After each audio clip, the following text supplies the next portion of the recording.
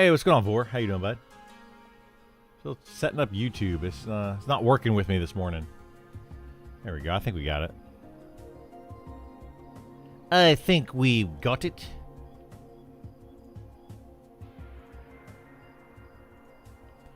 By George. Get that vest? I know, we want to. We need to. Unless it's a quest or something and we just don't realize it.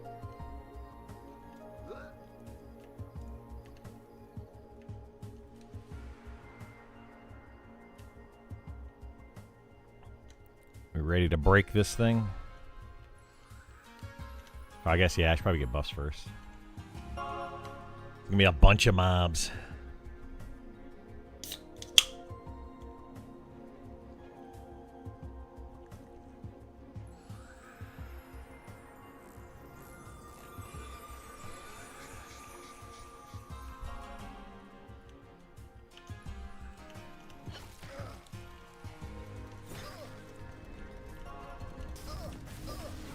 Yeah, to set up my hair appointment. I gotta get a haircut tomorrow.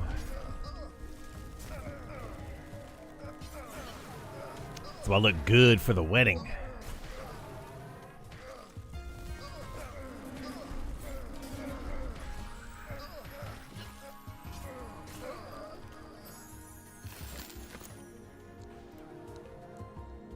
All right.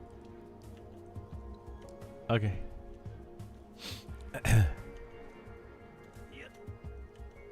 No, no, no, no, no.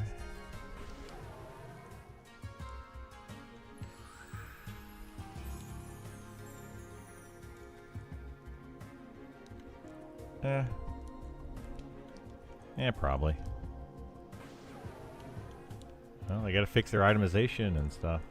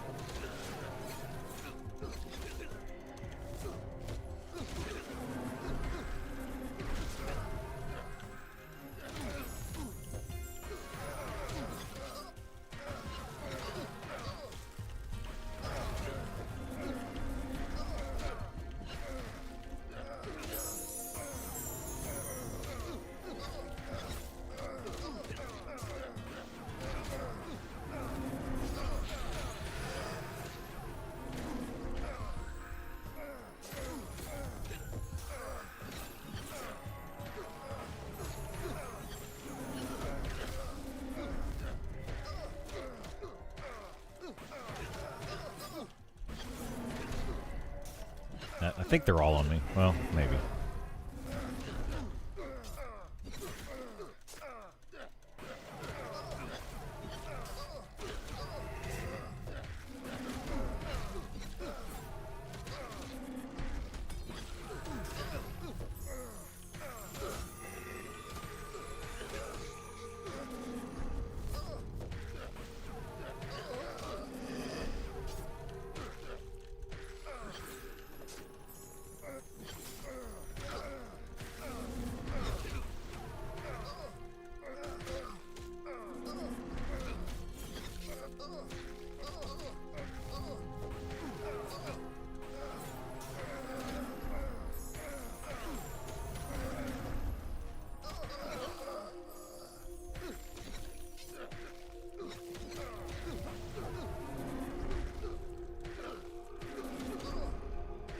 Do do do do do do. Let's see. This one's on GIF. We'll grab that one. What else? The rest of them are on me. We're doing all right. We're doing okay. Everything's fine.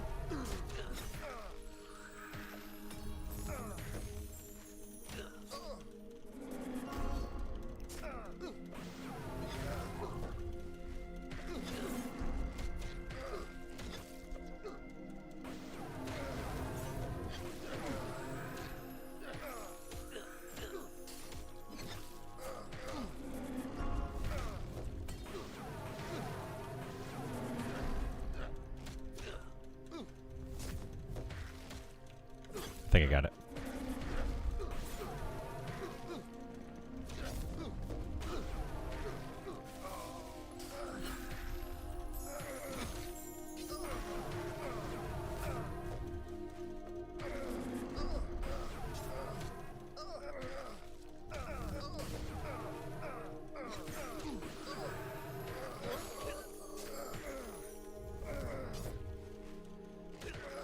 Easy peasy.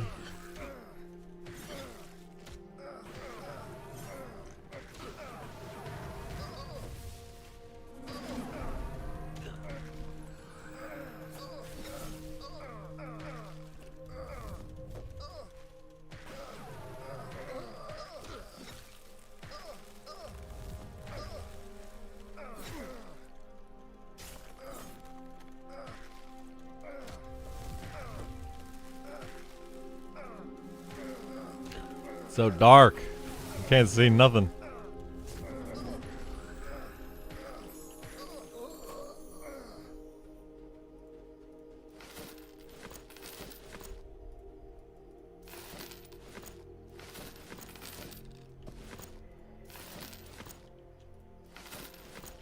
There we go. All looted. Ah, there's one more.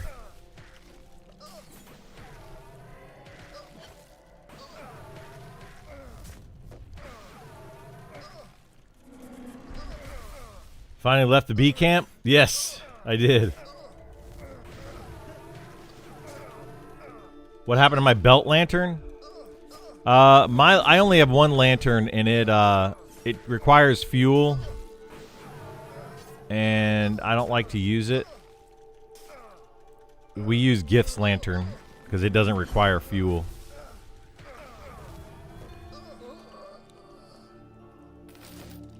So he lights up our area.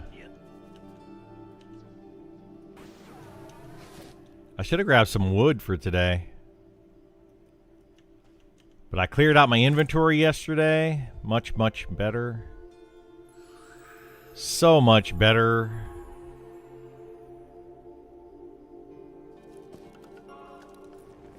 Oh my goodness, I thought I cleared out my inventory yesterday.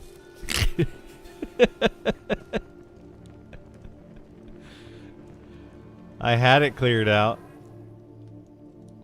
And then Gith's like, no! You can't clear out your inventory. That is unacceptable. What is this? Shoulders. What else we have? Voice of the Land. Sabatons. And then that's the measuring stick. 13-inch stave.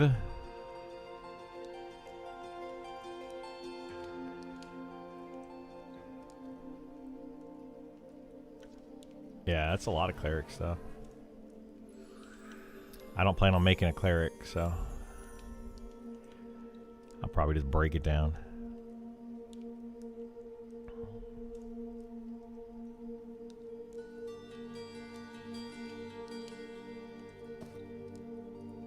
I need to figure out a way to put my clickies like these. Why are these all so big?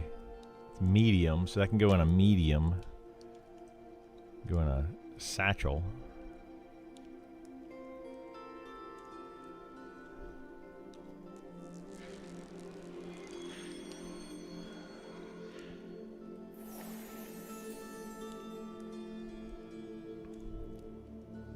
Well, let's start breaking stuff down because I can't carry around all this stuff. I can't do it.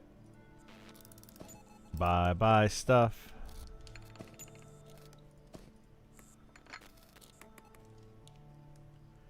Echo of Magic.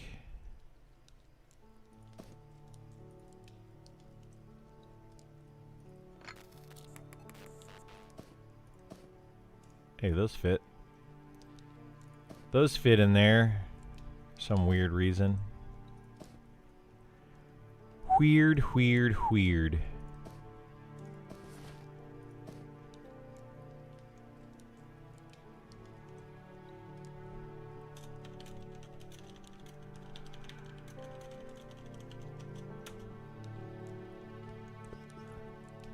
Maybe we'll make Burl some enchants today. For a couple of slots. I think we already made him most enchants. Do do do do do do do do.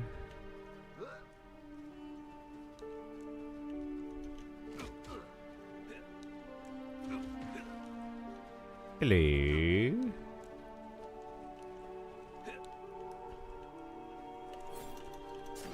You do. What slots are you missing, though?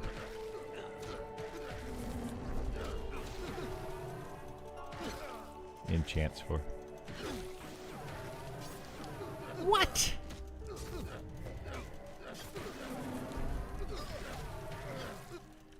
I can make you a couple.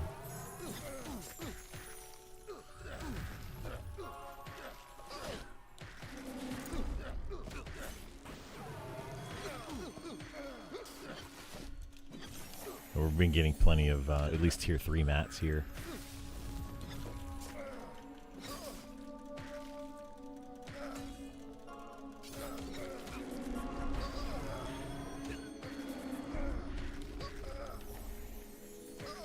Let's see, intelligence. They gotta fix this.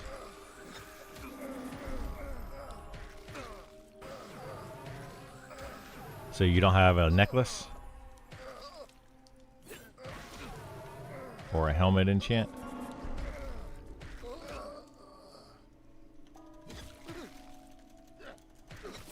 What? What's your... Do you have an enchant on your helmet?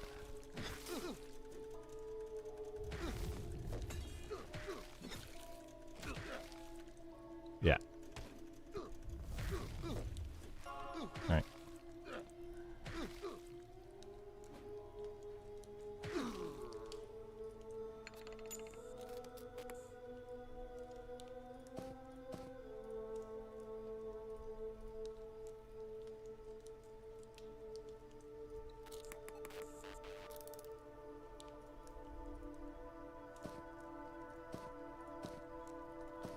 No, just use it now. Yep.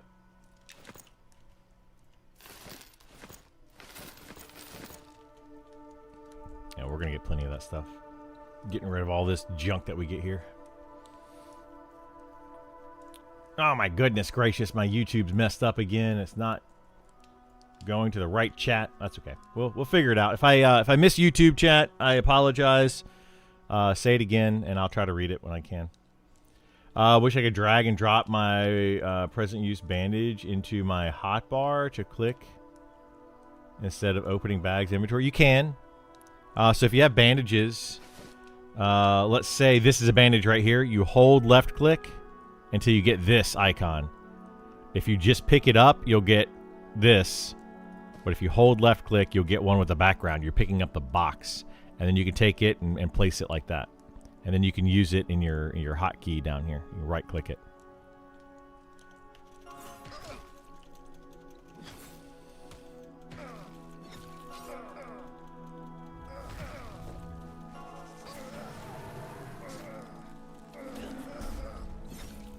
Just did it. Nice. Perfect.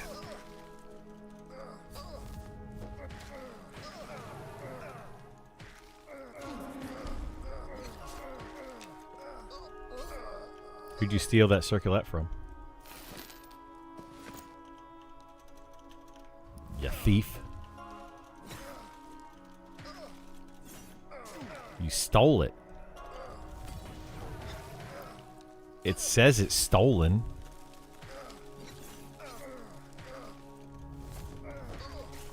How do you get into the beta?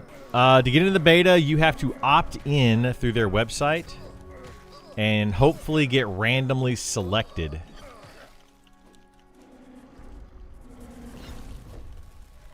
On Fridays, they do the drawing on Fridays, and that's when you get randomly selected. What class are you playing today? I am on my fighter again. We're still trying to camp for that silly vest that we did not get yesterday. For some reason, the game doesn't want us to have it.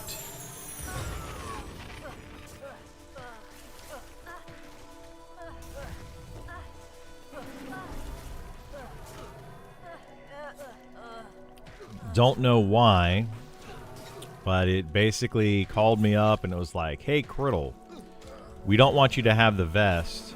We want you to hog this camp to make every other player upset in the game.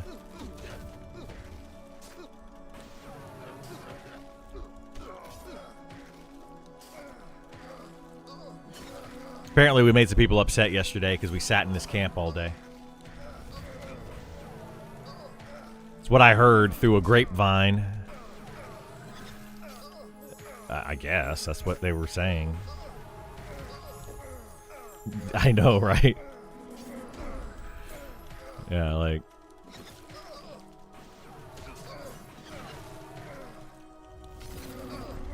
I think they were upset because we were here all day. Quote. Exactly. Can't help that I'm better than everybody else.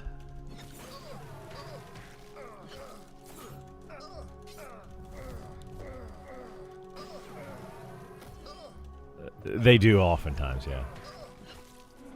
I mean, it's well known. Isn't there other camps? There are plenty of camps, yeah. I don't know what was going on with those people. We had messages in our guild chat yesterday. I guess people were complaining that we were in this camp. I was like, okay, well, I'm sorry. We didn't steal it from anybody. It was open when we got here, and we camped it. Like,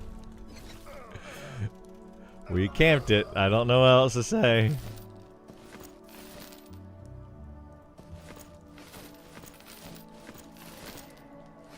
Yeah, they couldn't say anything about it. It's not a big deal. It was just funny.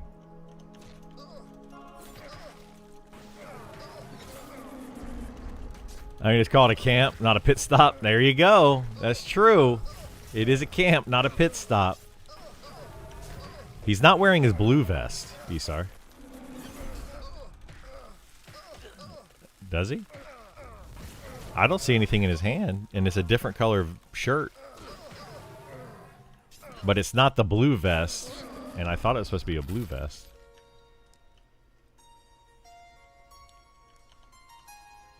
Oh. It just got overwrote the other one, I guess.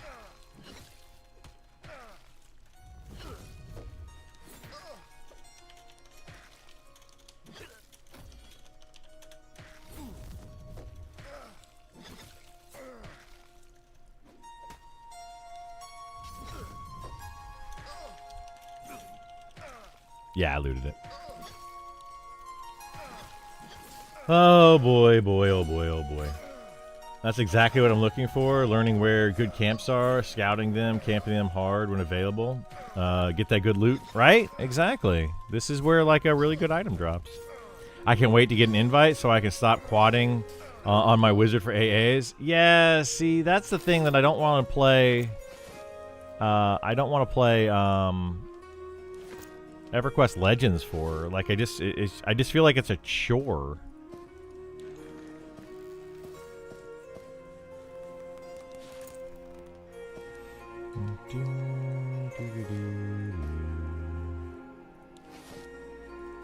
Hope I didn't disenchant the wrong item.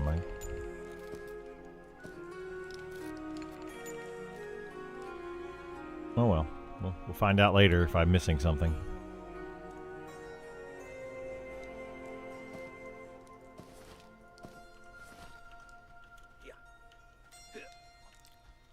Alright, we're going big today.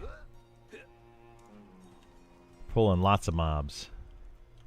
Not really, but... Come on, guys. Come back to my camp. We got candy and s'mores. Look, it's right over here. It's right around this corner. S'mores. Right here. You can sit in this chair, eat some s'mores. It's going to be delicious. Just kidding. I'm going to kill you. So mean. That must be what kids feel like when they get offered to go into a van.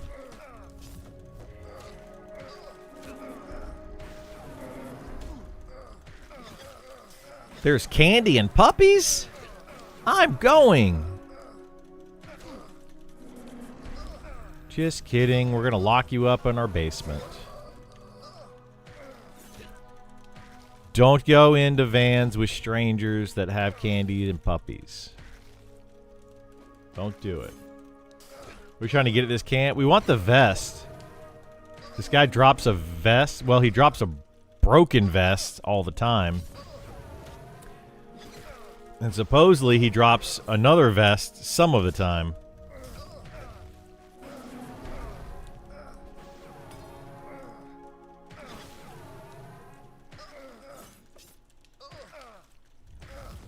He also has a dagger. Yeah, he also has a dagger that's really good. That has like an 80 damage proc on it. None of the time thus far, exactly. He hasn't dropped the dagger or the vest once.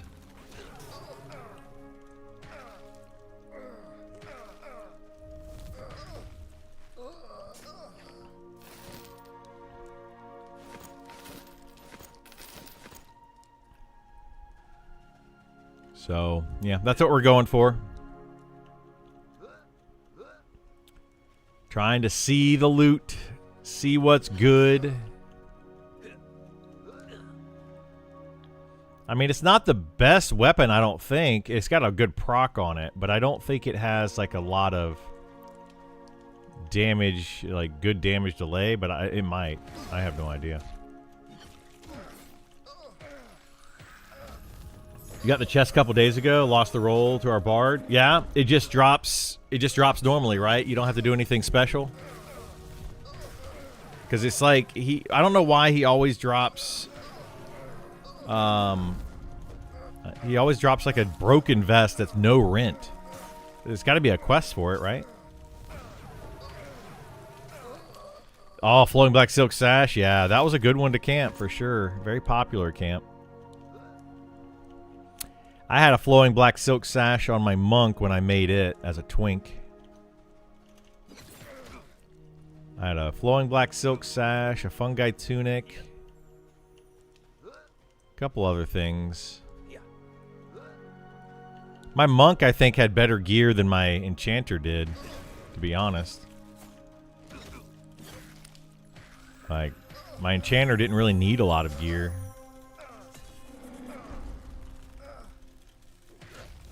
I was mostly a buff bot.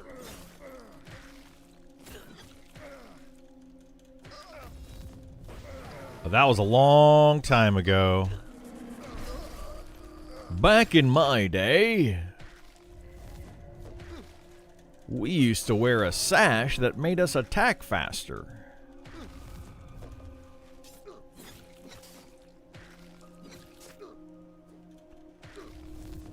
I am looking forward to my haircut tomorrow.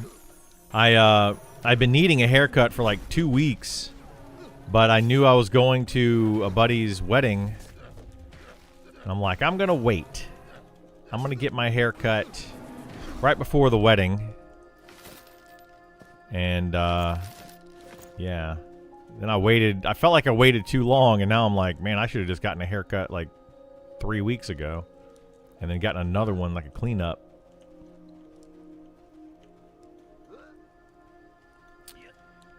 So now I'm excited about my haircut. Oh, this guy's here. Why is there a guy here beating on people? I was like, why is somebody swinging a weapon? What the heck? And then I realized it was a bad guy. I think the broken one is there because it allows Malik to drop 2 magic items instead of just 1. When we got the chest, he also dropped the boots. Okay, that's what we were thinking, is that it can be both at the same time.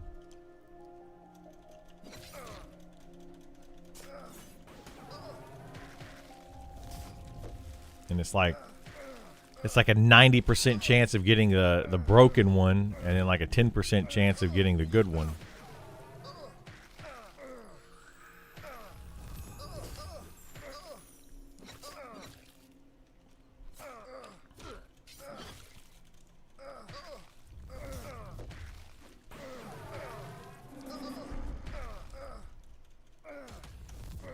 Nope, I haven't seen that either.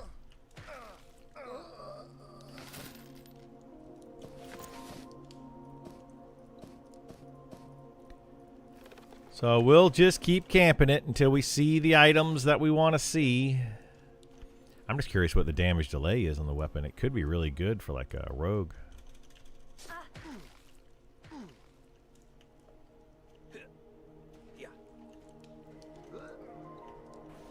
Or even a Spellblade. We're 2 for 2 on this Soraya named. Yeah.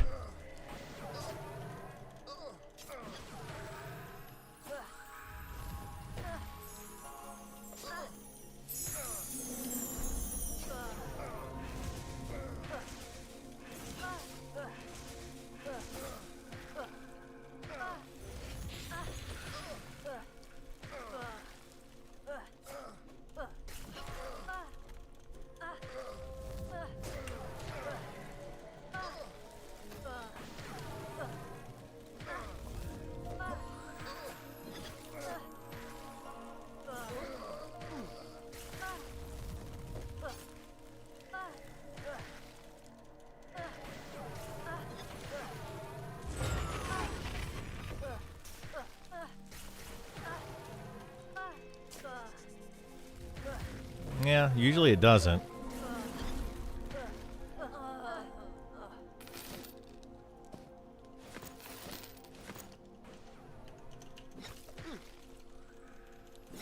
Thanks for camping recommendations yesterday. Your Sevarog? Okay. Gotcha. Yeah, no worries. No worries at all.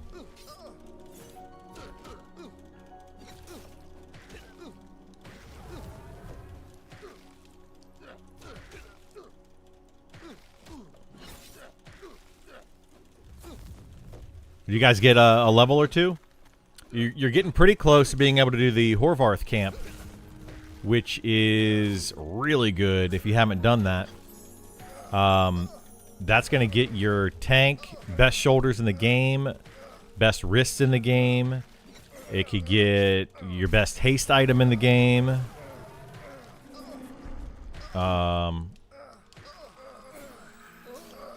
And I think there's one other item there that's best in slot as well.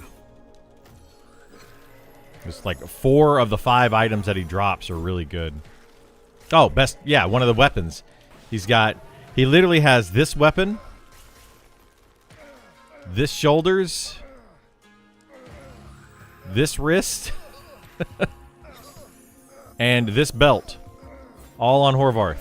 All 4 of those items are on the same enemy. It's really sad, actually. It's really sad because, like, there shouldn't be 4 of the best items on the game for tanks on one mob. Like, that's terrible itemization.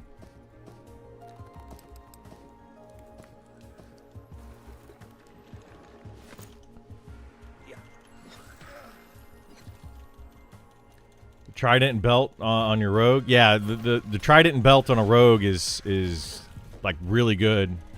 Some of the best in the game for them.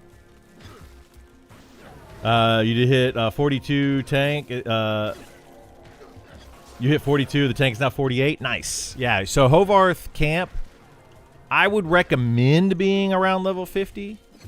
Like most of the group being 48 to 50.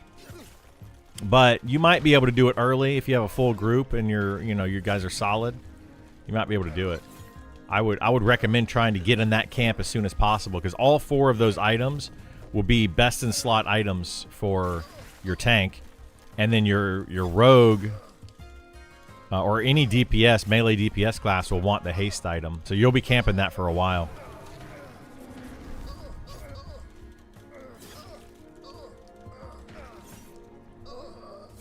There were better items from raids, but what camp where? Oh yeah, we're gonna have to camp at a ton. I would say just stay there for a long time and get belts for people in the guild too.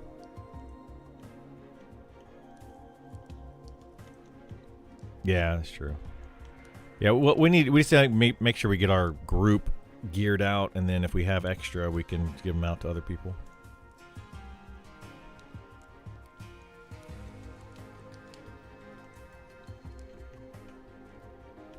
Almost like make a semi DKP system.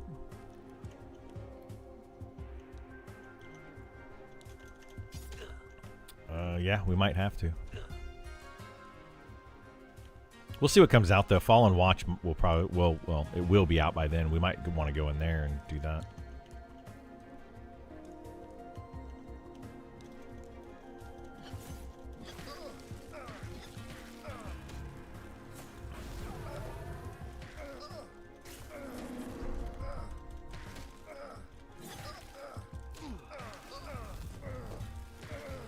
He should name his character Burglar. Burglar. The Hamburglar.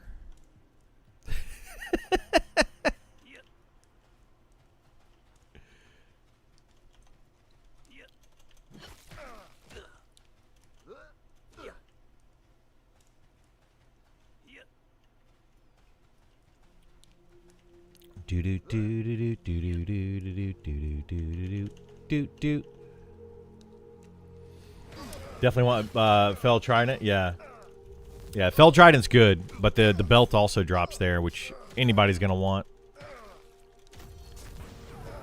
It used to only be chain, but then they changed it to all because they didn't have another belt that was good for monks and rogues and spellblades.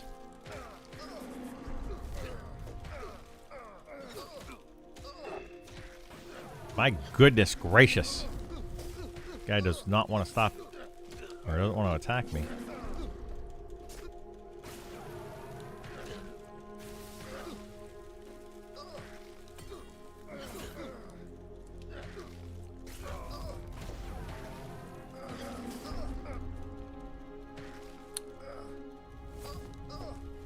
Oh, Beastmaster. Yeah, that's actually true too. Beastmaster also needed the belt. I need to get one of those belts for my Beastmaster. That'd be good.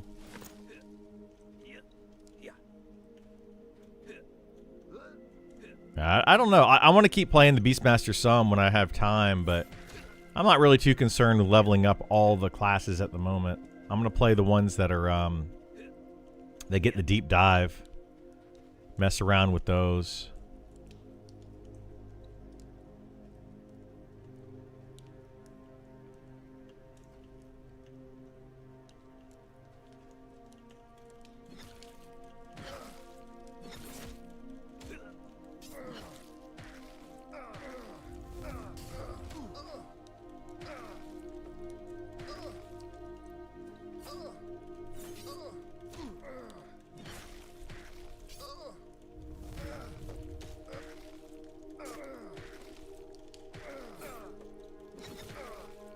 When you finish your Beastmaster, I can hang on to some of that gear for you.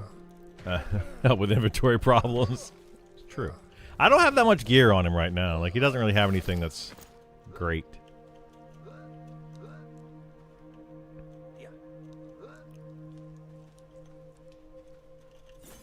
And I don't know what I'll play next. We will see.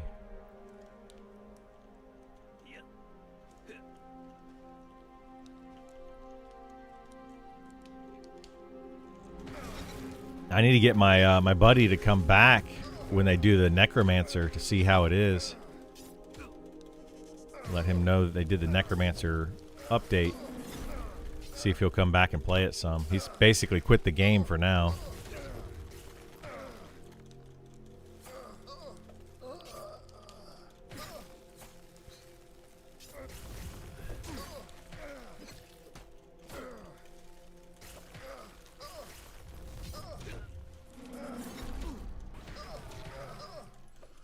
That guy took a long time to die, didn't he? He was standing there dead for a long time. Ugh. Ugh. That's great.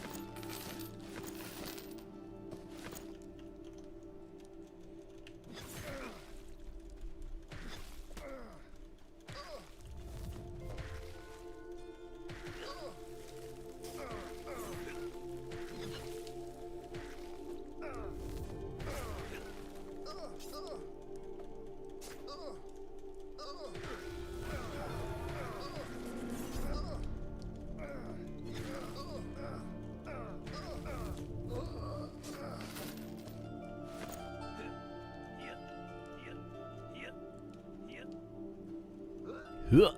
Yep. Yeah. Hip. I need to name my character Link. Hip. Hop. Makes all those noises. Gotta go adult. See ya in game. Good luck on the drops. Thank you so much. Appreciate it. Don't adult too much. Yeah, hopefully we actually get this stuff and we can be done with this camp, but we'll see. We'll see what happens. It's not going well. We've been very unlucky.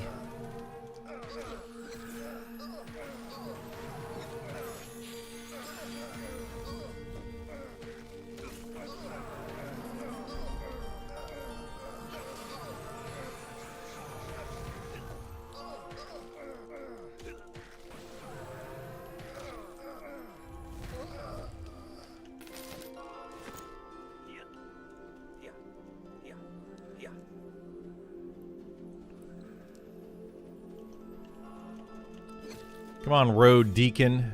Come with me.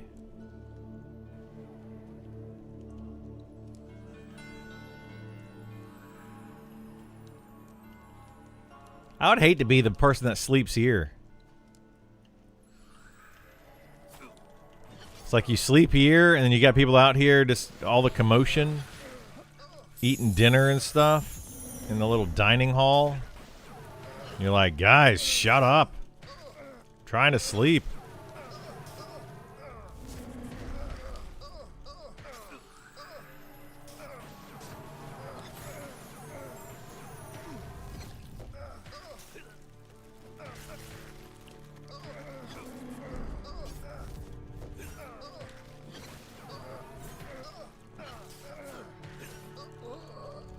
Is there like a king of the thieves back here somewhere? There should be. Sounds like a college dorm room. Yeah, very much like that.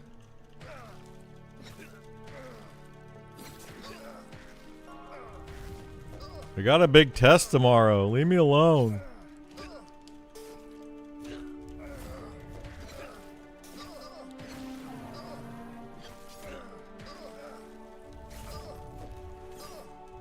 Looks like he's got the boots again.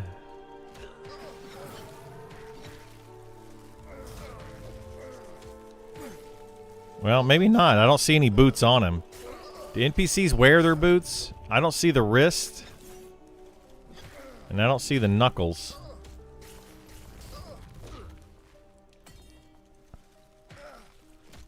Oh, yeah. That's true. The charisma ring. Forgot about that.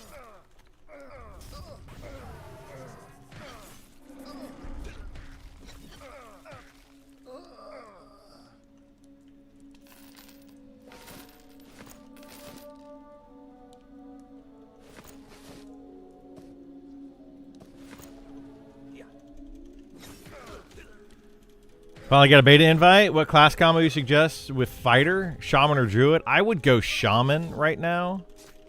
Personally, shaman is really strong when mixed with a melee class. But the deep dive for fighter or shaman has not come out yet, so we don't know what's going to change for those two classes. I don't expect a lot to change for the shaman. Other than it's probably going to get rid of its direct damage spells. So it'll probably keep most of its buffs and its healing, which is really all you want for that duo. Druids are cooler. Druids are very good for other reasons. But if you want to have the best, like, combat duo, I would say shaman.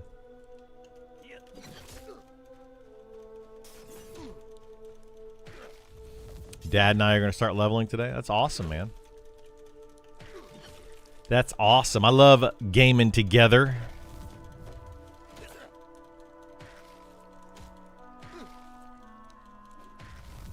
Can shaman solo very well at all? They can now, yeah. With the recent changes to the wisdom, they do so much dot damage and direct damage, they can solo really well.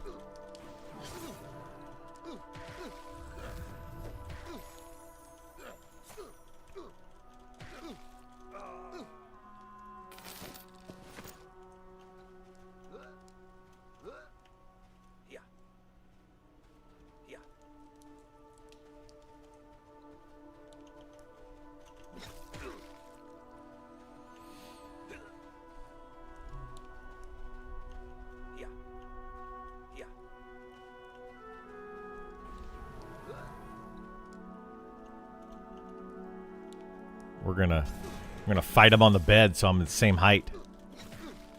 Yeah, fight me eye to eye, bro.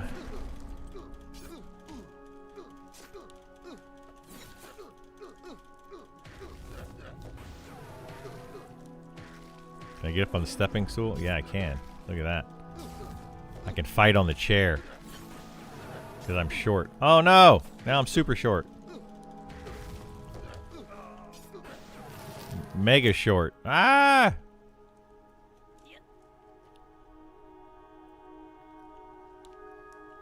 I'm like an Oompa Loompa. Oompa Loompa Doompa Doo. I will stab you in the face with my trident. Do do do do do do do. Wait, can I go underneath the table? Oh my god, I can go underneath the table. Can I? Wait, is it going underneath the table? Or am I just crouching next to the table? I think I was crouching next to it. Aw, bummer. I thought I was small enough to go under the table.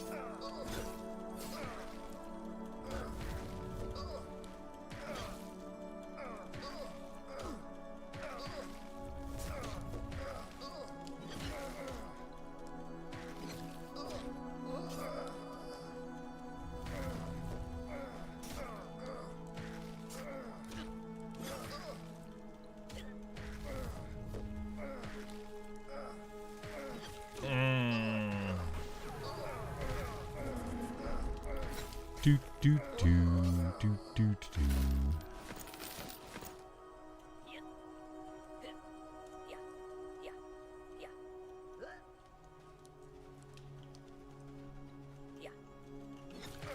I wonder what they're going to end up doing to the fighter. I feel like they're going to end up butchering the fighter.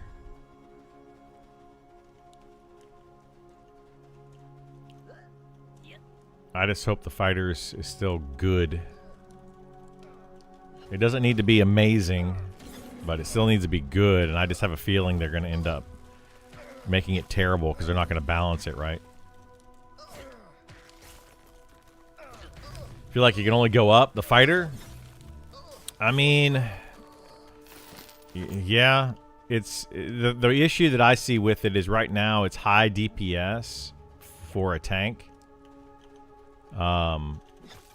And it's still the best physical damage reduction class. But yeah, I don't know. We'll have to see. It depends on what they do with threat and how they deal with that. Like they need to give it ways to gain threat that are not damage based.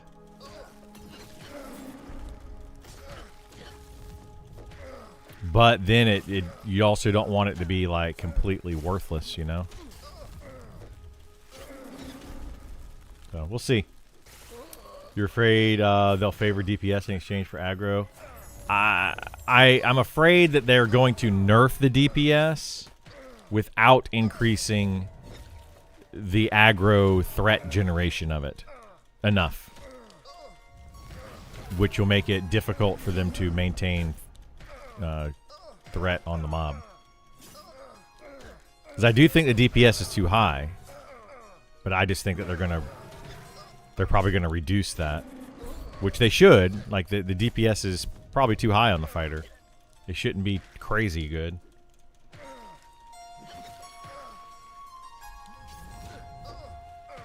Needs proxy threat, more or less, like attacks that proc additional hate, artificial inflate threat. Yeah, something like that. That's all I really want on it. Like I don't really want DPS on the fighter.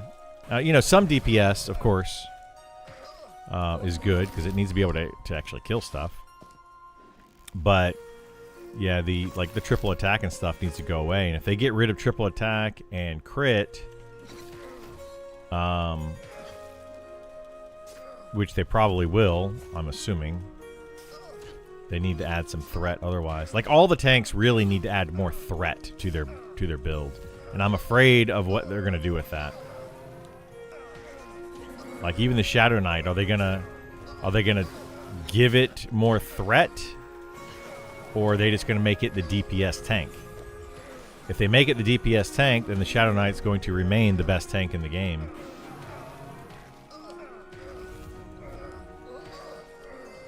So we'll see. I'm really hoping what they do is some sort of riposte ability with the fighter. That will add threat and DPS, but only while tanking, which is kind of how it should be.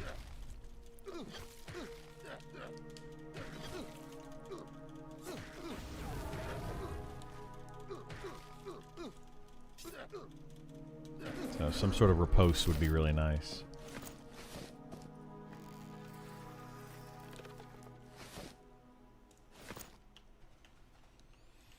They're going to do something like give a shield bash that generates extra threat, but the code for extra threat won't exist yet. Yeah, well, I mean, it does exist. They already have a shield bash that gives extra threat. That's already in the game. It's just far better to use dual wield for threat. Because the extra threat you get from shield bash, I think it's on like a 10-second cooldown or something. So it's like 300 extra threat every 10 seconds. The problem with that is in 10 seconds, you're going to attack with your offhand probably at least 3 times, if not double attacking or triple attacking with your offhand. And my offhand does, let's see, it's just, we'll look at it. So combat, melee hits mine. So whenever you see bludgeoning damage is my offhand weapon. So let's see how much it does. That's piercing.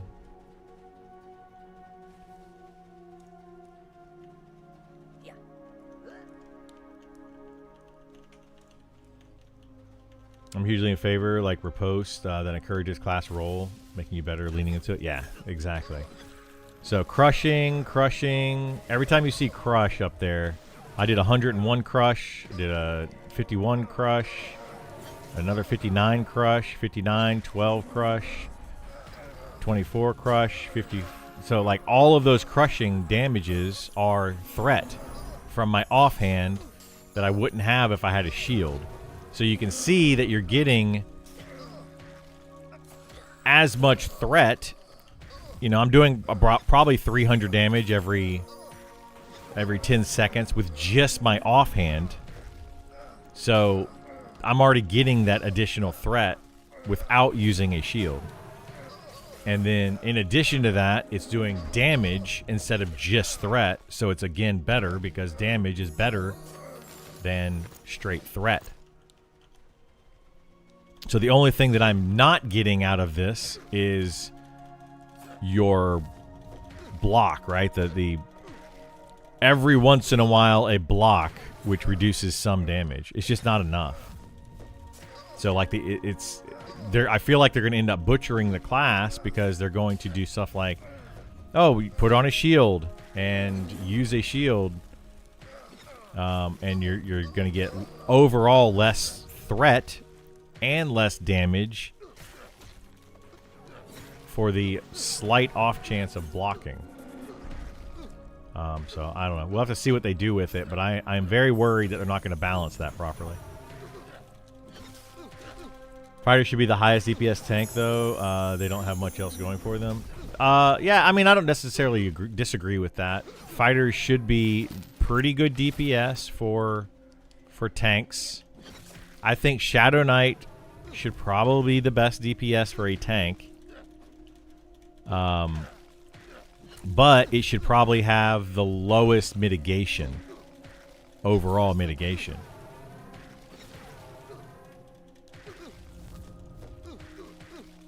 I think that the fighter should have the highest mitigation. Like, what I would like to see is get rid of offensive stance and defensive stance. Completely get rid of those. And just make it to where a fighter gets bonus armor class all the time. Like, they get 10% more armor class from armor. Like, they just utilize it better. And then fix the armor class formula bug. Clearly, they need to fix that. But, like, the fighter should have more health and more armor class than the other tanks.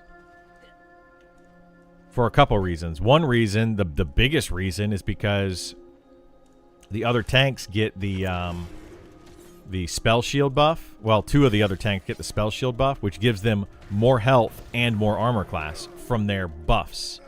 So if they leave those buffs in the game, then your Inquisitor and your Shadow Knight automatically have more health and armor class than a fighter does. Always, like in the same gear. If you give them the exact same gear, they're going to have more health and more armor class. Which seems off, right? Doesn't seem right. And then the Paladin with their aura is going to have more armor class. And they have a health buff that they can give themselves, I think. Yeah, they should have the Cleric health buff right now. I don't know if they're going to keep that or not. But, yeah, every other tank gets more armor class and more health than the fighter does. Which doesn't make any sense. If the fighter is supposed to be, like, you know, the premier tank class... or a premier tank class. It's not a premier tank class. It is just another tank class. So, yeah, just the whole thing feels bad on them. And I feel like they're not going to really fix those problems.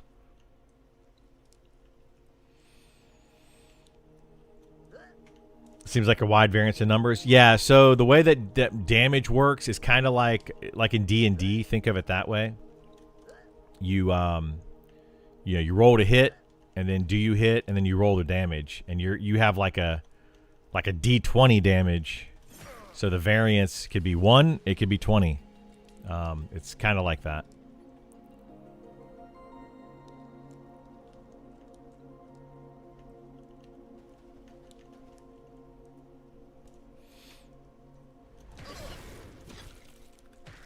Haven't played in like a month or so. How's the game going? Are you patching a lot of fundamentals, or is there still sort of two steps forward, 2 steps back? I would say right now it's still a lot of 2 steps forward, 2 steps back, as they are trying to get these classes in the game. Like, they're trying to get these deep dives in and make the game, or like finish the classes so that they actually feel finished.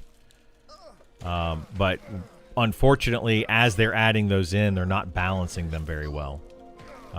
Which makes sense. Like, I'm not trying to pick on them about that, but they're just not getting balanced. So it's just, they're just slapping them in there and being like, okay, does this feel good for a class? And it's kind of hit or miss, to be honest. Like, I didn't like the wizard changes very much. I didn't like the glyph system. The glyph system sounds fun on paper, and it seems really powerful, but it's really not. It's kind of lackluster.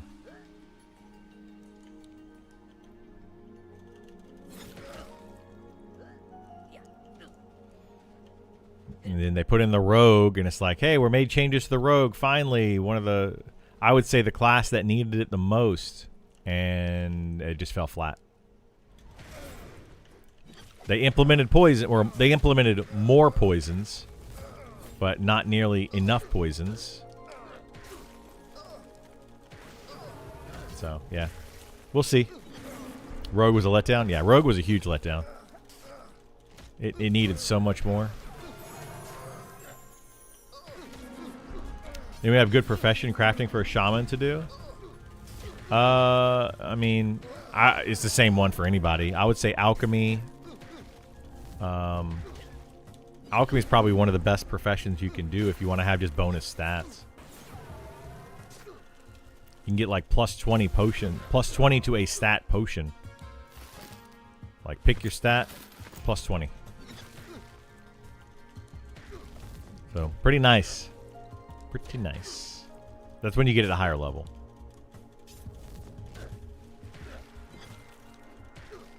I don't use potions nearly enough. But I don't play this character a whole lot either, so.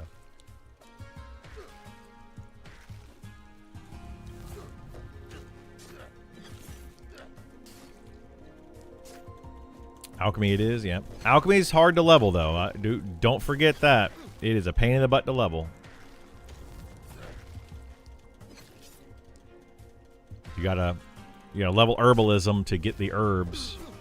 And then alchemy goes up very slowly. Shaman does start with a little bit of alchemy, though. I think they start with like 10 in alchemy. I think automatically.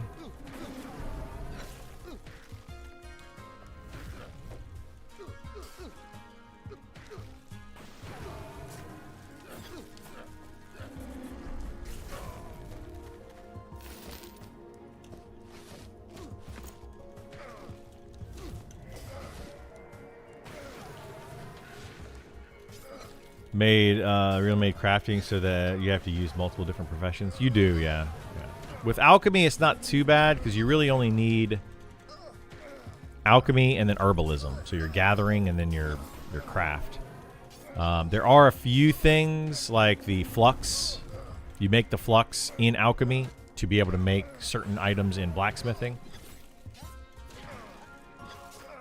But yeah, it's not that big a deal.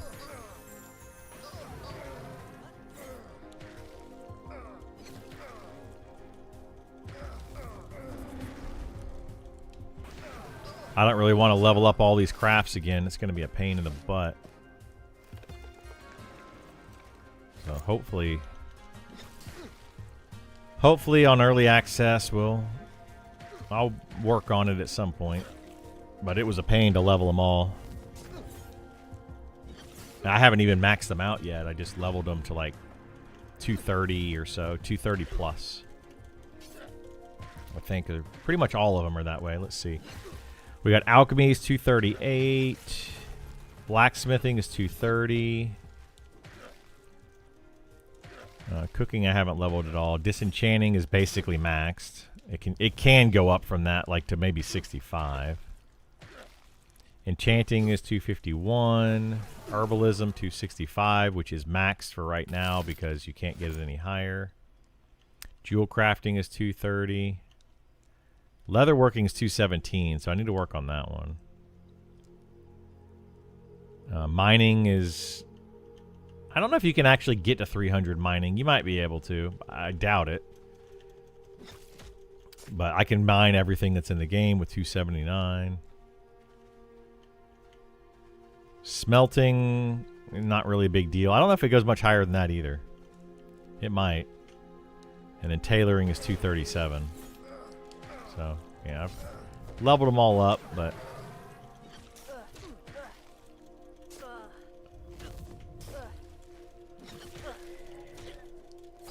Oh no, I got 3 mobs.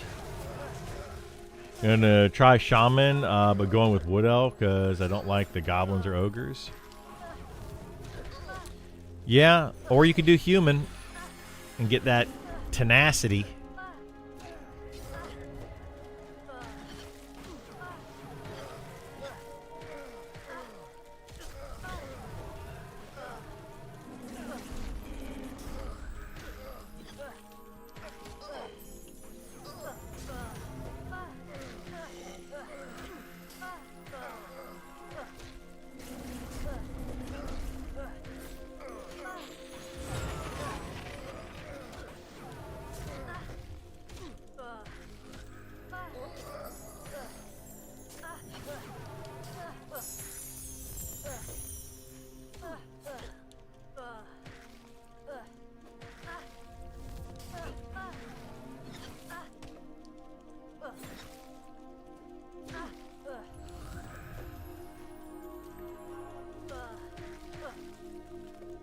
Oh boy.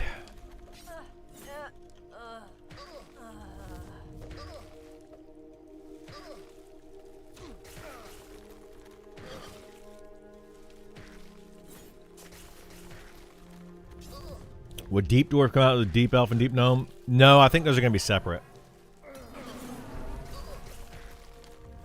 From my understanding, Deep Dwarf is going to be later on down the road.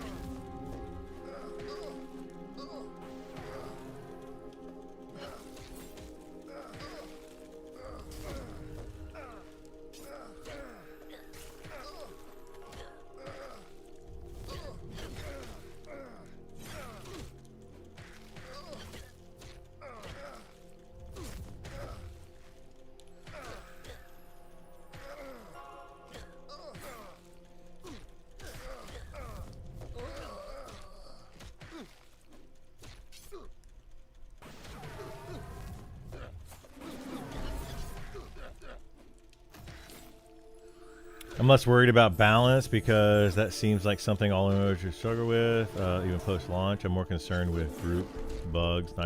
Oh yeah, I mean I'm concerned with all that too, but the balance, every MMO does struggle with balance, but it's about how much of an imbalance there is.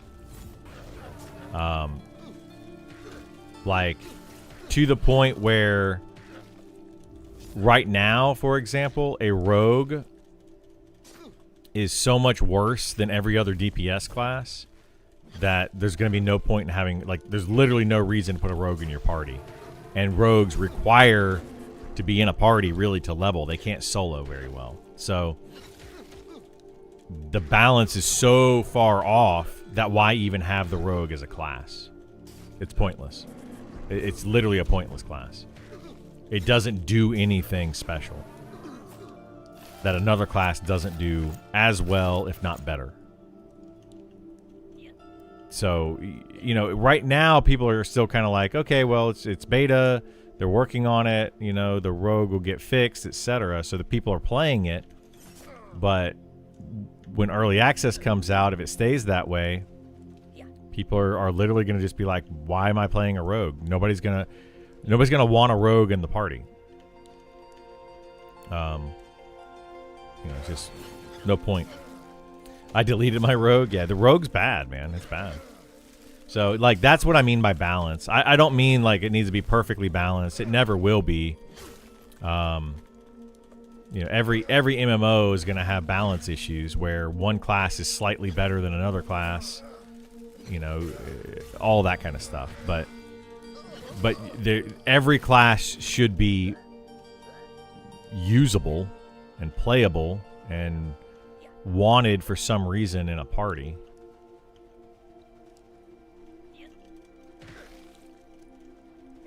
Like, there's always going to be a meta that's, you know, that the best DPS, the best tank, the best healer. There's always going to be that. And that's fine. Like, I'm not worried about that.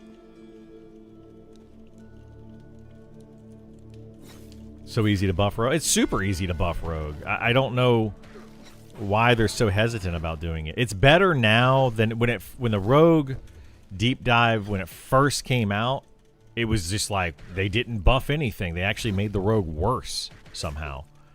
And then they buffed it and they made it better.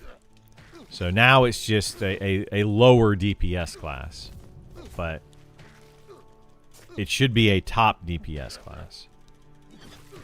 And it's just not. They added damage to poison. The rogue would shoot up DPS ladder. Yeah, I think they need to do that. I don't know why the poisons don't have a damage proc on them. Right? Like, why can't you make a damage proc poison that's a dot?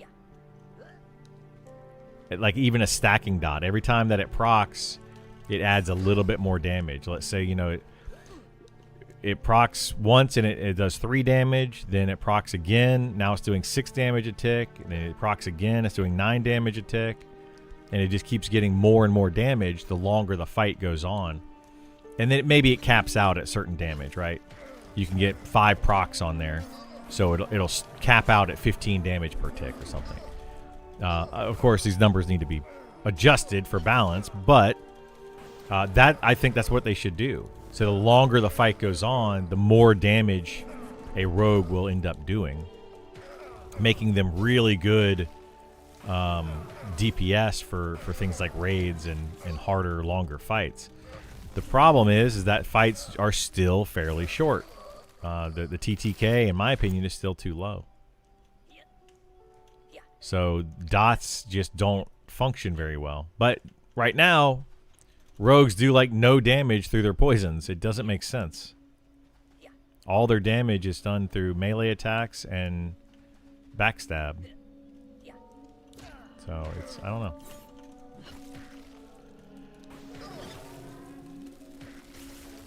Good morning. What's going on, Luffy? How are you? Better for now. The backstab feel a lot better. Yeah, it's better for right now, but it's still not great, you know? Like, the rogue should be one of those classes you put it in your party and you feel like, oh man, this rogue is doing a lot of damage. But you don't. You just don't, unfortunately.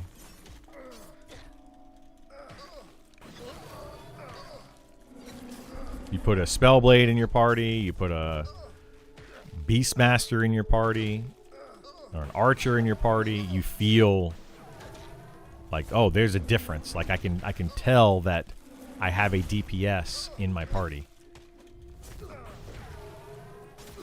Rogues don't have any more poison. They do have poison. Their poison are more utility based, like a snare poison. Sean hinted at the poisons being discoverable. I feel like damage poison should be ones you get right away. Train, vendor. Slows, cast, niche ones should be discover, not the baseline damage one. Yeah, yeah. That's how I feel the same way. Yeah, I think that like if you're gonna discover poisons, it should be special poisons that you discover, the snares and stuff. Snare and a melee and casting slow, but they hinted that they're with other recipes. Just haven't heard about them. Yeah, and those could be out there. Like the damaging recipes could be out there or something. I don't know, but so far, the rogue is just lackluster. It's not a great class. Like, what does it really bring to a party? Like, seriously, like that's a legit question. What does a rogue do for the party? And then the follow-up question to that, when you say what a rogue does, the follow-up question is going to be, what does it do that another class doesn't do? Or what does it do better than another class? Is another way of saying that. Every class should have something that it does well, like better than everybody else. And I think a rogue should be the melee DPS class, best in the game, because it doesn't have a lot of other options. They're best at retrieving corpses. Well, they're not. They're actually not. That's the thing. They used to be good at retrieving corpses. Then they took away the stealth changes. Now the best thing at retrieving corpses is probably a shaman, because they have both invis, the invis and IVU, and invis versus animals. It's just crazy. It's just crazy. A few rogues I've run into answer, they bring Whalebone Spear for big 2K backstab numbers, but end up doing less overall damage than if it were dual wielding. Yeah, and that's the thing that kind of feels bad, right? So they might get those bigger. They finally get a 2K nuke or 2K damage in a single hit after getting a Whalebone Spear. And they have to like actually hit really hard, whereas a wizard is doing like 2K damage with a single nuke. A shaman is doing nearly 2K damage with a single nuke. A druid is doing 2K damage with a single nuke. Like, do they not understand that? Like, it's just crazy to me. I don't get it.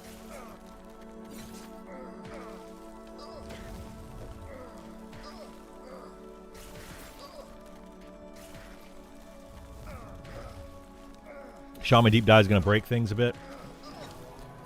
Shaman could get nerfed pretty hard. It could also stay pretty strong. I don't know.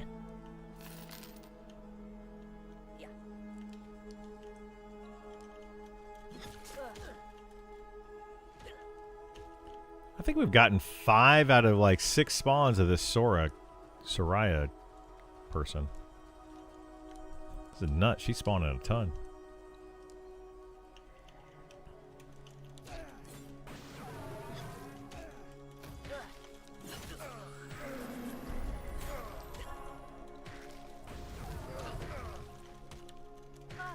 The next deep dive has been announced yet? They have not, no. When do fighters get mana? They don't. I just have mana from like items. That items can give you mana, and then it shows up on your bar. But they don't actually use mana, so they don't really give them. What about Ranger? Never played one, but it seems like an archer, melee, and caster. And it has Sao with track. Seems it can do everything. Ranger can do a lot, yeah. And right now, a Ranger is just a druid with some druid spells. And then some melee capabilities. But Ranger is going to completely change. It's going to be more like the Beastmaster. So Beastmaster was a hybrid of Shaman mixed with like a fighter type class. The same way that a Ranger is a druid mixed with a fighter type class. But it's going to become less of a spellcaster in the future. Whoops.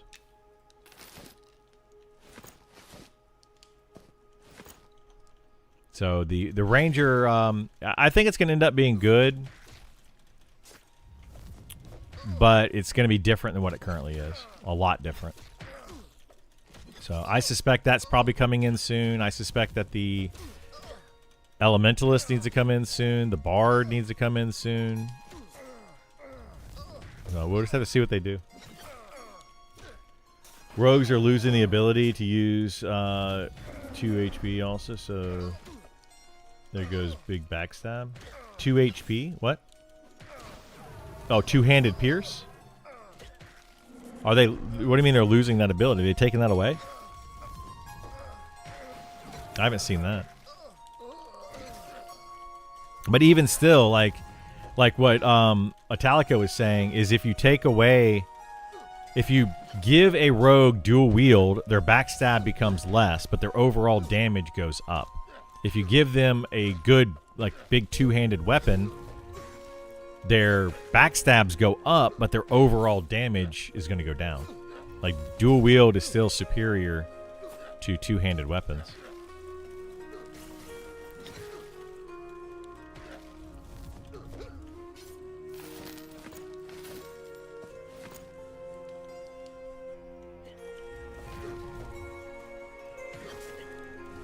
Am I the only one who feels like the end of 2025, start of 2026 was peak public interest, and Monster Memory sort of feels like they might have missed their attention window?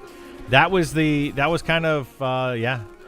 I feel like because they pushed it back from June 1st to October, they have definitely hurt their window, right? You only have sometimes a very small window of opportunity.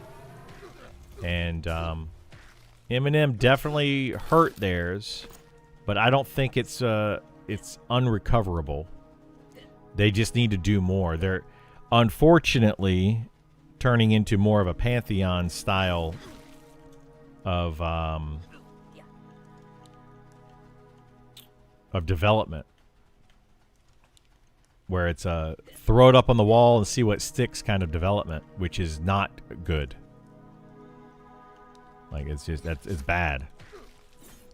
So they really need to get on that.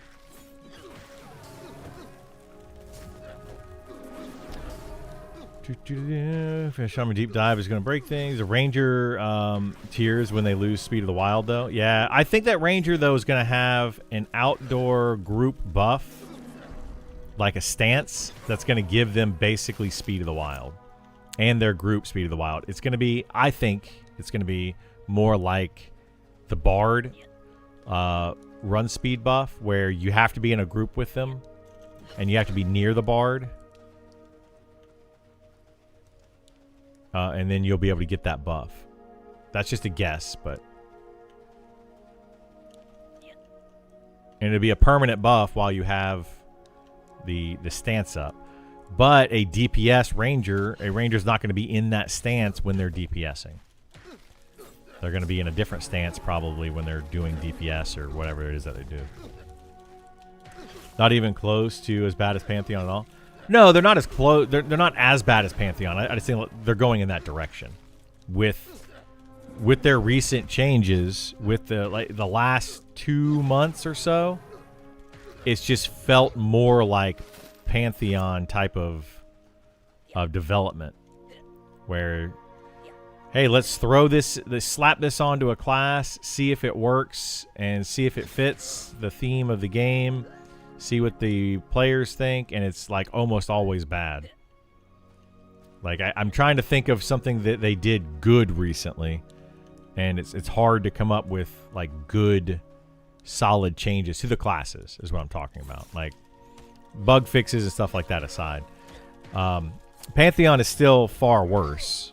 Like Pantheon is one of the worst developments I have ever seen in a video game. It's just bad. To the point where most companies would have scrapped the game at this point. But yeah, I'm just like, the wizard changes were meh. They just didn't feel great. The rogue, they didn't fix anything. They just kind of side shifted it, I guess. I don't know. A lot of what they're doing just feels kind of slap it up on the wall and see if it sticks. Still incredibly excited. I am too, yeah. The Archer changes were good. The Druid changes seemed good. Archer changes, I would say, were probably pretty good. The Druid changes are if you like the system. I personally don't like that type of system. I won't be playing a Druid, so it's whatever. But yeah, I don't like having to stare at a buff to see how many stacks of my season I have, to see when I'm going to go to a new season, and then have to spam a low-level spell to spin it all the way around to the next season. Like I don't understand the rationale for that. Like why they thought that was a good idea. But some people will like it, some people won't. And I'm talking about the mechanics of the class, not the power of the class. Like Druid seems good because it's still super powerful. But if you were to put it in line with what the classes should be and balance it out, then it's just a tedious class to play. Like it's just super tedious to have to deal with those seasons all the time. So once they actually balance it out, I feel like the Druids are going to be upset. They're going to be like, "Oh my God, I have to stay in this certain season, otherwise, you know, I'm not doing the most damage, and I'm not able to heal enough, and I'm not able to do this or that." Like they're gonna force them to play more meta eventually. Believe it or not, most people play the meta. They eventually get there. They might say, "Oh, I don't look at the meta," or whatever. They do. They just don't realize that they do. You know, they're going to get into a group. They're going to learn that, you know, what's a good spell to cast, what's a not good spell to cast. And they're going to cast those spells. They're going to use the gear that makes their character stronger. Not like, "Oh, well, this gives me a little bit more health, and it's not meta, but I need a little bit more health." No, they're going to pump wisdom into it, so they do more damage and more healing. I mean, it's just common sense. People that specifically go against the meta, I think they're just trying to do it to prove a point.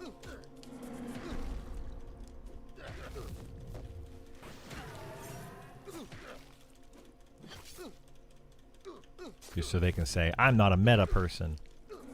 That's you're just silly. That's what you are.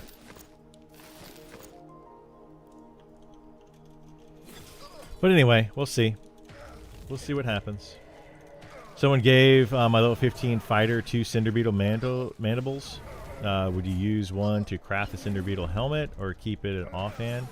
I don't have an offhand. It's better DPS. I'd keep it. I'd keep the weapons personally. Yeah. Keep the weapons for now and then just get better gear later on. Weapons are way more important at low level.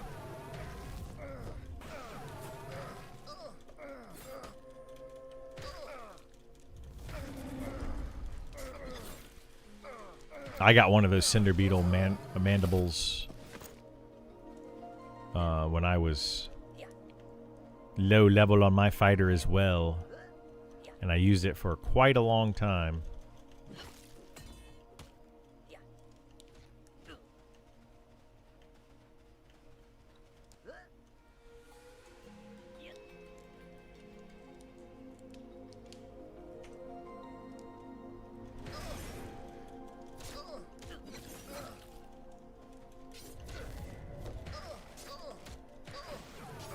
Thank you so much, Ketalone. How you doing, bud?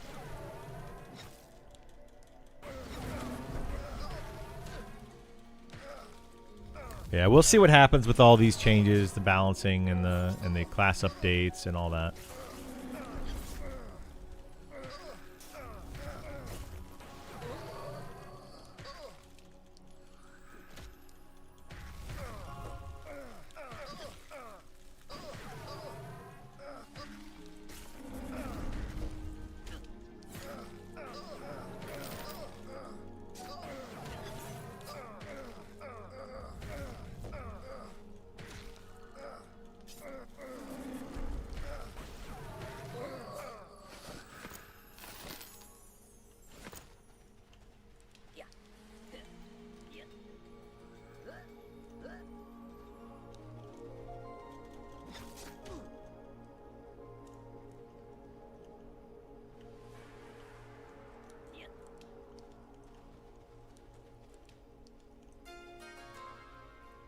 Do do do do.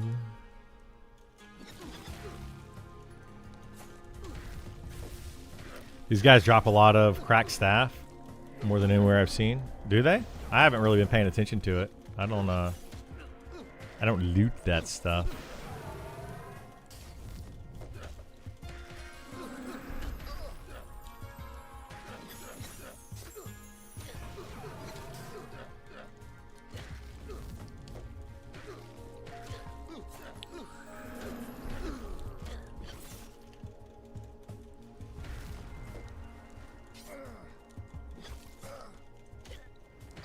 Four since starting? Wow. That is quite a few. Yeah. What do those sell for? Like several gold each, don't they?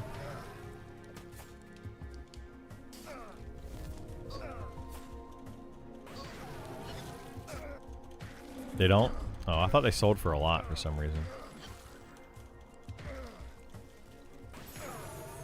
Using crafted rings and earrings or drops? I have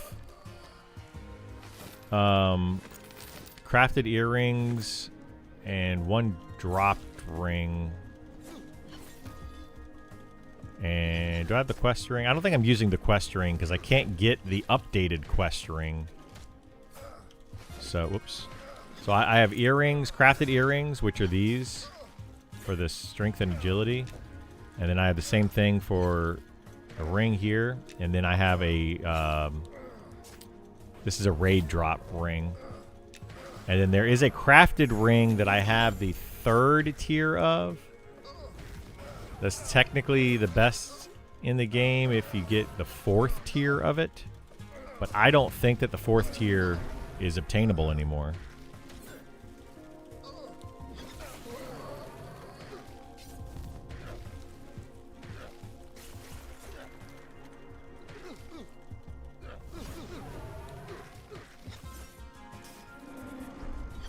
$17 silver? Okay. You don't need them, but can't resist looting? Yeah. I feel you. Yeah, I want to finish up that quested ring, but yeah, the fourth one, you have to get a special drop, and it's just, I don't know if it drops. I don't think it does drop, personally. I really don't. I think they removed the drop when they did like the itemization overhaul with a bunch of enemies. It seems like when they did that, they removed that drop for the quest and never added it back in. But I don't know. Maybe I'm wrong. Maybe it's dropped somewhere else. I don't know.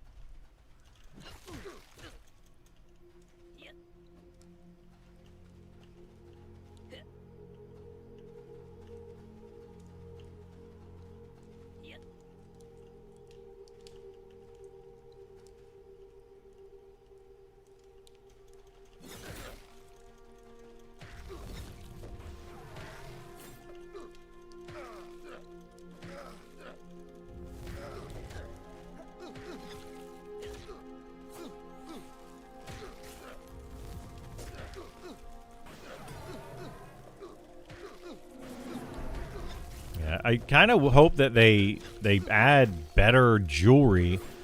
Like it feels really bad right now because there's no better jewelry in the game outside of crafted jewelry for the most part. Like that, there's that ring that I showed you that was from a raid boss, which is no longer in the game, so you can't obtain that right now. That may or may not be coming back when they fix the raid boss.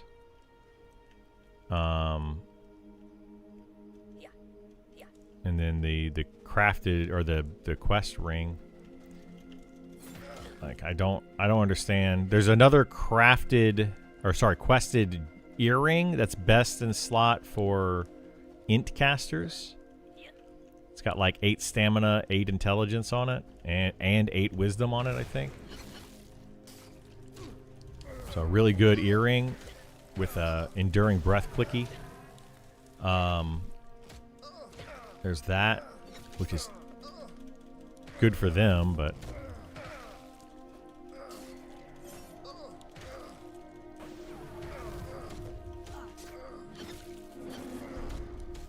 how's the game feeling today? Any news? No news.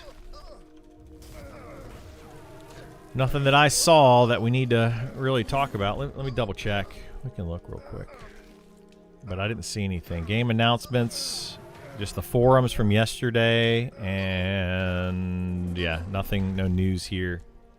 Other than if your account's been actioned, that you need to actually appeal through the proper channels, which is their email. Don't send them DMs. That might be the worst possible way. But I will say this. I had an account actioned on my account. This is a while ago. And I went through the appeal process. They don't listen to you, to be honest. Like, I'm going to be really honest with it. They did not understand what I was trying to say to them for the appeal process. And then they just said, nope. Not going, you know, your appeal denied is what they said. And I'm like, based on what? Like everything that they said about my situation that I was in was inaccurate and incorrect information. Everything about it. Like literally the devs were completely oblivious to what was actually going on. And it's upsetting because it's probably happening to a lot of people.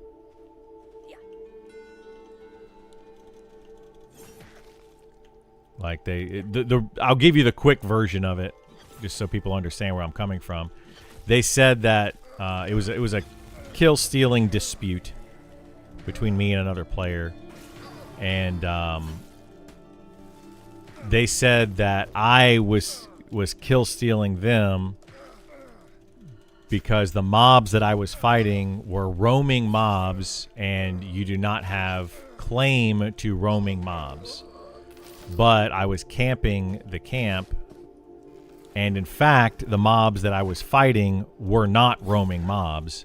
They are static spawns in a specific location all the time. So they were in fact static, not roaming. So they were very much campable, and they kept telling me that they were not. And it's like, you don't even know the game. You're trying to say that I did something wrong when I didn't do anything wrong. And it was very frustrating. So then I appealed it, and the person that appealed it came back and literally just said the same thing again.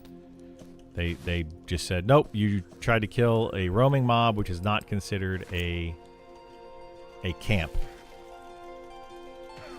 So, sounds real 1940 Germany of them. Sure does. So anyway, I mean, I didn't get super frustrated with it. I didn't get mad at anybody about it. You know, I didn't yell or scream. I didn't do any of that stuff. I just explained the situation calmly and was basically ignored. Is the best way to say it. I was literally just ignored. And I felt like it was because I didn't send the petition. Funny thing is, the other person that did petition me, who has petitioned a lot of people, I heard about their name a lot. I don't even see them in the game anymore. They don't even play anymore. I don't know if they got banned. I don't know what happened to them. I'm not going to make assumptions. I have no clue. But I haven't seen them around in over a month. So, you know, it happens. 100% Cinder usually wins. Yep, that's exactly what happens, Caliber. Yeah. Yeah, the whoever petitioned ends up winning the argument or winning the case almost every time, which is what I was trying to explain to the person, to the GM that responded. The first GM to respond, and the GM that actioned my account, and the GM that reviewed the all three of them. I tried to explain that to. I was like, look, I have been here the entire time camping the same mobs for several hours. Several hours. And that can be seen on my stream. I was camping these mobs for several hours. And then the person petitioned saying that I stole their mob and claimed that it was not a campable, like it was not a static camp or whatever. And the GMs just believed them. It was a really frustrating situation. I didn't petition them when they came in and started killing mobs, which I could have, and I probably would have won the argument had I petitioned them. But I don't weaponize petitions. You know, I try to work things out. But there were like 12 mobs at the camp. I was killing, let's say, 10 of them. There were 2 left over. That person came in and decided they wanted to kill 12 mobs out of the 12 that were there. And just kind of be a jerk and then just force them their way in. And then when I was trying to pick up mobs and tag them, they decided to petition. So it was a whole thing. So, but yeah, that's my take on it too, Caliber. The person sending the petition most of the time seems to win the argument.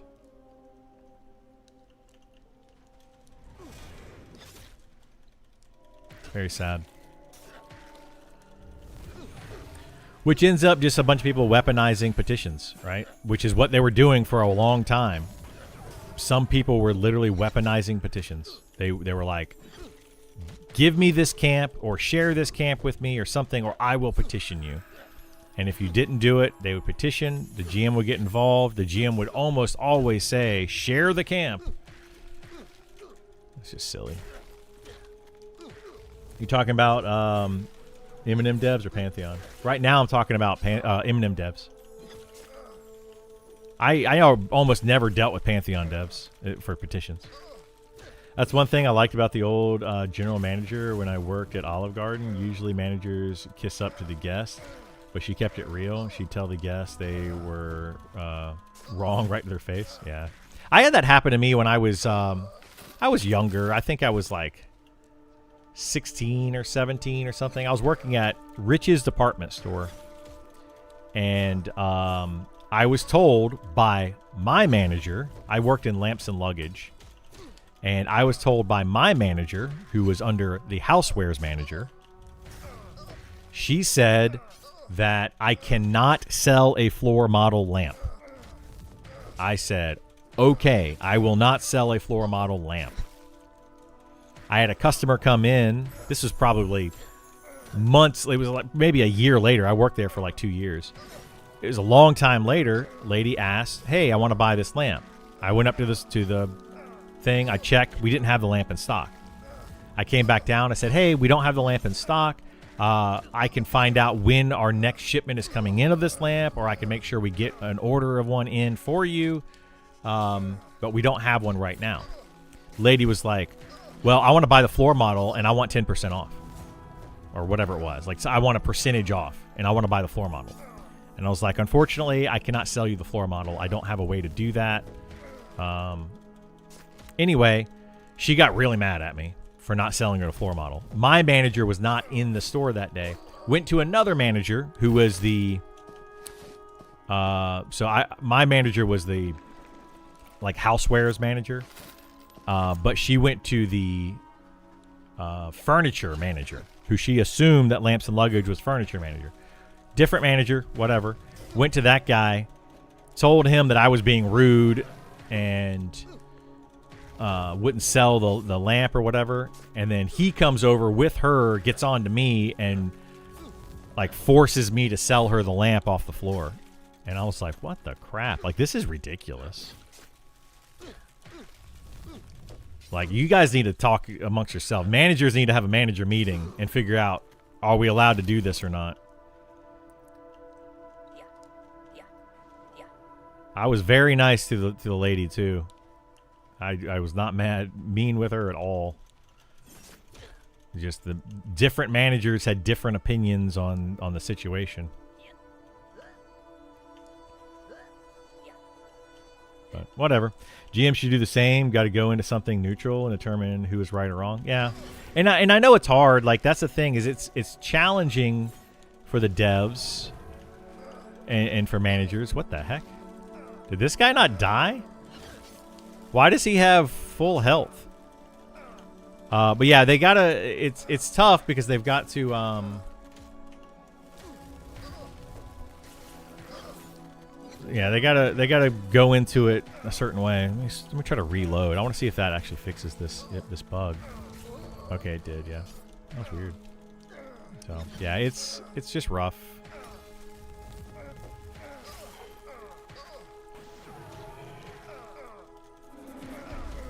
Manage people IRL and the crap I need to deal with. Blow your mind, even in manager level. It's real ridiculous stuff. Oh, it's always ridiculous. Yeah, it is. It gets blown out of proportion way too much. Like, one person, and both sides can kind of be right sometimes, and both sides can be wrong sometimes. And it's one of those weird situations. And I think in the GMs in this game, for example, both sides could be right and wrong at the same time. And it just causes issues.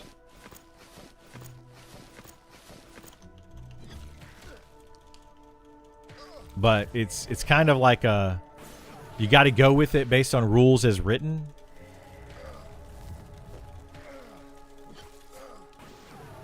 So, yeah. That's also why I say, though, like, you need to spread out the player base more. When you have one area, one location that is in super high demand, you're going to have a lot of issues there. One of the locations in this game right now that's super high demand from level 50 to 60 is the it's in Sungreet Strands, and it's the slime covered canyon area where you have slime covered snakes and bats and skeletons. That's probably the best place for a level 50 to 60 to solo at, in the game. It's just by far the best. And a lot of people go down there and they solo that, but there's not enough monsters down there, so they need to have more places in the game that's good for people like that to be able to play and solo. If like they want to have that, but like, yeah, it's just a whole other issue. Looked at Pantheon, but too many negatives. Project Gorgon is one I started. Maybe I could do more on. Project Gorgon is good. I've heard some negatives about the developer of that, because it's a single developer on that game. And I guess people on their forums or on the Discord had some issues with Project Gorgon. Take this with a grain of salt, because I have not dealt with it personally. I don't know the situation. But I guess people had some issues with Project Gorgon and put those issues on Discord, and supposedly the developer just came back and was very short with them and very snide, and it was basically like, well, if you don't like the game, then just leave. And was very dismissive of their concerns or feedback or whatever. Which I get, they could be frustrated and they may get the same feedback, may have answered it 1,000 times. And it's, it's kind of annoying when you answer the same question 1,000 times. But yeah, I guess people have had some issues with that on Project Gorgon. Any named here? Yeah, there's 2 named that we are killing at this camp. One of which drops 2 items that are good, that are really good items. One of them is like best in slot chess piece, I think, for leather wearers. And the other one is a really good dagger. We haven't seen either one, though. With the changes, the slime covered, or the SES slime covered, are a bit harder to solo now. Groups are forming there. Are they really? I went down there not too long ago. I think I tried to do some quad kiting there on the wizard when I was testing out the wizard.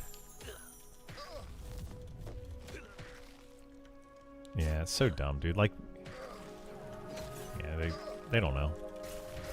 Same thing I had with my cell phone bill recently. I had to argue with them so many times to get things worked out the way we were promised. It's just like, come on, man.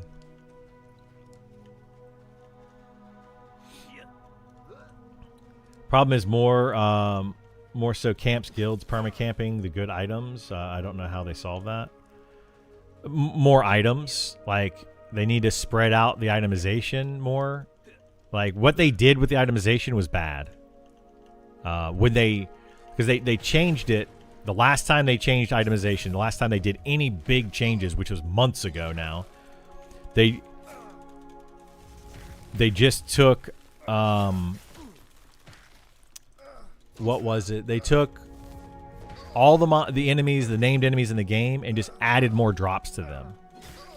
And it's like, that doesn't really solve your problems. That just makes them more camped. They didn't spread out the loot. Like Horvarth, for example, having 4 best in slot items out of its 6 item pool. Like, why does it have 4 of the best in slot items at that one camp? And then there's another mob right around the corner that basically has 1 good item on it out of 5 items that it has on its loot table. And it's like, why wouldn't you spread the items out for those 2 mobs? At least to, put like 2 on one and 2 on another or something. Or find a different mob in the area and put, I don't understand that. They put way too many good items on 1 mob and then they just leave it there. Like, spread it out. Have more itemization throughout the game. More options. So, yeah. It would alleviate that, guilds permacamping stuff. People were getting mad at us yesterday. I was saying that when we first started the stream. They were mad at us yesterday because we were camping this mob all day. And it's like, well, when you have a best in slot item off of a level 45 enemy, and there's nothing better for level 60s to get, what do you want them to do? You know? Like, they're going to go and camp it, and they're going to sit there all day until they get it. It's going to happen everywhere. You know, I had to wait my turn to get into the Horvath camp to get the items that I wanted out of that. I had to, you know, wait until it was available to get in there. Same with every item that I've gotten. You have to wait, and it sucks. So, anyway, they're clearly rushing development concern. Yeah, they're definitely they've been rushing things quite a bit lately. The other drops on mobs are not just a little worse; they're awful. Yeah, exactly. There's not like you have like this insanely good item, and then you have the other options are just like so much worse. Like, for example, this item right here has 7 strength, 20% haste on it. The next comparable haste item is also a belt slot. It has 0 stats, less AC, and I think either 15% or 18% haste. So it's just like so far worse. Like, if it was just a little bit worse, that would be one thing. But it's less haste, less AC, and 0 stats for the exact same slot. Like, they need to... If they had another item that was like 18% haste and, you know, 3 strength and 2 dex as the other item, right? Then it's only slightly worse. It's not like a huge difference. So then you're like, okay, well, I can just take this other one, and then if I can get the best in slot item, sure, I'll take that. But until then, this item will suffice. Horvath drops how many shoulder pieces, and only 1 is bis? It drops 2, yeah. It drops 2 shoulder pieces, both for melee plate wearers. It's just like, what? Why does it drop 2 shoulder pieces and only 1 of them is worth having? Like, I don't know. Stuff like that. It just makes no sense. So they gotta look at that and fix it. Sounds like a lack of dev tools to check for logs. No, they have dev tools to check logs, yeah. If someone says, I'll report you unless I start my way during investigation. Yeah. They have dev tools to check it. So going back to my issue is they check the dev tools on my particular situation, right? So it was... I was at the camp for hours. Somebody came in and started fighting this stuff. I didn't petition them. I just let them kill stuff. But then they started to take all of the camp.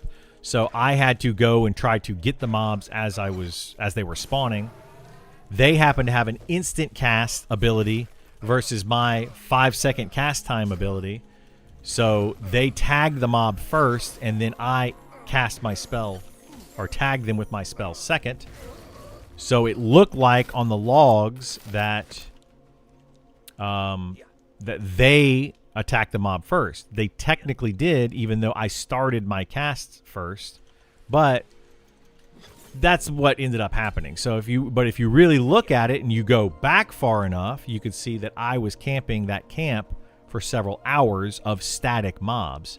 But because they were like, no, these are roaming mobs and not a static camp, I did not tag the mob first. They, in fact, tagged the mob first. You see what I'm saying? It just caused the whole issue. It was a huge issue that didn't need to be an issue, but it was an issue. It wasn't a developer. It was community manager. The issue, talking about Project Gorgon, that is. Oh, it was a community manager. Yeah, I don't know enough about it. Like that's why I made sure I prefaced that. I heard through the grapevine that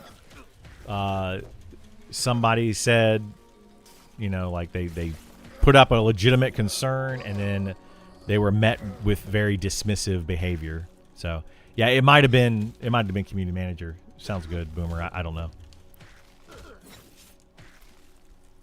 But yeah, it's just that, I don't know. The whole thing feels bad with that. I was doing a newbie quest the other day, and one of the items must have been a rare drop or just a bad loot table. I eventually gave up and found it at a vendor. If it was a newbie quest item, you should get it within 5 to 10 kills. That is, yeah, when we talk about like low-level items, so the itemization in this game, let's talk about Wormsbane. Wormsbane has enemies in it that have 1 to 3 items. So they have a common, an uncommon, and a rare item that drops on them. By the time that you out-level, or by the time you would get that item, the rare item, you've probably out-leveled the dungeon, which is partly why you had higher-level people constantly in Wormsbane camping those mobs, because they out-leveled it and never got the drop. So I feel like low-level itemization needs to be like 1 or 2 items per mob. Like if a named mob has a common item and an uncommon item, and neither of those should be extremely good.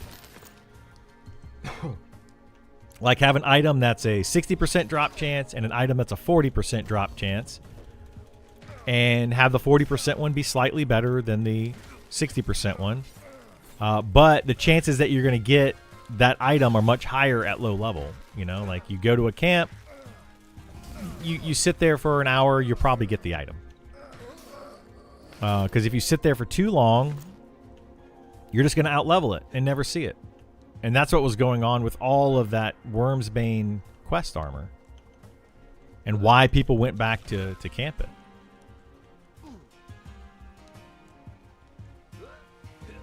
So, yeah.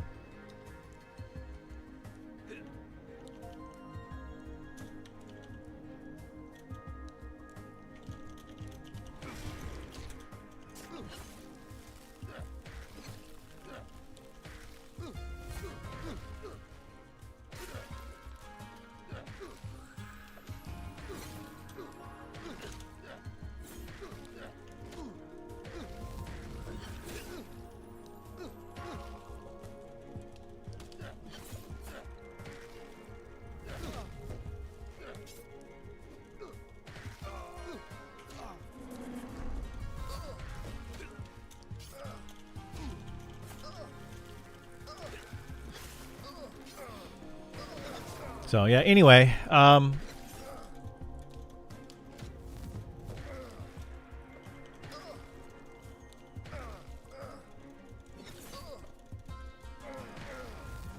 the itemization, it needs a pass. Balance needs a pass. These classes need to be finished. And then on top of all that, a bunch of bugs. Falling through the world bugs, the group bugs, all that stuff.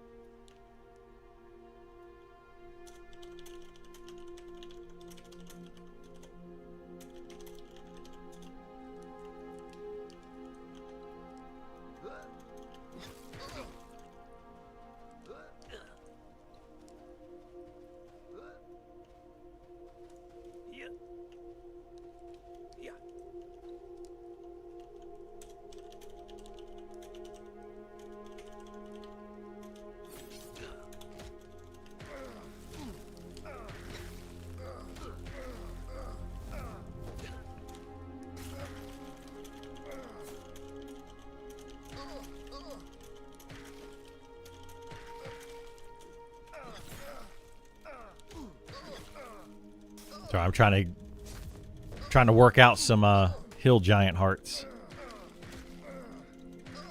to do more crafting, more alchemy.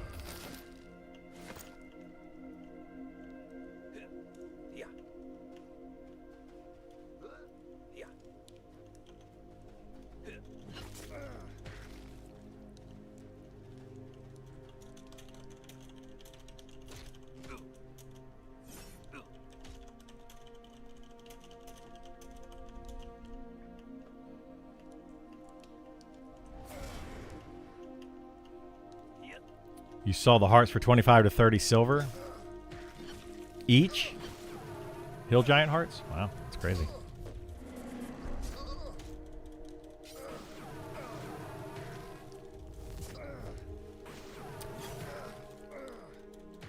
Yeah, that's crazy they're selling for that much.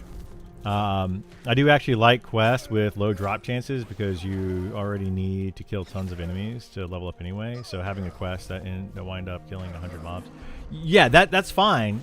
Yeah, like a quest to kill a bunch of mobs is fine. But what we're talking about are super rare drops on a rare spawn. So like, let's say that a spawn is a named mob and it's a 5% chance to drop the item that you need, which is kind of what it was. Like it was 5 or 10% chance on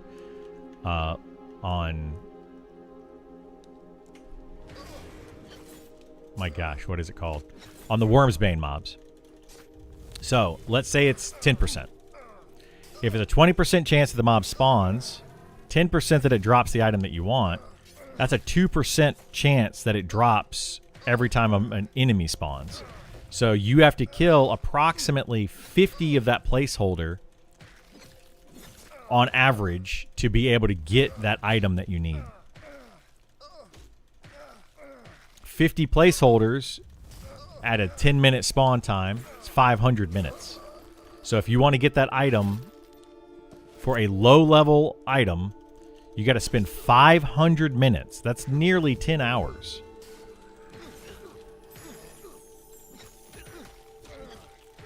Just to get one item for a quest at level 8. You know, for a level 8 to 10 character. That's just ridiculous. 10 hours at level 8 will get you like 3 levels. Like you're going to out-level the area way too fast.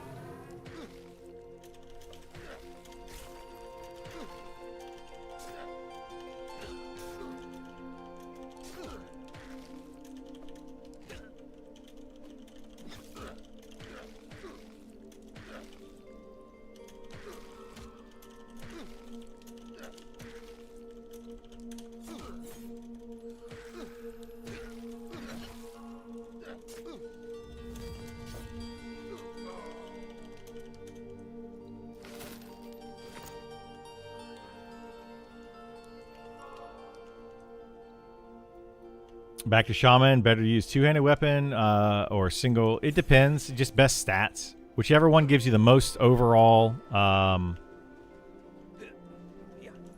Whichever gives you the most overall wisdom.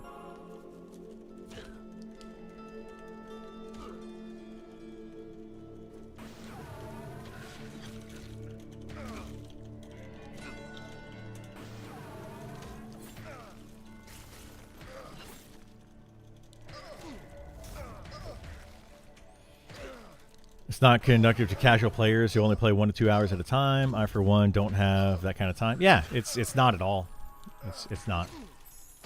Like, believe it or not, even though I play this game a ton and have a lot of time to play it, I actually am trying to make it better for the casual player. People think that my ideas are they're only there to help me on my play style, but it's quite the opposite. I look after the casual player a lot.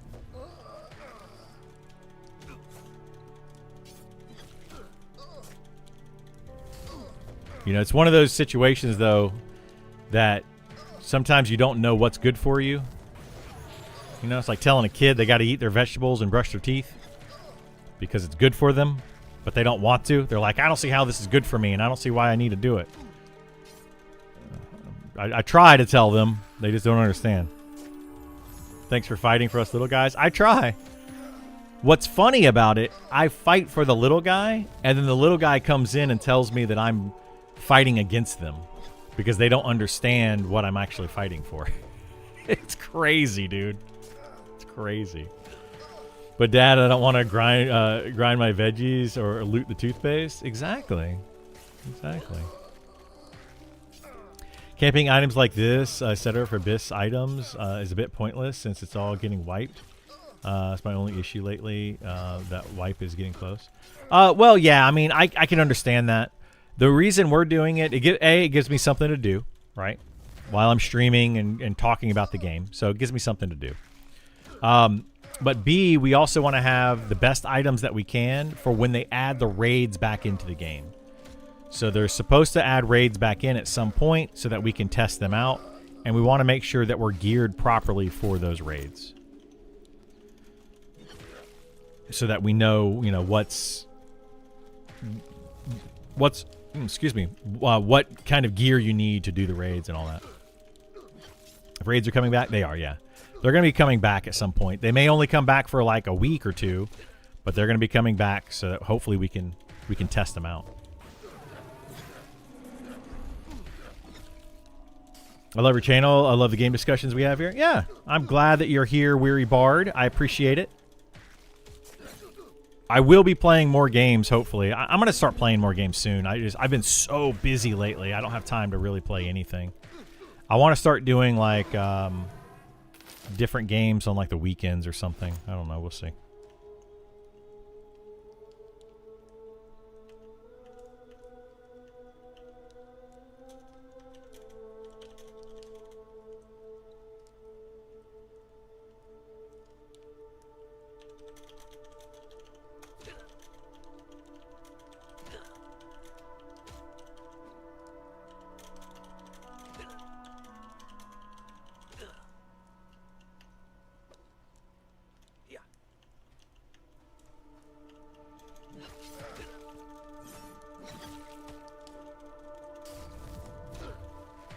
I don't know how much going on with the raid guilds, but I hear Rampage was causing the GMs lots of issues, so that's why they disable it. Is that true?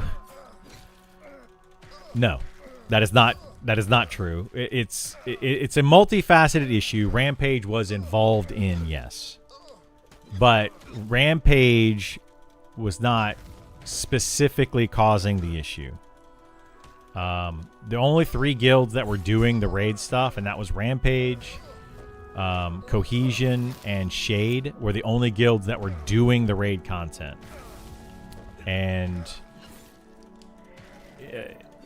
what was happening was there's competition for raids. There always will be. It's gonna happen when you make the game have competition. When things are contested, there's going to be competition. And that's basically what it was. You know, one guild gets upset at another guild because, you know, they engaged it first. They trained somebody else trained whatever.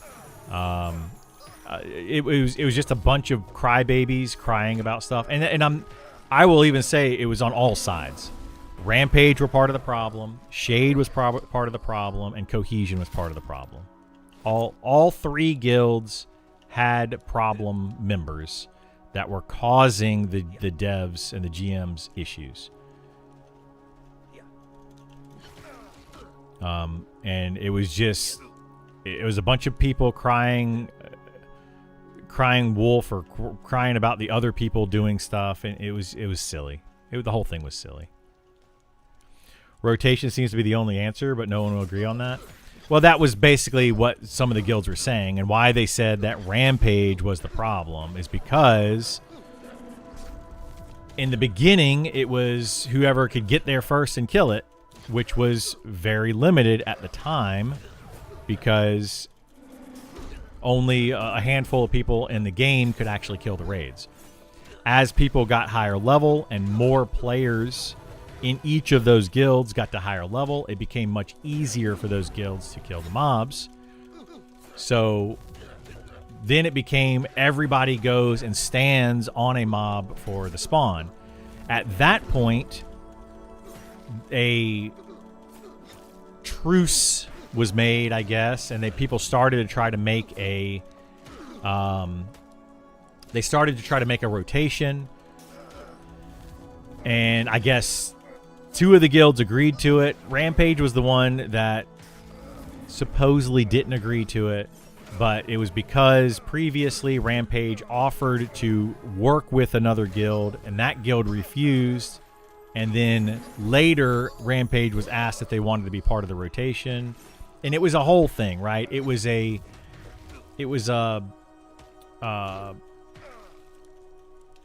who's got the bigger shaft contest. Like, we wanted to be in control of this situation, and you didn't want to be involved in it.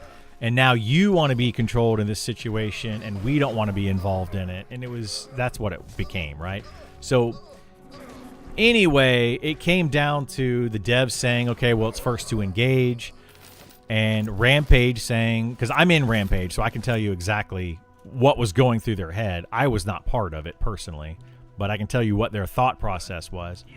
And they were like, well, not every guild is going to agree to a rotation, so how is this going to play out if a server has guilds that don't agree to to a rotation? So they played it out as if, what if they were the jerk guild, right? Somebody had to do that. Somebody had to take that up and say, hey, we're going to be the jerk guild to see what the devs would do and the GMs would do and how they deal with this situation. So that's kind of what they did. Was it the right thing to do? Probably not. That's where I'm saying that some of the people in Rampage were kind of being jerks, right? They did it on purpose because they wanted to see, well, what are the devs going to do about it? But then that caused the other guilds in different ways to be jerks about things, and it was just a finger pointing contest. Who can point the most fingers at somebody? I even got in trouble one time. Like, literally, I had an entire guild petition me one day because they said that I trained them at a raid. I wasn't even logged in. Like, there's no way that I could have trained them because I wasn't logged in. I was actually on my wizard when the train happened. Like, it was a whole thing, but they didn't care. Nobody cared. They just wanted to point fingers at people. So it became a whole thing. It's just it's a bunch of man babies is what it is. Adult children. Instance raids is the real answer. I mean, instance raids is probably the best solution. And then you don't have to worry about people fighting over stuff. But people like the competition. They love it. Like, I personally love contested raid mobs. You know, get your raid force there, get them logged in. The problem, ultimately, the issue was raid mobs were not difficult enough and could very, very easily be zerged. So part of what the issue ended up being was so many people showed up to these raids to do the raids. You might have 40 people sitting at a raid, and as soon as it pops, spamming their abilities on it, and the mob being so easy that, of course, 40 people are going to be able to kill it because there's really no mechanics to it. No functioning mechanics. So the mobs would just die super easy, but then it became the first to engage it, and because the mobs were so easy and there's no real good way to discern who engaged it first by the players. So like we don't know who engaged it first. Everybody just killed the mob. So like whether you had a full raid force there or not didn't matter. You could literally I could be there as a tank and have like a healer or two there, and the other guild that was there would DPS it down for me because they don't know who tagged it first. But I could have tagged it first, and I could have had the heals and stayed alive the whole time. And then technically I win the fight because I tagged it first, even though they killed it, right? And that happened a couple of times because of their first to engage and all that. So there was just a lot of stacking issues that kept compounding on each other. And then finally the devs were like, we're going to fix the raids. And then they took them out. So it wasn't a rampage issue. It wasn't a shade issue. It wasn't a cohesion issue. It was all three guilds were causing issues. And all three guilds were trying to test the content in different ways. And yeah, there you go. That's basically what happened.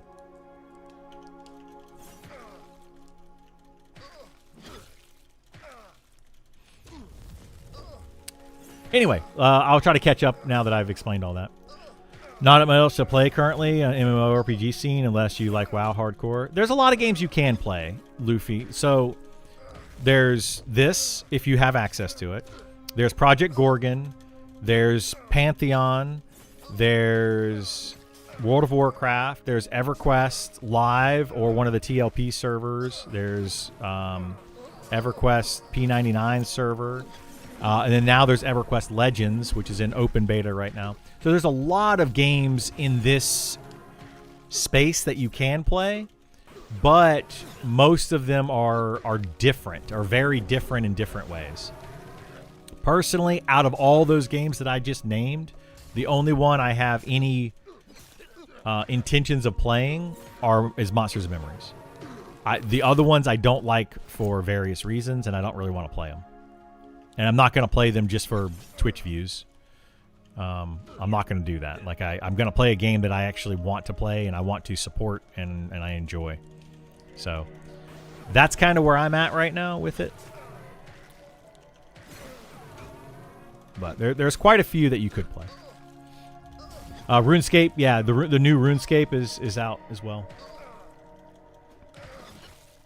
Blows my mind how some of these games hire community managers who are most abrasive and uncharismatic people they can find. The Project Gorgon thing reminds me of Savanja from Pantheon. Yeah, she was incredibly rude and confrontational, literally bullying players and talking down to people. Yep. Yeah, they don't have... Some of these people, they don't have experience in customer service. They don't have experience in game development. They don't have what they need, and they're just thrown into the games. You know, it's kind of a who you know kind of thing, or a friend of a friend. I mean, not to pick on Joppa, but Joppa is one of those people. Never developed a game in his life. He happened to be friends with Brad McQuaid through some sort of mutual friendship thing. That's how he got the volunteer position. Now that's how he is the lead developer of Pantheon. And it's like, yeah, but you don't know what you're doing. Like, you're a nice guy. Sure, you're a great person. And you have some cool ideas, but you're not a game developer. You know? And some people just aren't fit for the role. They had instances back in EQ1. They did eventually make instances back in EQ1, yeah. In the beginning, in 1999, early 2000s, through like 2002 or 3, they didn't have instances. They added those in later. I'll clarify, you can keep open world spawns, but add instance raids for people that can't poop sock 24/7. Yeah. And that's what I think they should do. They should have the contested mobs that are very difficult, that have really good items on them. And then they should have, you know, the instance content that also has decent items on them. Quests tied to them, stuff like that. I think they need to have a mixture of all of it. That's where I would be. That's the fairest way. Everyone goes ham, and whoever gets the loot gets it. Yeah, that's a way to do it. But if you do it DPS check, whoever does the most DPS, you just put your 6 highest DPS people in one group, and they're going to always win. So, Guild Wars 2 is okay, but yeah, Monster Memories, all I can find, and the way to stay in. Yeah, Guild Wars 2 is another option if you like that kind of game. P99, I would stare at walls for hours to get FTE and just kill it. For me, it made wonder, what was he doing through life? Yeah, exactly. You would stare at a wall and see who can tag it first, and that's not fun nor engaging gameplay. And that was my feedback on a couple of mobs in this game. It's just the first to engage kind of situation. Which, yeah, not fun nor engaging gameplay. And I don't want them to keep that. Again, that's me trying to make it better for the casual player, because this game is already going to be hardcore and very punishing to the casual player. They don't have experience, even just simple engaging with people. Antisocial weirdos. Yeah. Savanja was one of the worst. She was one of the worst. I mean, I also, I will say that when you have a customer service job, it's hard to maintain that, that poise, I guess, is a good word. I don't know what word I'm looking for, but it's hard to maintain being nice to people all the time, because you get yelled at a lot. You get told that you're terrible. Like Savanja is often told that she's just not a nice person and bullies people and all that. Like, she's constantly being told that by the community, and I'm sure that doesn't feel good, and I'm sure it weighs on you after a while. But at the same time, like, I'm kind of the same way. People tell me that I'm very abrasive. Maybe I'm not the best streamer in the world. Cool. I'm not, clearly. But that's not for me to get mad about. I'm not going to get upset with people about it. But yeah, I'd love to be a community manager. I would too. And that's the thing. People, like, I kind of talked about it before. I would totally be a community manager in this game if they wanted me to be one. And people were like, "No, you're too aggressive and too, possibly confrontational." That's the thing. When you have the job, it's different, right? When I'm streaming and I'm my own person and I can say whatever the heck I want without consequence. I mean, it's my stream. I can say whatever I want in my stream. If you don't like it, you don't have to be here. But if I was representing a company and I was, let's say, the community manager for Monsters and Memories, I would approach it very differently. Extremely differently. I'd probably be more like a Sean, to be honest. Like, just very monotone, and I would be very careful with my words and all that. So, it just depends. People stubbornly clinging to a 1999 MMO function due to limited technology irks me. I agree, yeah. It's just to go back to Morse code. Yeah. I agree, Helter Smelter. I don't think that we need to design the game around being 1999, right? 1999 had limitations, which is why it was designed the way that it was. We now have learned a lot over the past 26, 27 years or more from these MMOs, like 30 years.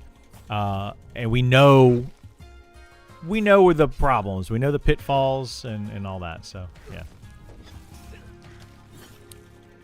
Do you think Eminem dev team could do instance content if they wanted it? Oh, absolutely, yeah. They're working on it now.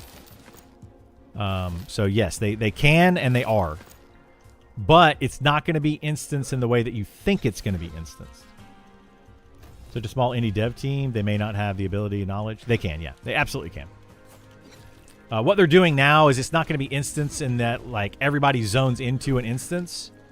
It's when a group of players engages a monster, Any other group outside of that group gets kicked out of the arena, and that group has to then fight the enemies that are there. That's the current way that they're going with it. So it's still contested, but first to engage, whoever tags it first based on the system, will kick everybody else out. Not even just limited technology. Things were tried because MMOs were new. They didn't work out. They want to include this in Eminem. Yeah, exactly. That's another issue. Is that it's just like they tried different things to make a cool game, found out what worked, found out what didn't work, and modified it over the years. And now Monsters and Memories is like, we're gonna do it again anyway. I don't agree with that. Instance content would kill it for me personally, and I think most MMM fans. I don't think it would kill it, but instancing needs to be limited. Otherwise, it might kill it, yes. But it needs to be limited, for sure. Like, it can't be everywhere.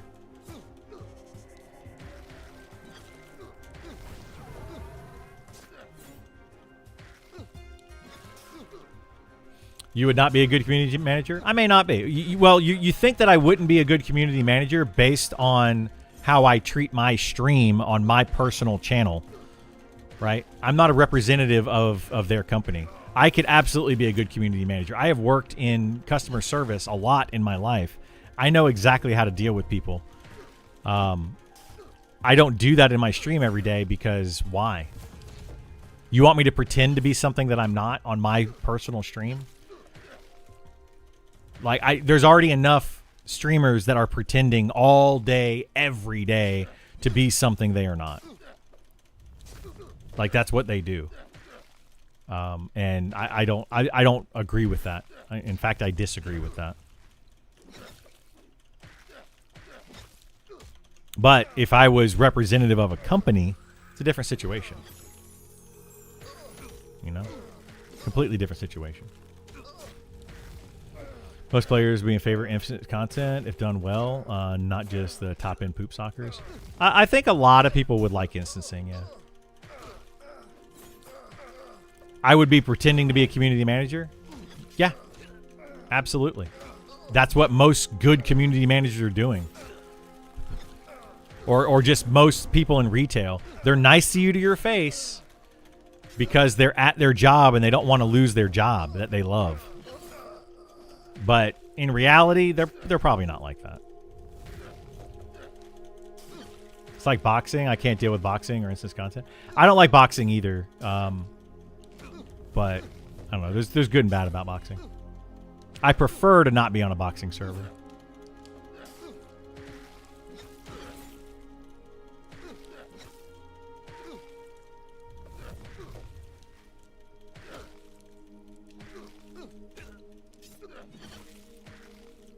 People feel like one issue will ruin a game or make it turn into WoW. Yeah, that's funny, Umpax. I agree with that.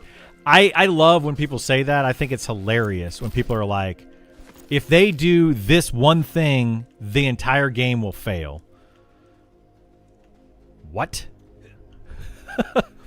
Why do you think that one thing is going to make or break the game?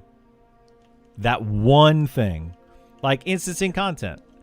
If they don't do instances, I don't think it's going to make the game completely fall apart. If they do instances, I don't think it's going to make the game completely fall apart. I think both of them can cater to different types of people. Both of them could be very successful, depending on how they do it, how they implement it, and things like that. It's not going to make the game fail. It's going to make the game not wanted by some players. There will absolutely be a handful of players that are like, nope, I don't want any instancing content. And there will also be a handful of players that are like, nope, I don't want any contested content. There's going to be a handful of people on both sides. That doesn't mean a game's going to fail. It's just not going to be a game for you.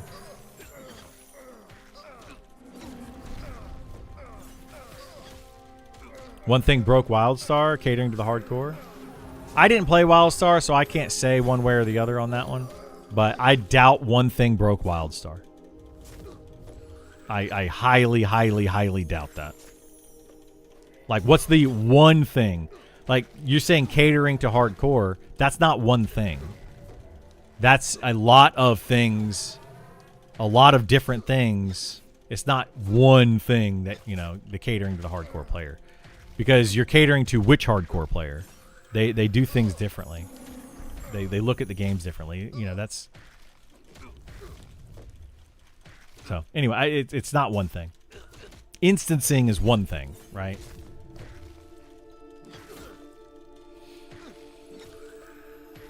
I agree, though, with Dryleaf Dane. Like, if you do too much instancing, if you make the entire game instances, it does lose the community feel. And I feel like that is one of the biggest reasons I want to play this game, is for the community.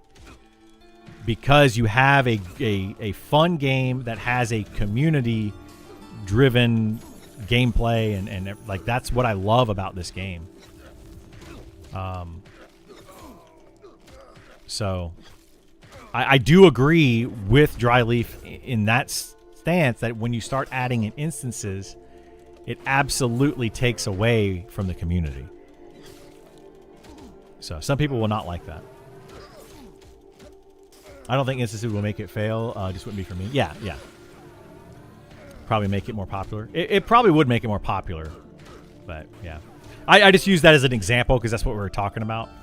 But there are people out there that are like, oh, if you add in this one thing, the game's going to fail. If you take away this one thing, the game's going to fail.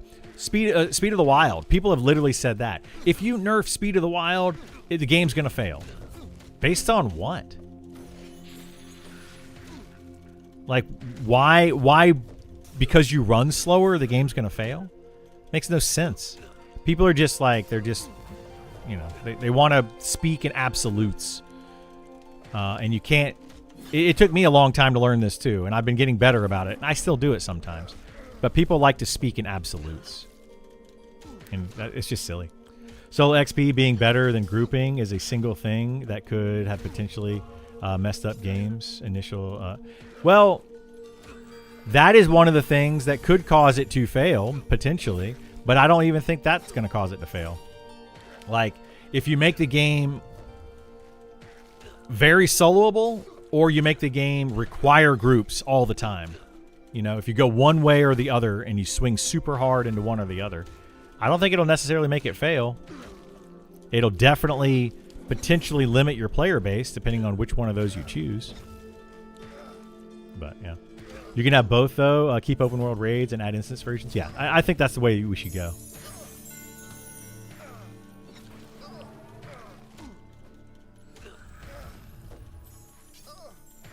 Everything being instance would be terrible for Monster Memory. I agree with that. Yeah, I don't want to have like every dungeon be instanced and like what EverQuest Legends is doing.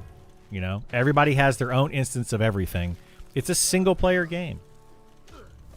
It's an ARPG. It's not even an MMORPG anymore. It's just an ARPG, an online ARPG. That's why I won't play EverQuest Legends. Well, that's not why I won't play it. I would play it, but I don't like the company. So I won't play it for that reason. Are they handing out any more beta invites? I've been on a list for 2-3 weeks. They are. Every Friday they put out more beta invites. They've been doing 1,000 per week. So, yeah. They are still doing it. More casual player. I don't care much about this. I'm not going to turn people away just for better XP per hour. To me, there's no rush to leveling. Yeah, and that's your opinion. There is a rush to leveling for some people, yeah. Fighting over raid bosses, a PvE server is not going to build a community. It does. It can still build a community. Conflict builds communities. I mean, you don't have to agree with somebody to be part of a community. You know, like it's it could be a friendly competition. Like so you're saying that a bunch of football players fighting over who has control of the ball isn't a community building sport? Or, you know, baseball players, whoever gets the most points on the board wins the game. That's not a community sport that you can't play in your community. That's kind of the thing, right? You can have competition in a community. Absolutely. Absolutely. I'll say maybe some game could use some instance raids, and people respond with, "Oh my god, if you make all raids instant." Yeah, Helter Smelter. I hate that. That irks me so much. It's like, dude, nobody said everything. Nobody said all.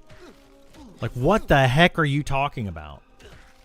Like, where are you getting this information? It's because people speak in absolutes. I would like to see more group-focused content, and I would like grouping to be the best way to get XP in the game. Oh, so you don't want anybody to be able to solo? Nope, never said that. Never once did I utter the words that you should not be able to solo. I said that grouping should be the best, and grouping should be what people want to do. Can you still solo? Sure, absolutely. But is it better to group? It should be. Like, but that's the thing, is people hear what they want to hear. All the freaking time, they hear what they want to hear. Criddle hates soloing, and he doesn't think anybody should be able to solo, and he hates anybody that is a casual player because if they only have 2 hours to play, they shouldn't be able to catch up to a level 60. Never once did I say any of those words until just now. It's crazy, man. It's crazy. Like early EQ2, where most of the stuff was contested, but some raids and some dungeon bosses were instants. Yeah. Yeah, early EQ2, I want to say everything was contested. The first two expansions of EQ2 was everything was contested, and then they started to add in instance raids. Yep. If they remove Speed of the Wild, I could see myself not wanting to play much anymore. Regular run speed is intentionally extra slow, or give Sal value and add to the interdependence. Yeah. So, yeah, with that. So, like, if they remove Speed of the Wild and people are like, nope, I won't play the game because they remove Speed of the Wild. But what if they remove Speed of the Wild but increase base run speed by 10% or 15%? Right? They could do that. So just removing Speed of the Wild or lowering the run speed of Speed of the Wild will not break the game. It will not end the game. Because we're saying that's one change. It's just Speed of the Wild is too strong, so let's try to find a solution to it. You know? Increase all run speed by 15% across the board for all classes or all players and monsters.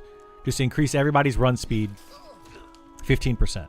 And then reduce Speed of the Wild by, let's say, 30%.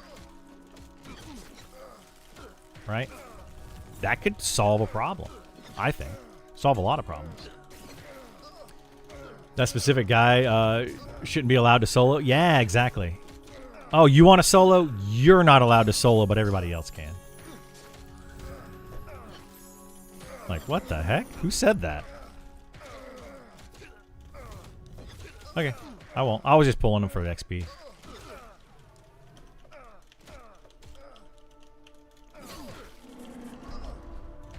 I'm trying to get them off of you. Yeah, you're gonna. I can't do anything right now.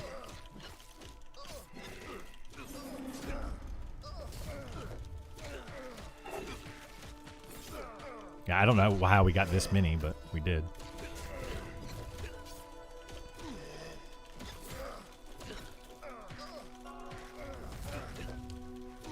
I don't think he is. You're good. We're okay right now.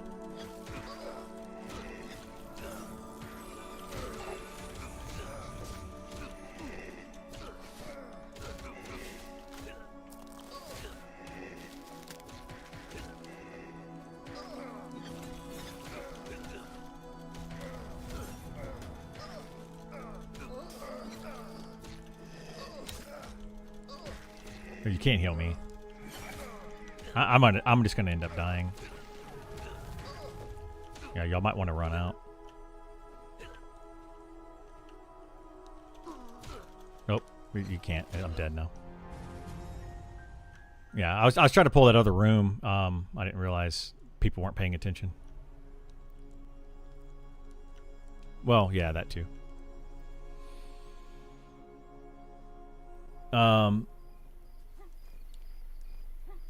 That's fine. I'm saying 40 people adjusting their schedules to be present for a raid night and then being able to raid because 40 other people tagged the mob 0.01 seconds before you, totally ruining your plans for the night, is why 1,000 beta invites go out every week and hardly anyone plays the game. No, that's not why. No, that's just incorrect. Like, that's just incorrect. Like, you're saying that hardly anyone plays the game because of what 1% of the community is doing. Those don't translate, right? That's literally, yeah, that doesn't no. You're just wrong in that statement. Literally, there's like maybe 200 people out of 10,000 people that have access to the beta that are level 60 that are doing that raid content. So 200 people out of 10,000. And you're saying that that's why the game isn't doing well. Like that, no. You couldn't be more wrong in that statement. EQ2 at launch was real bad. EQ2 at launch was okay. I enjoyed it because of the people that I'm playing with or played with. Also, casting Sal for donations is really good money. Would suck to lose that. It would, but is it fair that I won't. Was he camped right there?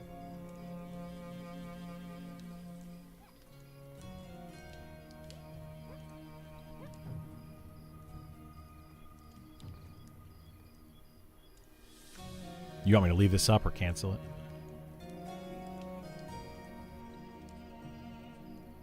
Okay.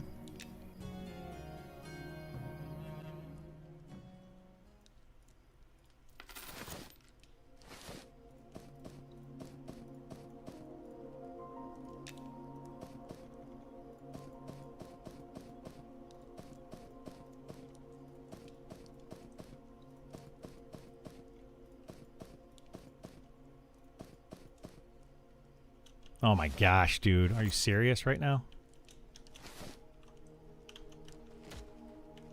Oh, I'm going to die again. Mob spawned and... I'm going to run out, though, so I can get out to, like, a safe spot. Safer spot.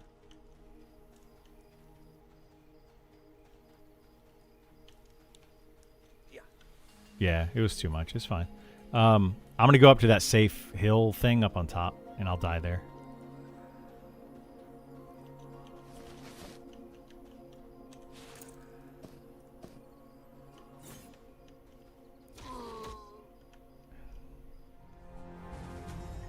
Mine is easy to get to now.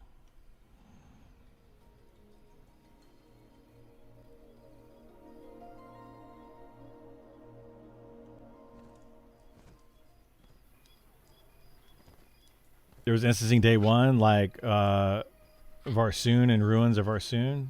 Tomb at the end of Fallen Gate. Varsoon. I don't remember doing that. It must have not been worth doing because I don't remember doing that concept. Maybe I did. That was a long time ago. Base run speed was moved like 30 to 40%. I would say okay. Yeah. I mean, it can't be too fast.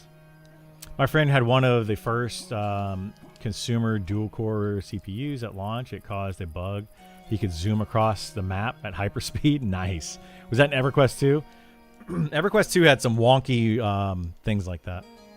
Increase run speed and add sprint like Pantheon. I think that would be a good idea. I think that a sprint mechanic that uses endurance would be good. Yeah. You can bind wounds and attack and take damage at the same time. Yes, you can.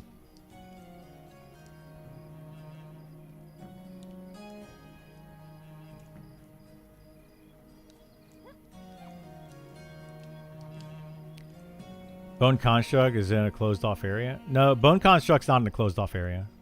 Bone Construct is I mean, it's in an area, yeah, but it's anybody can go to it.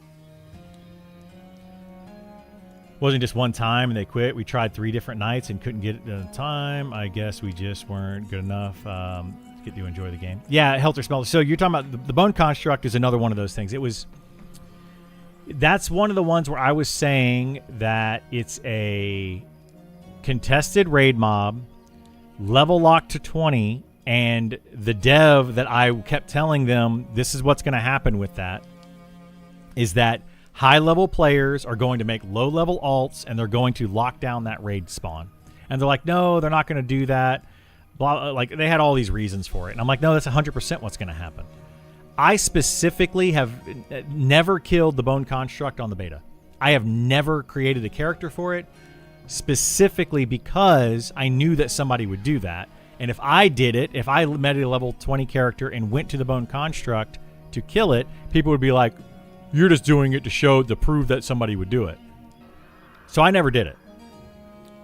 But it still happened.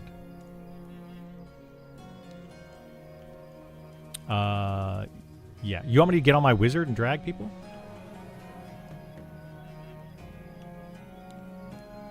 I can do that.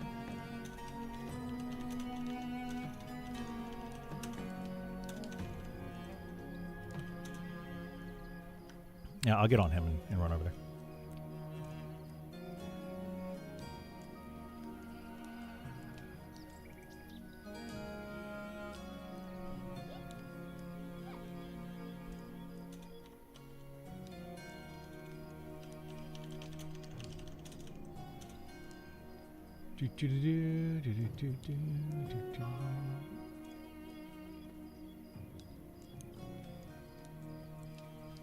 It gets closed off once you engage. It does. Well, it's going to, Oompax. It doesn't yet.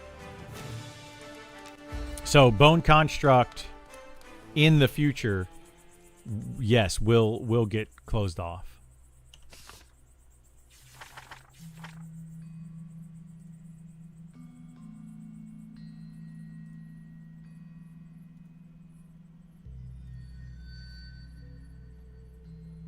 That's at least what they're trying to do. So.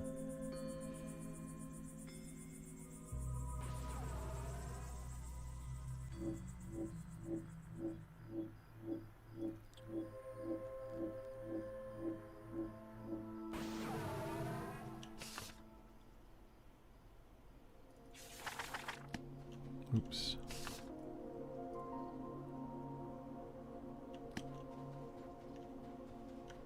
All right, I'm running over there now. I'll drag corpses out.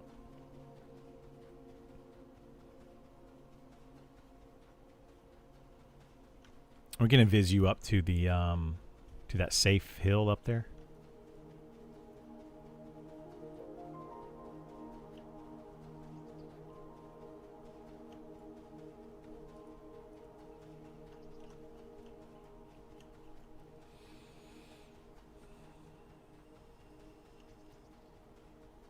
Never really felt the feeling of community until my guild was attempting BC. Since then, it's back to pugs groups. I miss that feeling, be part of a raid. Yeah, that's what I'm really want them to push the group content in this game. That's why, is for that community feel. Right now, you have a majority of people that are solo or duo or trio because it's the best XP. It's the best way to play the game for the best rewards for the least effort. And then the raids, the way that they were, was first to tag the raid boss and all of that kind of stuff, and it just didn't feel good at all. So they needed to work on both of those things.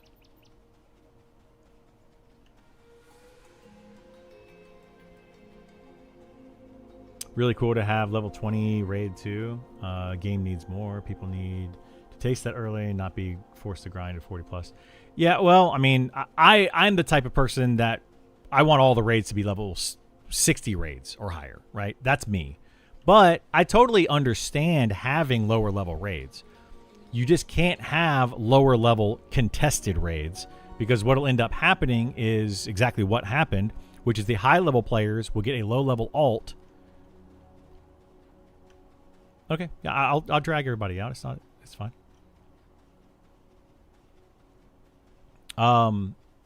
But yeah, everybody will get like the low level alts, and then they'll start killing those mobs. It's, you know.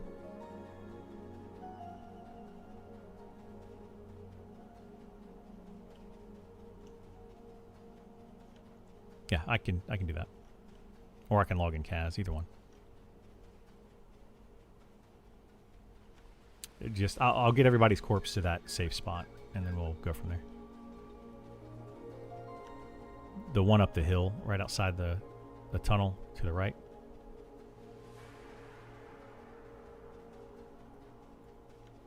All right, yeah, I'm coming up to the main ramp now. But yeah, I'm fine with having low level raids, but they should be instance raids. They should also be spawnable instance raids. If you're going to do a level 20 raid content like that, make it spawnable. And you can't make the items on those so good that level 60s need them. That was another part of the problem with the Bone Construct, was before they changed the Horvath belt that I was showing everybody earlier, before they changed that belt, the best haste item in the game for monks, rogues, and spellblades was off of Bone Construct. A level 20 level locked mob had the best belt in the game for 3 of the 18 classes. That's part of the issue, is it's like the items should be good, but they shouldn't be literally best in slot if they're going to be level locked at 20, you know? So there's just a lot of issues that were compounding with each other to make that content just bad. Could they just make instance dungeons that are different for, say, a raid, a group, solo players with different loot items and loot ratios? They could, but I don't know. It depends on how they do it.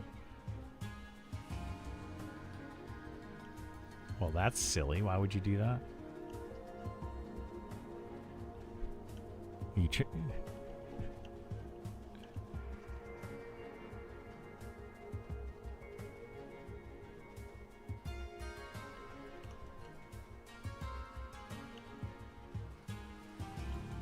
all right, where are you at on Kaz? I'm at the ramp where the mobs start. Okay. All right, I'll hang here for a second then, until you get here.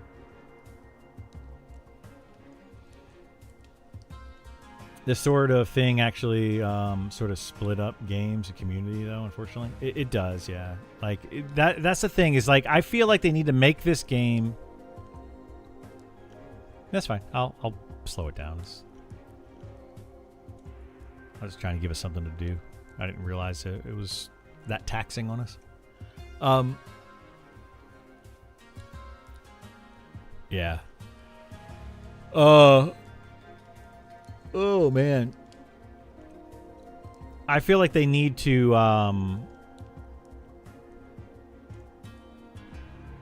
what's the word I'm looking for? They need to make this game for a certain group of people, right? If you try to make it for the hardcore raiders and the casual groupers and the solo players, if you try to make it for all of those, it's not, you're not going to make a good game.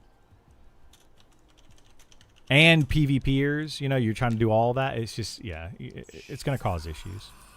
They need to pick which way they want the game to be played and make that.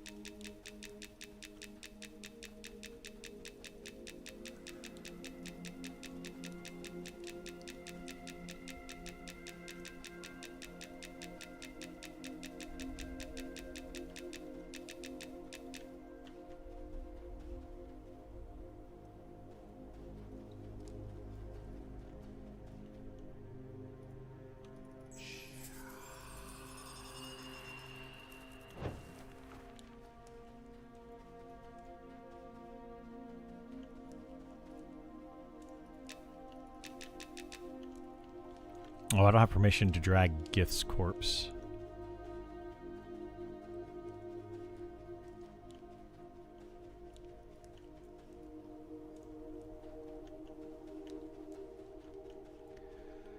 Does the game need corpse drag, or do you enjoy all the clicking? I mean, it would be nice to toggle it on rather than click it every time. But, yeah. Feel like if your strength is high enough, you should be able to auto-drag several corpses? Maybe. How did y'all wipe in here? Wasn't paying attention. I pulled just a bunch of mobs, and Gith apparently was out of mana. It was my fault.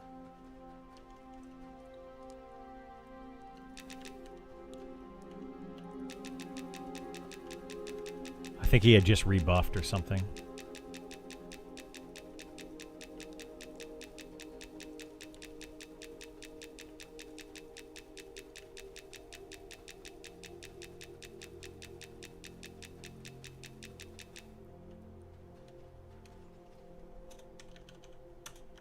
Alright, I'm going to switch over. Which one do you want me? You want me to go Criddle first?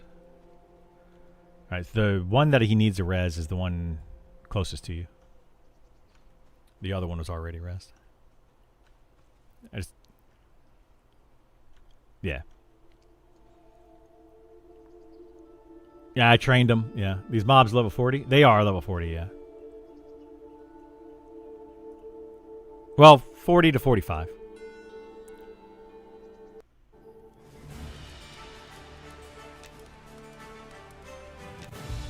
Did I check NVIDIA? It's up. I have not checked NVIDIA. I'll check it here in a minute.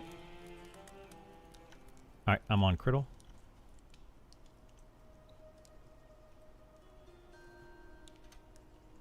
How much did it go up today? Just a little bit or a decent amount?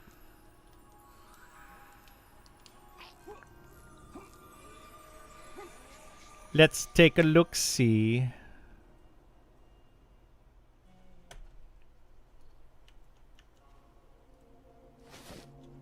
This is so dumb. Like so because I have all these scales on me, it takes up a lot of my inventory space. Like, it's just so stupid.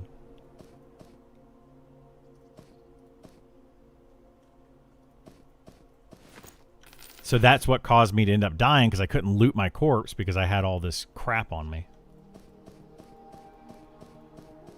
So dumb, dude. Like, they gotta fix these scales. This is stupid. I shouldn't have to carry around 6 different scales for that dungeon.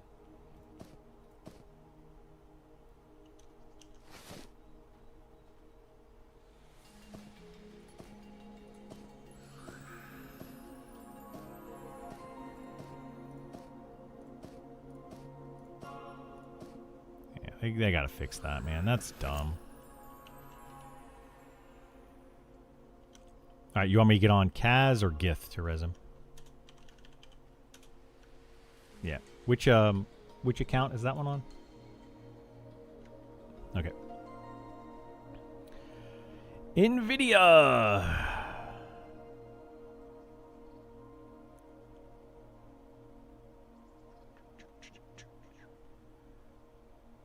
Yeah, it's up 2.5% for the day. Not too shabby. I want to see a good, like, 10% jump, though. Like the other one the other day did.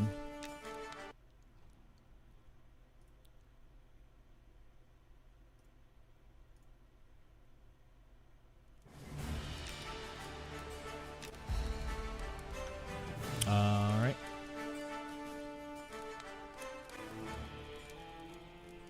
You can res.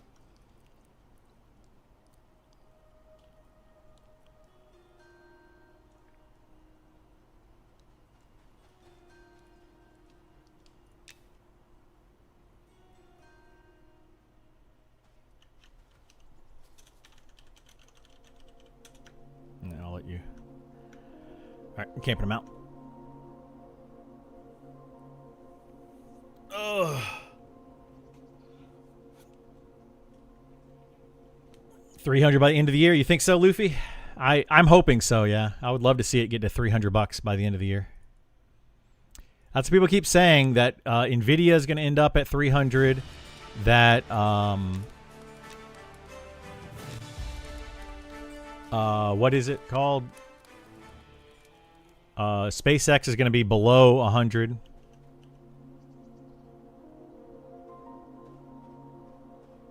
All right, I'm going to run to the restroom real quick while we're buffing up and stuff. I'll be right back.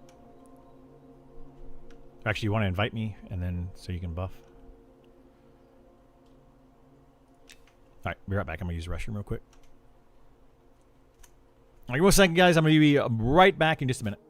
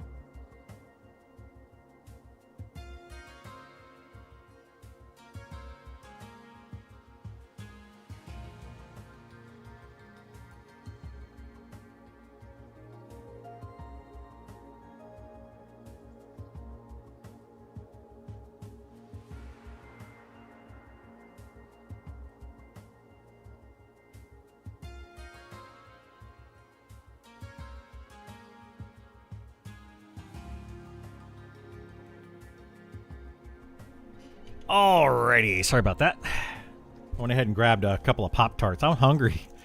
Didn't eat anything. Good call though, Ketalone, on the ads.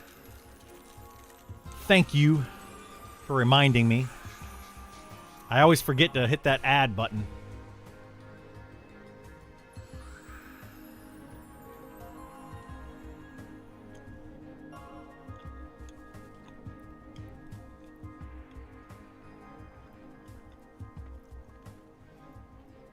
Sal's a mandatory buff. It's a mandatory buff right now for sure.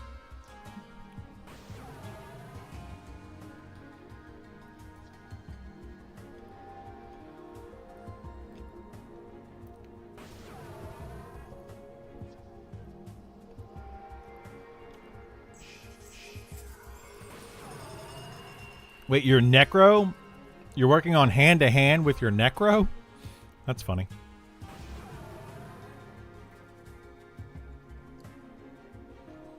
No, Vor, we did not get the vest yet. We died because I wasn't paying attention and I pulled too much. It was my fault.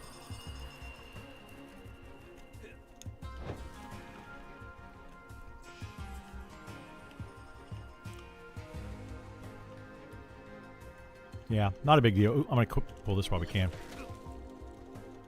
I got the roamer.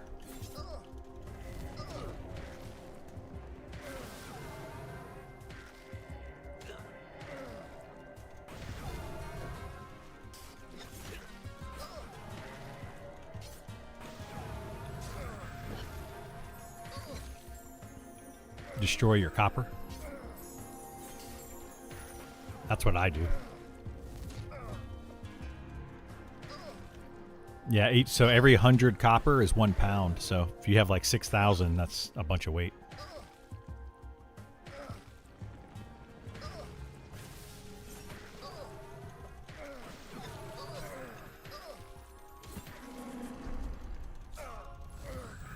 You heard of the app that tracks what stocks Congress members are investing and auto invest in that for you? 99% success rate in the stock market. So weird. I know. Super weird, isn't it? But yes, it's very, very true.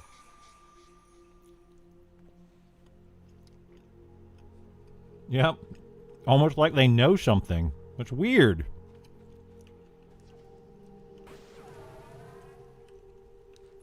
Yeah, let me know when you're ready for the... because the next one would be a big pull.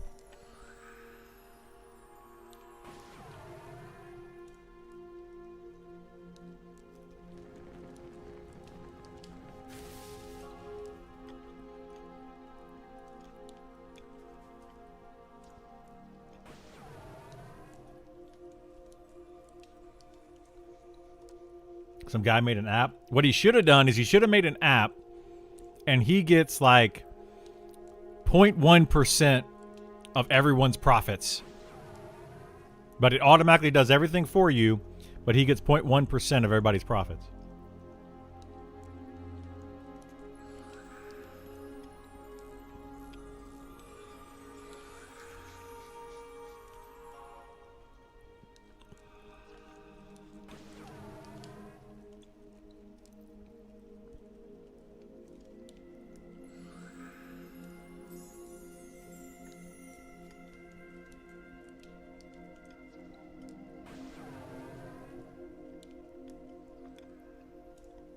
I don't know.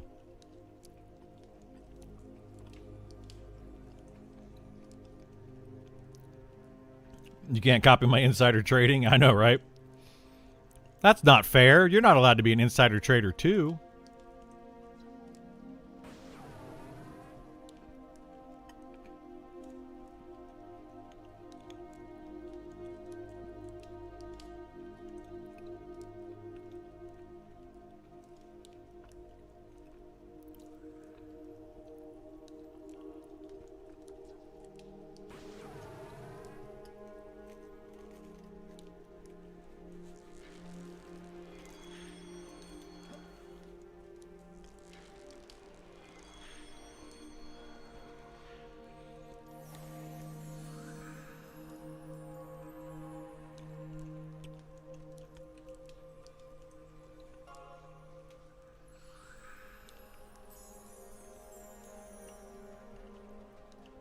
Alrighty.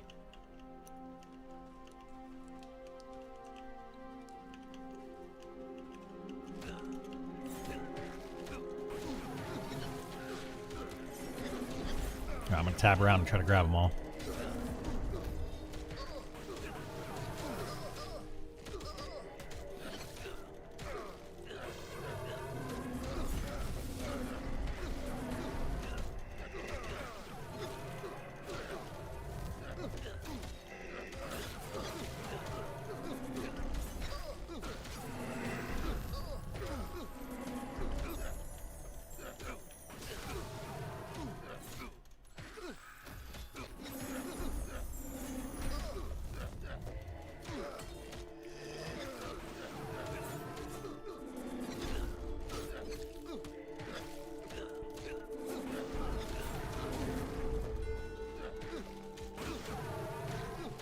Just you can help him when he does that cannibalize. You can heal him once. The bandage.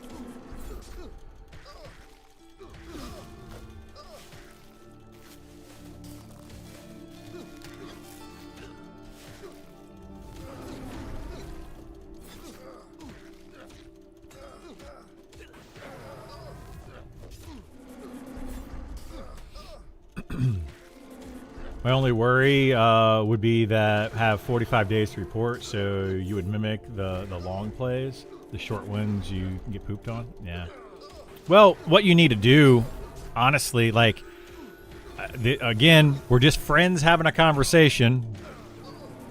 This is not financial advice by any means. But if you were to take, like, prominent figures like the president or Elon Musk or, you know, big members of certain places, listen to what they say in their conversations, in their speeches, and then instantly invest in those things.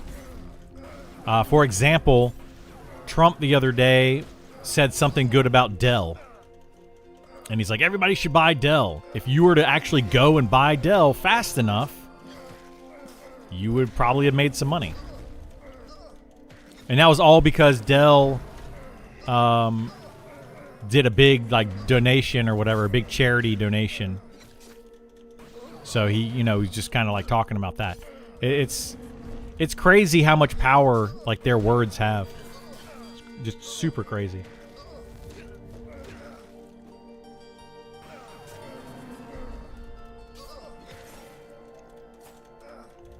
Like, I mean, right now, Jensen with NVIDIA, he'll say, you know, whatever company is going to be the next billion-dollar company or trillion-dollar company or whatever he says. The next day or just hours later, that company's stock spikes up like several percent. Individual people should not have that much sway on the market. But they do. Even the president shouldn't have that much sway on the market.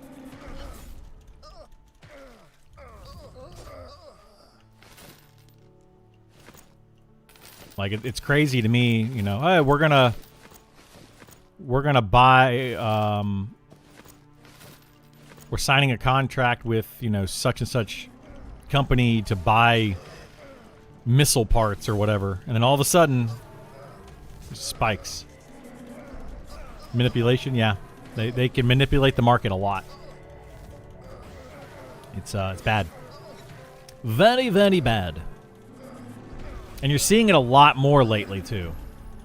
Between the president, Elon Musk, and Jensen, those three right now, any of those three could tweet something or say something, some offhanded remark about something, and it causes a stock to go up or down. Like, substantially, like several percentage points. And that's bad. Reminds me of GTA 5 stock market manipulation can do. Assassinate a CEO, buy a few million in stock when it's down. When it spikes back up, go even higher. Yeah. That's absolutely what they do. It is.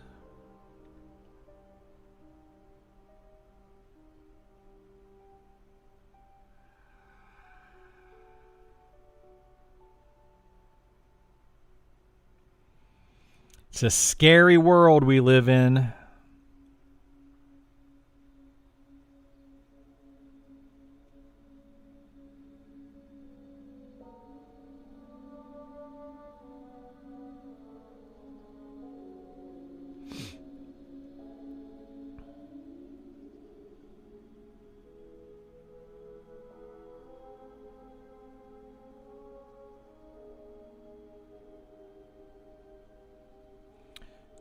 Do.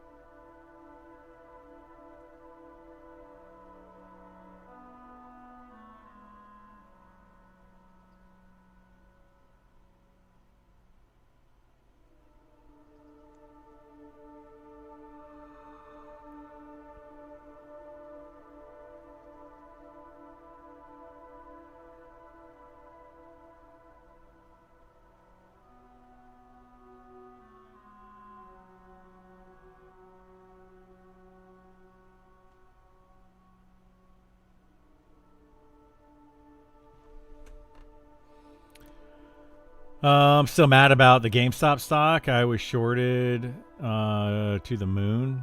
It was shorted to the moon. SEC did force the sales that would have shot it to 5 digits. Expire, and the SEC did not make the investment company sell. Can't have normal people bankrupting CEOs. Yeah.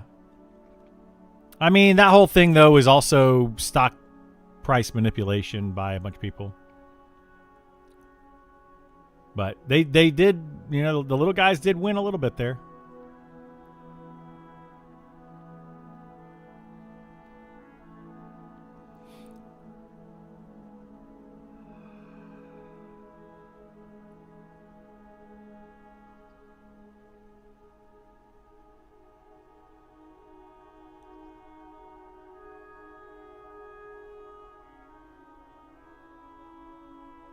No one manipulated it. People recognize it was heavily shorted. Well, no, but not one person manipulated it, but a lot of people manipulated it. It wasn't just one person. It was like, hey, we recognize this bank is doing something, or this whatever. These people are shorting it, and they're causing this other issue. So we're going to fight that with another bad thing. Two wrongs don't make a right, is I guess the way to put that.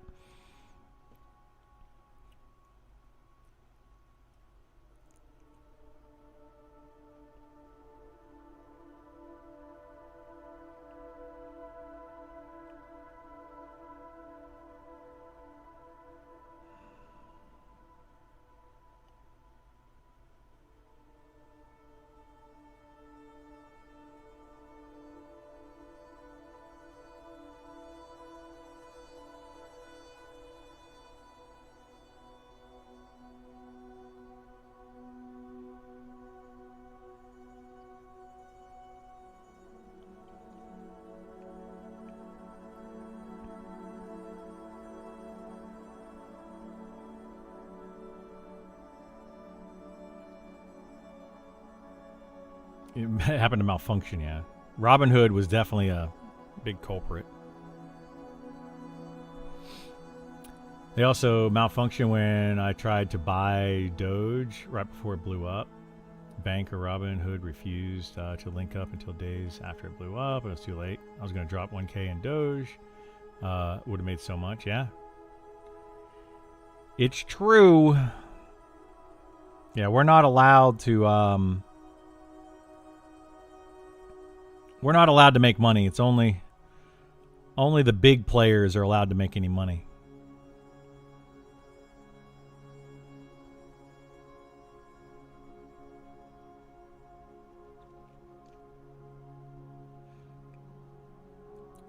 It is very, very frustrating.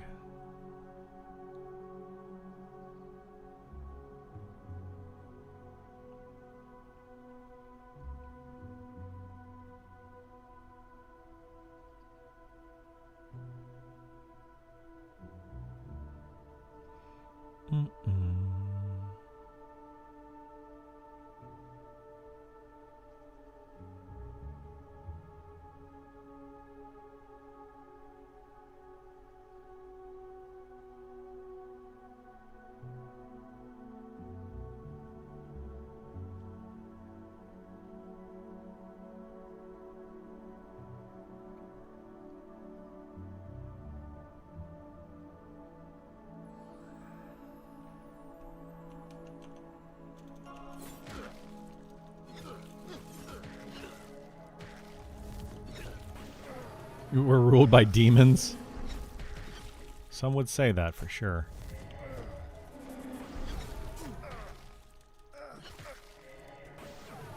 Some would definitely say that.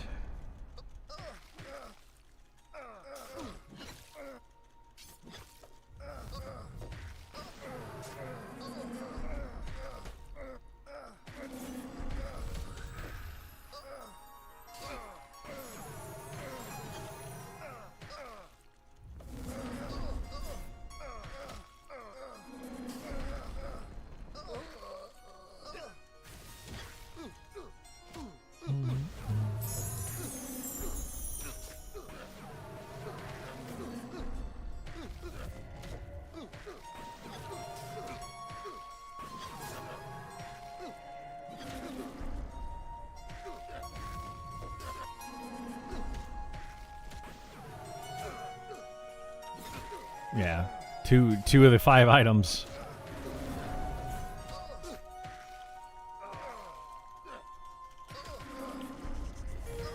Any news about the new release date? Anyone know? What new release date of this game? It's coming out October 1st. To my knowledge, nothing else has changed.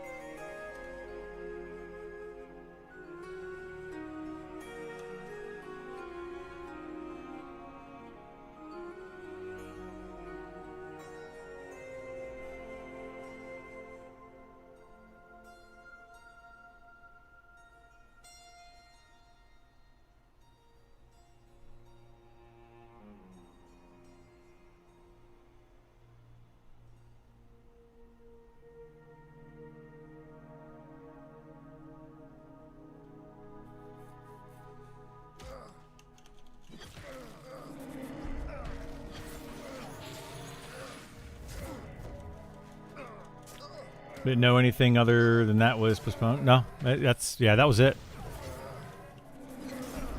There's a lot of speculation that they're going to push it back again and all sorts of other stuff, but nothing official has been said.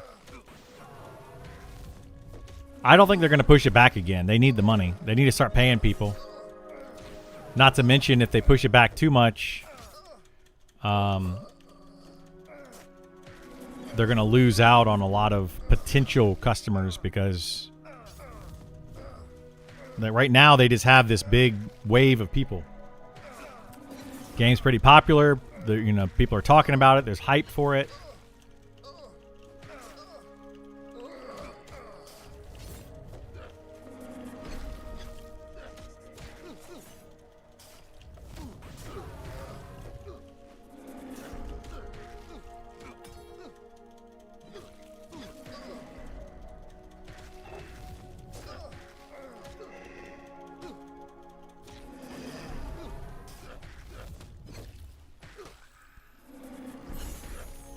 I'm on the Grizzled Raider. The Ogre.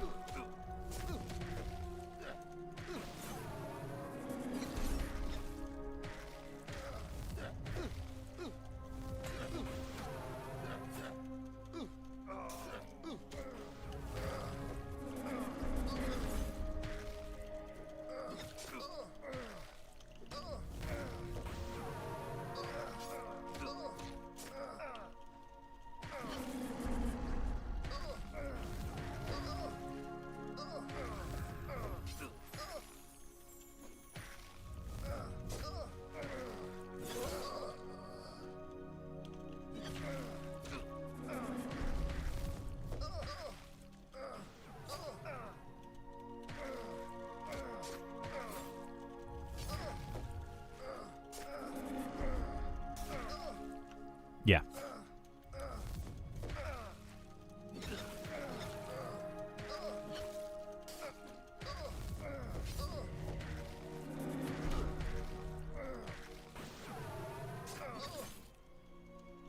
Yeah. Familiar with the $85 million lottery ticket won by Jeff Epstein's trust in 2008?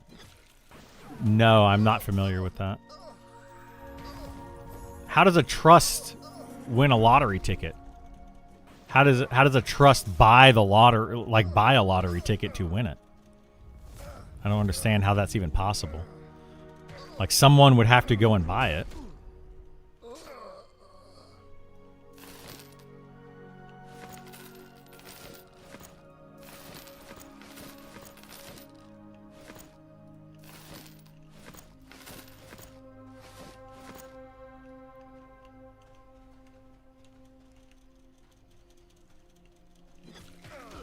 They had multiple wins.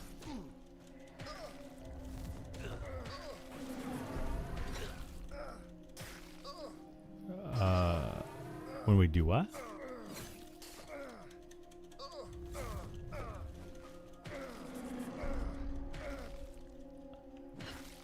Some of them are astral, which is the tier 4 stuff, and some of them are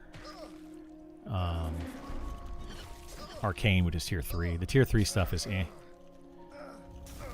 Tier 4 is good. That's what I made for Burl, though, is the tier 3 stuff.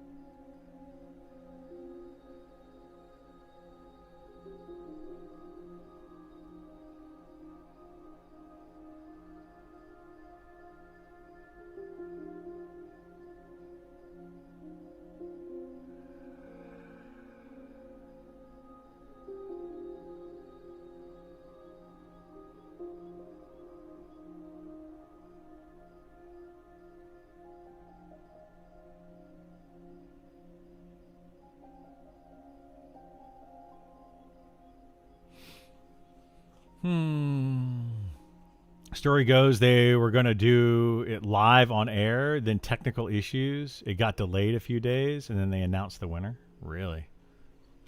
There's something shady's definitely going on with a lot of that stuff, man. Like, there's no way some of these things are happening the way that people are claiming they're happening. Just not possible.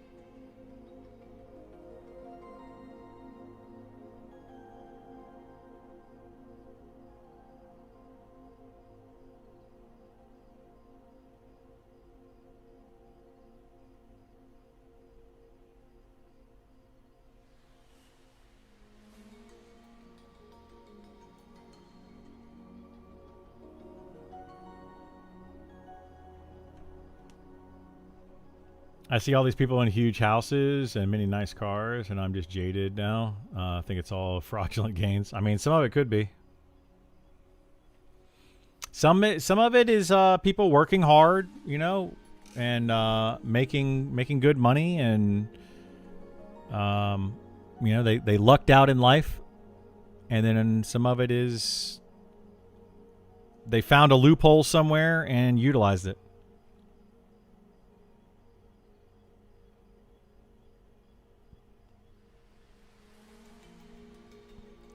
It is definitely sad.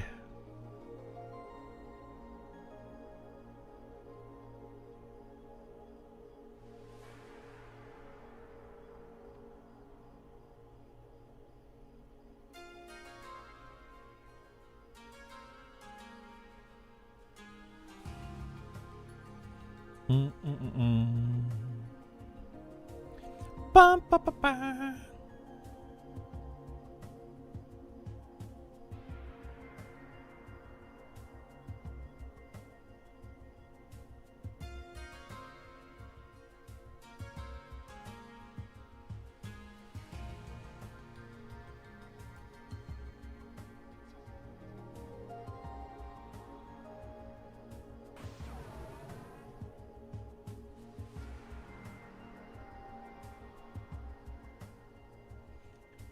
It's not going to get fixed because I don't think Sean understood the problem with it. It seemed to me like when we told him about it, it was like, oh, well, it's probably intended to be like that. But there's no way that's intended to be like that.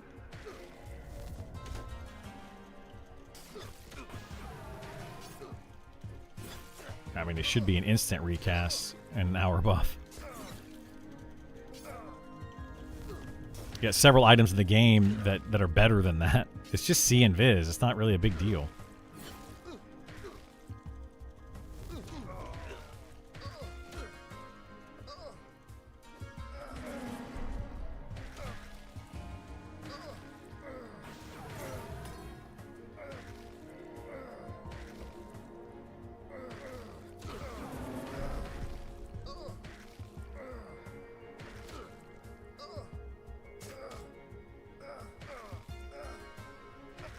What, the monocle? Yep.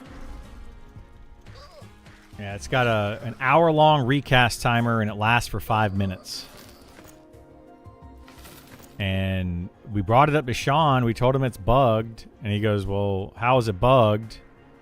I literally explained to him it's an hour-long recast for a 5-minute buff. And it was just like a, huh. I mean, it's not like a huge issue or anything. It's not a big deal, but seems like such an easy fix.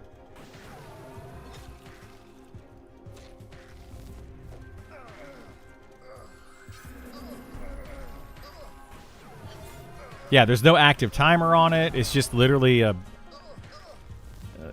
It's just silly. It's clearly a bug.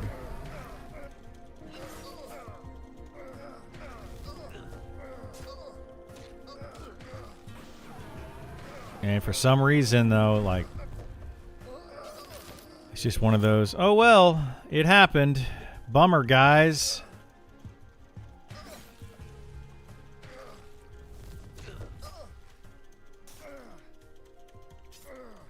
I feel like stuff like that, it's just so easy to change, you know? Like, they need somebody on the team, in my opinion, that's their job. Go through the Discord, go through Reddit or whatever. Find those little bugs like that are super easy to fix. And just fix them. You know, that's literally what they do is on a volunteer basis. You're learning the system, and you can go through and change a few numbers. You know?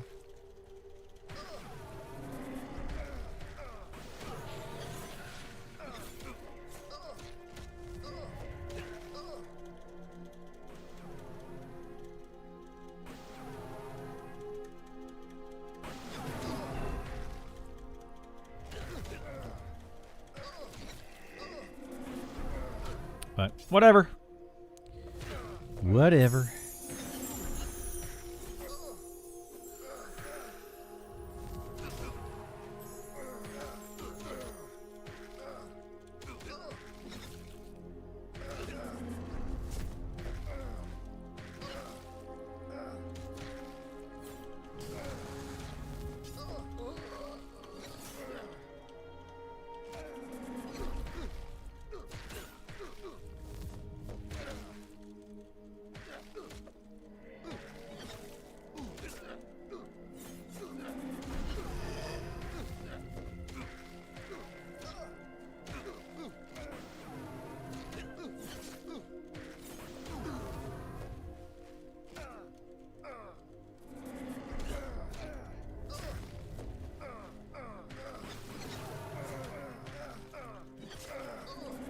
Malik, the Glass Viper.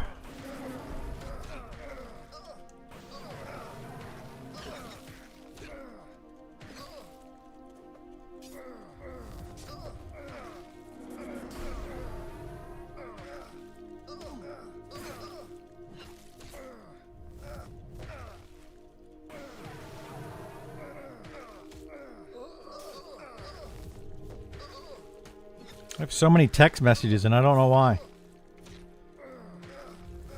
Oh. That one was my haircut appointment. That's what it was.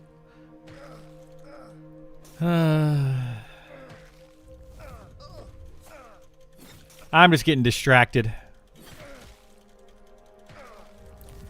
Distraction.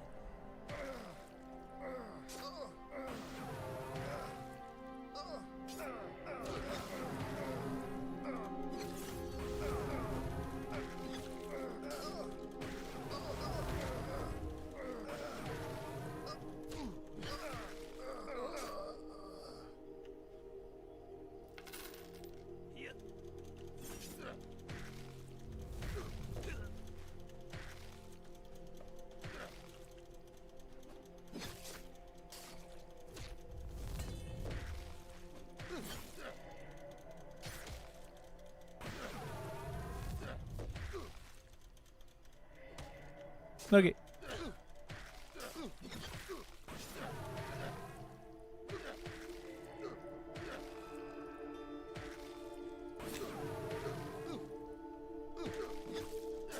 I just don't understand why that thing's no rent. Like, what's the point?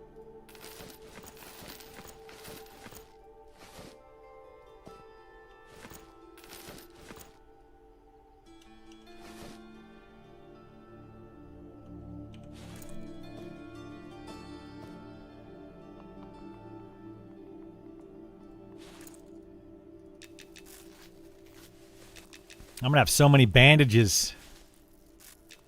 Start another character and I'm gonna have all these cotton bandages to use. Actually, I don't even know if I can use these on a new character.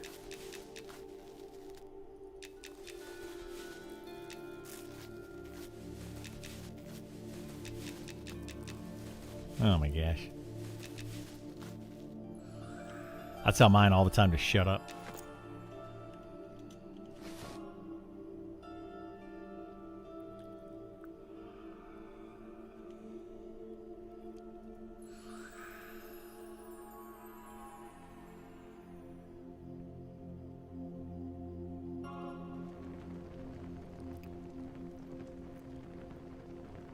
Really appreciate you camping that chess piece for you. No problem, Metallica. Anything for you, buddy. Yeah, this is the monocle that we're talking about. This right here. Monocle of Good Seeing. It casts See and Viz. Got a 7-second cast time. You can cast it at level 1. But it's a 5-minute See and Viz. Like, I'll cast it. And it'll come up here. Oh, I already had See and Viz. But anyway, yeah, it's a 5-minute buff. So now I can't cast it again for an hour. I can click it and it just says, warning. Can't cast it. Because why would you be able to cast See and Viz on yourself? That's overpowered. Way too strong of an ability. So clearly it's just bugged.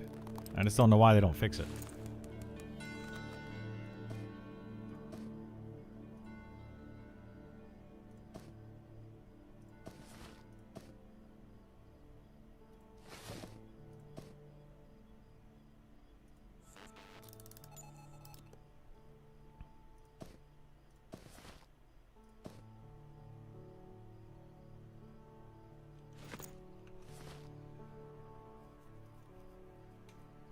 You're one of the only content creators that doesn't hardcore glaze this game? What do you mean hardcore glaze it? Maybe I'm not picking up on the modern lingo. Most content creators that play this game, I would say they like to play. They play a variety of games. They want to play all the different games, and they do it for the audience. They don't do it for the game. Which is understandable. I mean, like I could go play EQ Legends right now and probably get more. Well, let's look. I could probably get more viewership from playing EQ Legends. But EQ Legend or Daybreak, terrible company, and I don't really like the game. So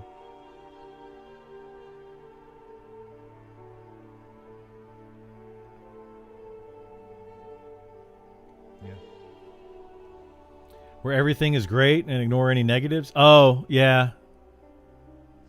I mean, the game is great. It's fantastic. But they've got a long way to go. They've got things that they need to fix. Things that need to be resolved. I mean, if we end up just saying nothing but good things about it, Pantheon is going to be the same thing that happened to Pantheon will happen to this game. I love the game. It's fantastic. Everybody play it. A bunch of people come in to play it, and then they find out that the game is absolute garbage, and then it just dies, and nobody wants to come back to it. You got to keep it realistic, you know? Game's great, but it needs some work.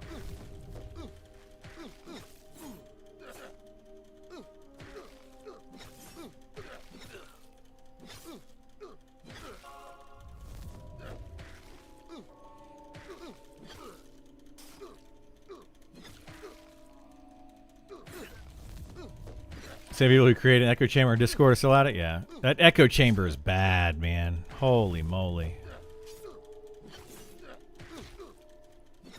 It's so bad.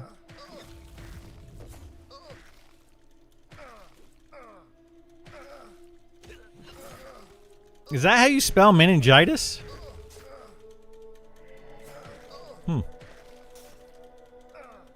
I would have not known that. I would have spelled that way differently.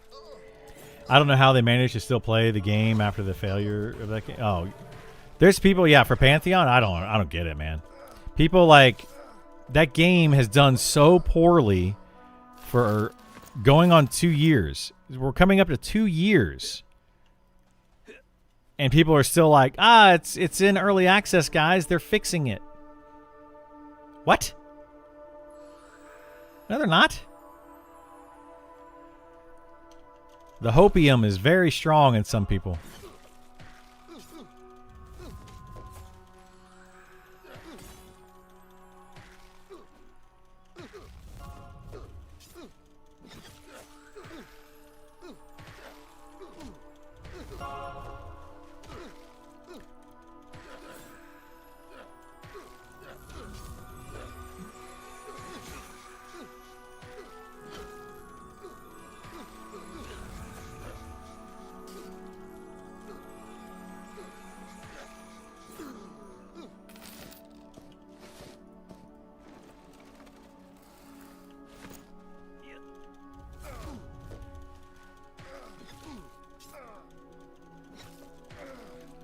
You just need to visit the Pantheon Discord VIP. It's high on copium and white knighting. Oh my gosh. Yeah. The combat is too clicky for my likes. Yeah. I mean, Pantheon could be fine. Like, it could be a good game. The devs are all over the place. I watched a lot of games in my years that were supposedly going to be the next WoW killer. Flop super bad, and people still try to defend him. I now have very little faith. Yeah. I mean, WoW killer is not going to happen. You're not going to see that. Like, that's just... World of Warcraft happened to be right place, right time. You know, everything just kind of worked out.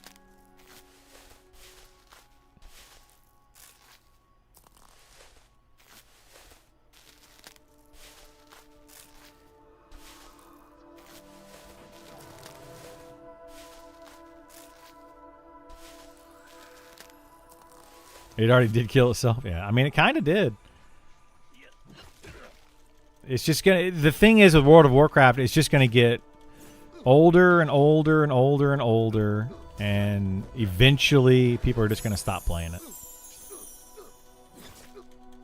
I mean, it's gonna stick around for a long time. I mean, EverQuest is still around with like a couple thousand people total playing it.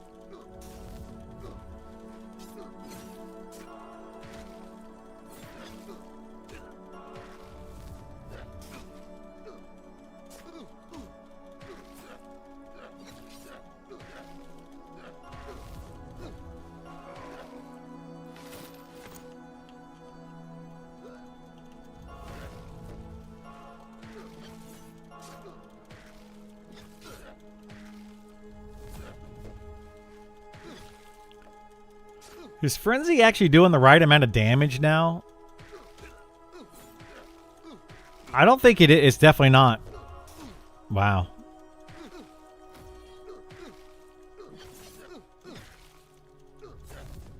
Unless they're mitigating some of the damage.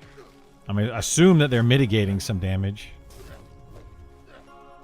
Because I'm doing like, Frenzy says that it does 20% to 40% of your weapon damage. So it should be doing 40% of my weapon damage on level 60, plus 25 physical damage. And my hits are for 20, like 15, 28. Doesn't seem right. I thought games like PlanetSide had a lot of potential, but just never executed the best. Yeah, there's a lot of games that have some potential out there. Just a matter of if they're able to pull it off or not. You know, like this game's got a lot of potential. It could still fail. It can absolutely still fail.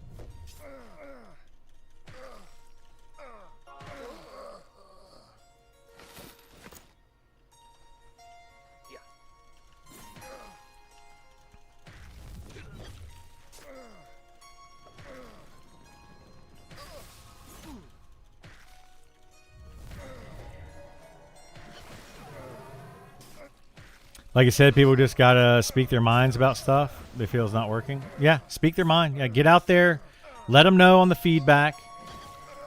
Tell them what you like, what you don't like, and the best thing you can possibly do is if you really don't like something, not play the game.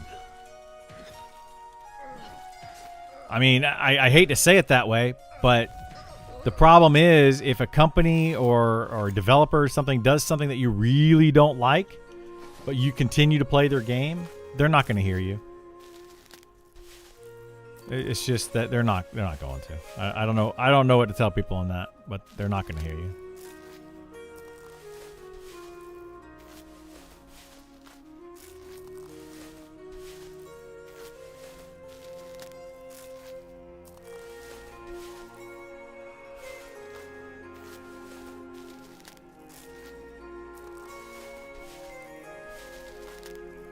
How's my bind wound doing here? Bind wound 165.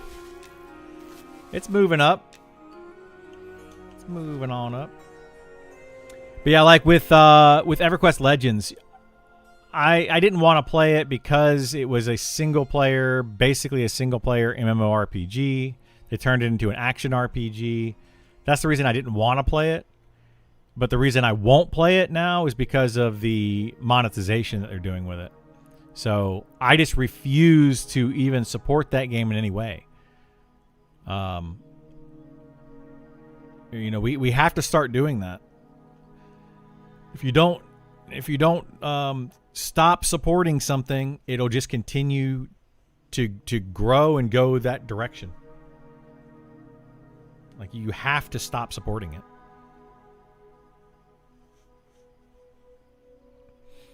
And there's people out there that are like, no, EverQuest Legends is fun. I don't like this thing about it, but it's still fun. Okay. If you say so. Daybreak's not going to change.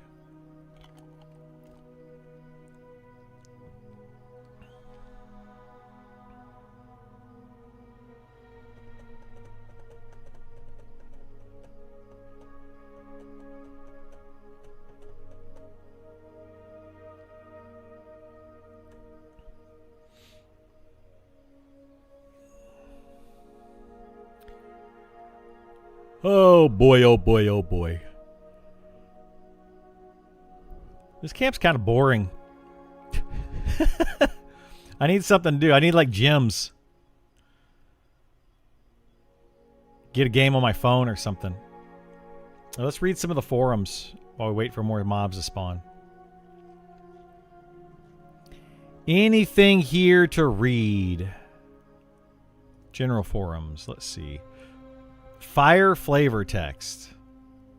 My brother found this item. I just got to say, props to whoever is writing these. Oh, the flavor text. Oh, this is the Ring of Regret. Yeah. What's crazy is you get this ring. It's got cool flavor text. You have another sword that has 0 stats on it. Can't figure out how to do a quest that's clearly supposed to be a quest.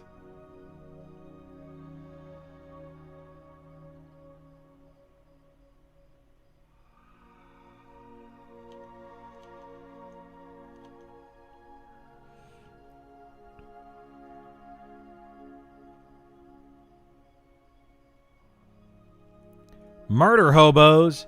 Genuinely curious about why people are murder hobos. I've never seen one fair fight in Monsters Memories. Only seen them attack when it was fully engaged with a mob or had no mana or attack in large numbers. Murder hobos don't exist for the challenge. So what is fun about griefing? PvP, of course. Oh, yeah. For those that are saying that the PvP server isn't a grief fest, there you go.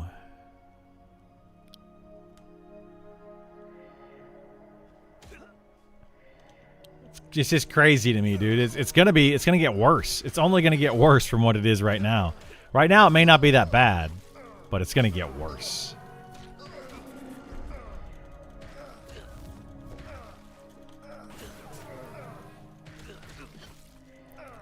That's not even in the PvP forums.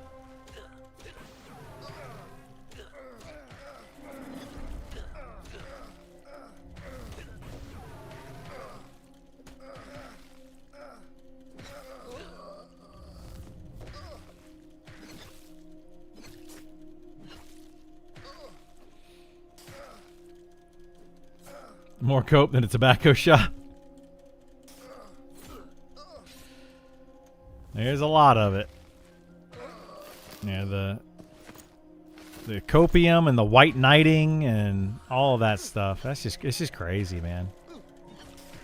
I don't know how you can continue to defend some of the things that have been going on.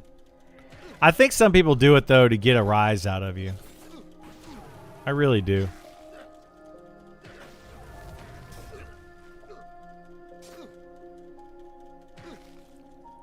I know they do it to me. Like for a while, people were like, charm isn't too strong, leave it alone. They were just trying to get a rise out of me for it. I did some science and it looks like a placed torch lasts exactly half as long as a held one. How come? We lit up the North Gate Road for a new arrival to get through the night, but torches ran out in no time at all.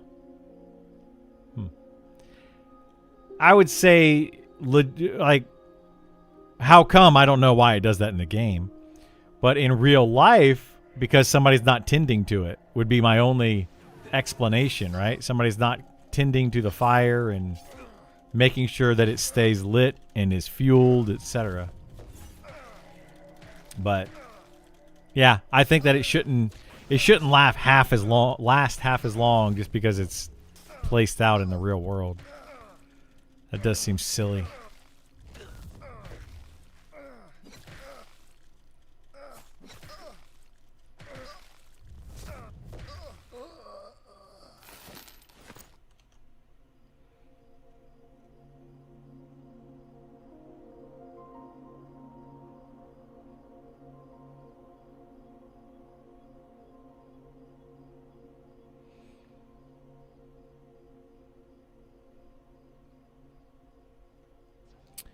Best solo or duo classes for...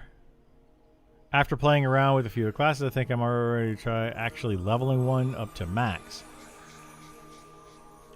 I'll read that in a second.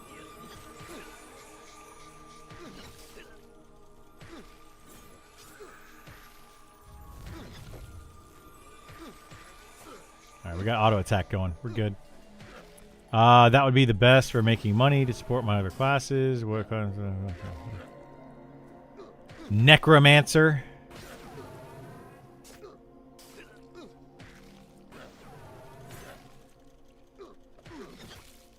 Best solo class. It will get worse, and then PvP server will be left with one guild griefing everyone. Yeah, that's what's going to happen. It'll be left with just a few players that all griefed everybody else out of the game, and then those griefers will be like, "Why is nobody on the PvP server? It's dead. PvP's dead."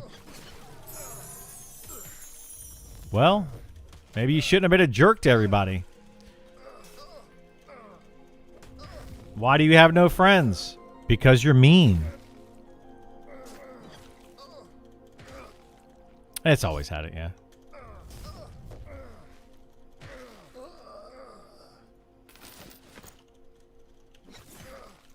Yeah, exactly. And people are learning to like it.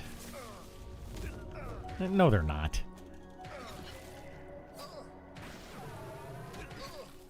Yeah.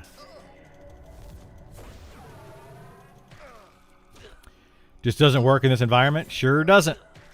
It sure does not. There'll be dozens of them. Dozens. Yeah. I mean, I'm fine with them having a PvP server for those weirdos that want to play on it. But... I don't know. I find the whole thing funny.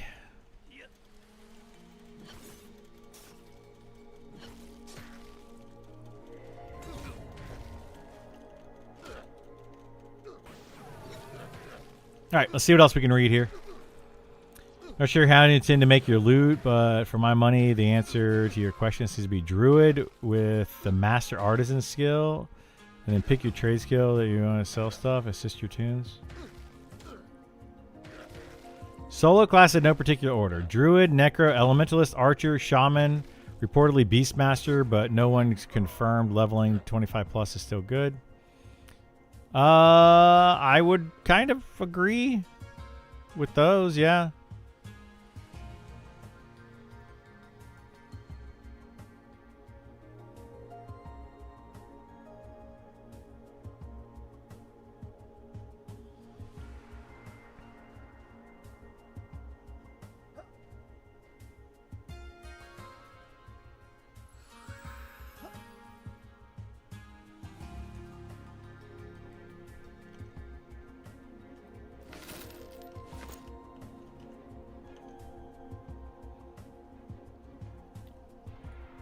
NPCs give my snake level 60 buffs. They sure do.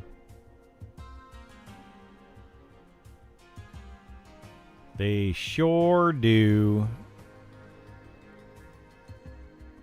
Sign out in tags mobile version. What? Seems I have to go desktop version on forum site to sign out, but also unable to select tags on mobile. Huh. Yeah, the forums are kind of having an issue.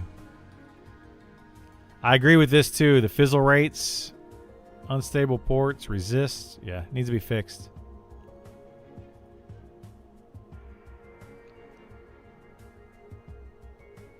Can we define free roam a little more clear? In Evershade Well, there are orcs that have static spawns that don't move, campable, and orcs that have static spawns but also a set path. This right here is exactly what I'm talking about. That's what we were talking about, that discussion we were having earlier, is that the free roam thing. I was solo camping Jacob's room, rejoining Chambers in Wormsbane the other night. I was clearing every mob. I had a campfire down. It was clearly established. While I was medding next to the campfire to get mana, some Necro ran in and started pulling mobs from the little alcove, cubby holes in the walls.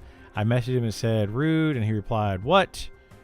I explained he didn't even bother asking to join my group for this camp. He replied, that's not how this works. Camping, Jacob is fine, but floor trash is fair game. I told him that's not how this works, and he got all huffy and eventually left. Nice to know I can refer Any future offenders to this post? Well, good luck. I think as long as they are static and not free roaming. Free roaming orcs, in my opinion, would be the world spawn orcs that populate around the zones.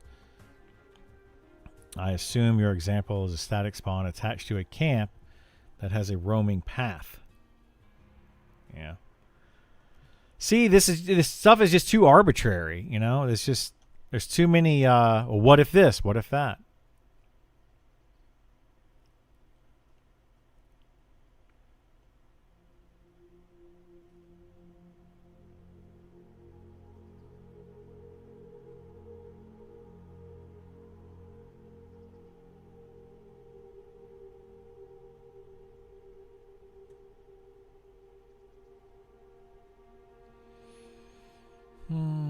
Level has nothing to do with it. If you read the post, it specifically calls this out. In your example, someone only killing 1 or 2 mobs, aren't they just camping those 1 or 2 mobs? Unless you guys plan on defining every single possible camp. Jeez. In Evershade Well, there are bats and orcs and wasp and wolves that wander all over the place. If you're talking about those types of mobs, I know you said orcs, but scouts, warriors all apply. Then those are free roaming and are not part of a camp. If you're talking about a static camp that has a mob that patrols around as part of a camp, is defined in Play Nice policy. Well, there you go.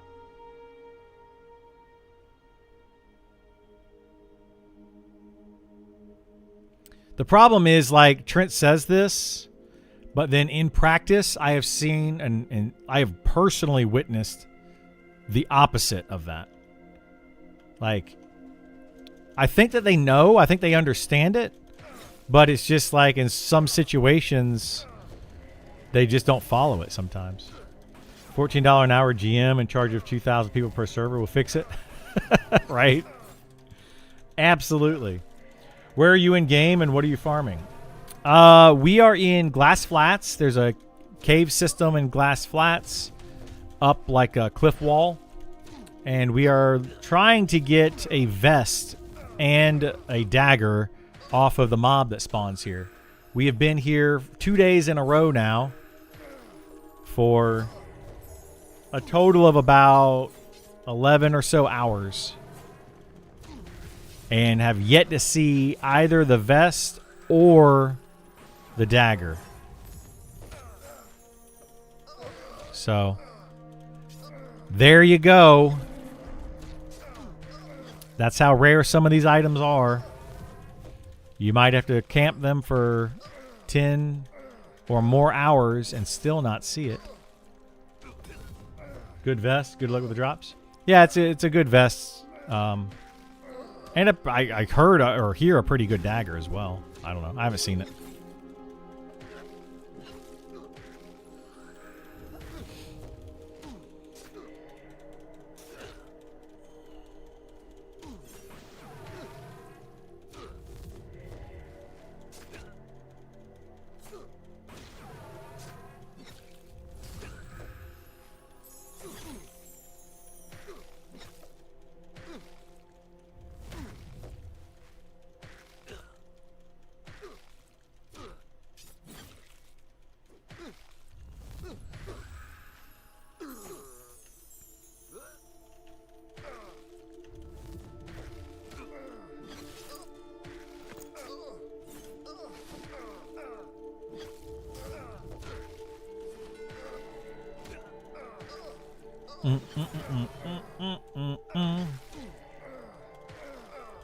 Surprised we're not getting yelled at today. Those dang old rampage people camping this mob all day long. They're just hogging it.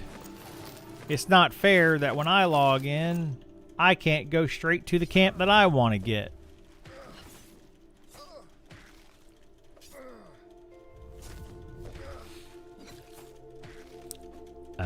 Okay.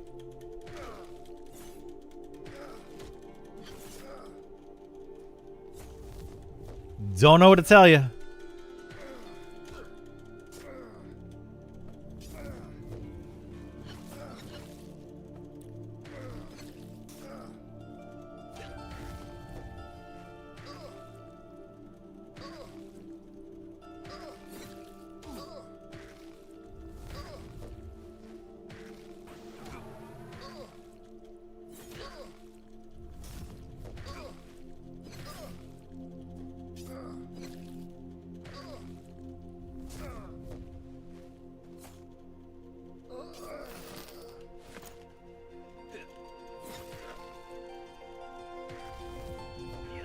I feel like they kind of fixed this bug where you jump and the mobs don't come back anymore.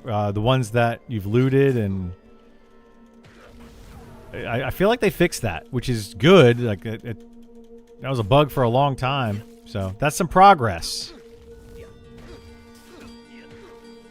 That is some progress for sure.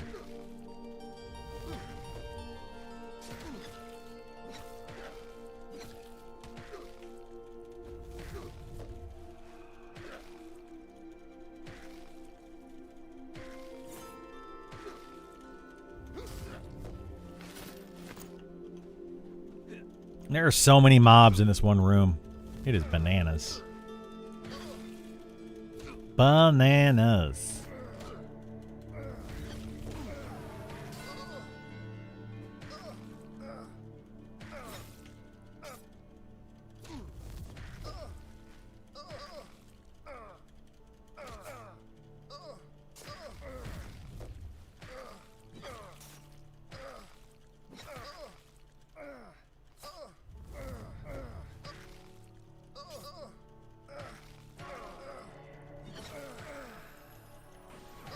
Here's another one.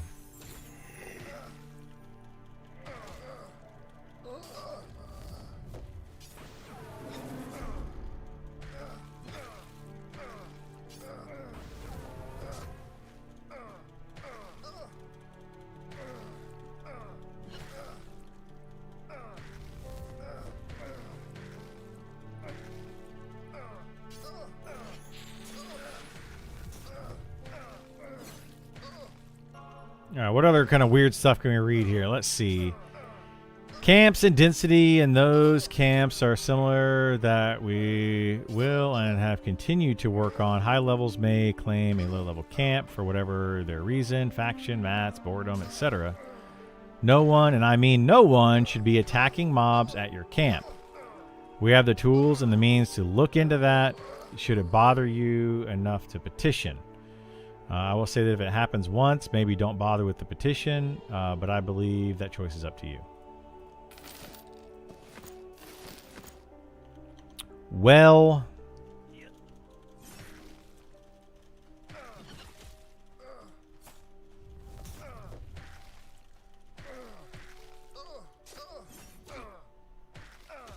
actions on accounts for violating Play-Nice policy are fairly well defined within it. If people want to camp steal after this post, they will find that even tough discipline is not listed within the post. It still applies. Aside from that, I was running out of the allotted 4K characters in the post, maybe next week. Play-Nice policy intentionally vague for good reason, at least good reason for me. It allows intelligent interpretation of any particular event or petition. Each camp is different, and we need to be able to consider... Uh-oh. This guy run off?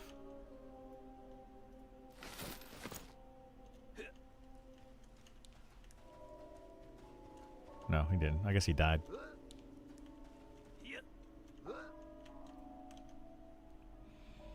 Rule lawyers. If it was, say, 5 feet is the rule, then players will go up to 4 feet, 11 inches, and say, nuh-uh, I did not violate the rules. And they will do that over and over and over with some vagueness. We can say, dude, stop. This will absolutely happen. No, I didn't. I didn't do that. You can only claim property at one camp. You can't pull both of them all day long, as there isn't another camp waiting on the second camp. I'm going to bring up a question here. Night Terror is an open world, free-roaming mob and cannot be camped.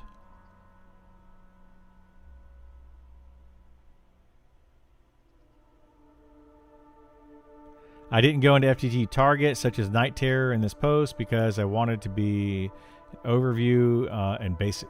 What? But okay.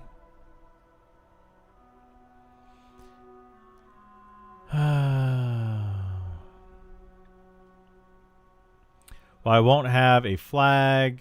Do you have a flag for camps? You bring up a good point. A campfire does not dictate a camp.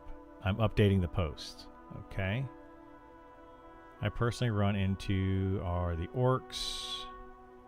There are 2 static spawns, that being in patrol, and other beguiled wolf cave, which are static spawns that then begin roaming, unsure if set path. What it means: if you are a first to camp, you have priority claim to it. It is your camp, your mobs. The level of the claiming player does not matter for purposes of claiming a camp. A campfire does not claim a camp, nor does the absence of one mean it's not claimed.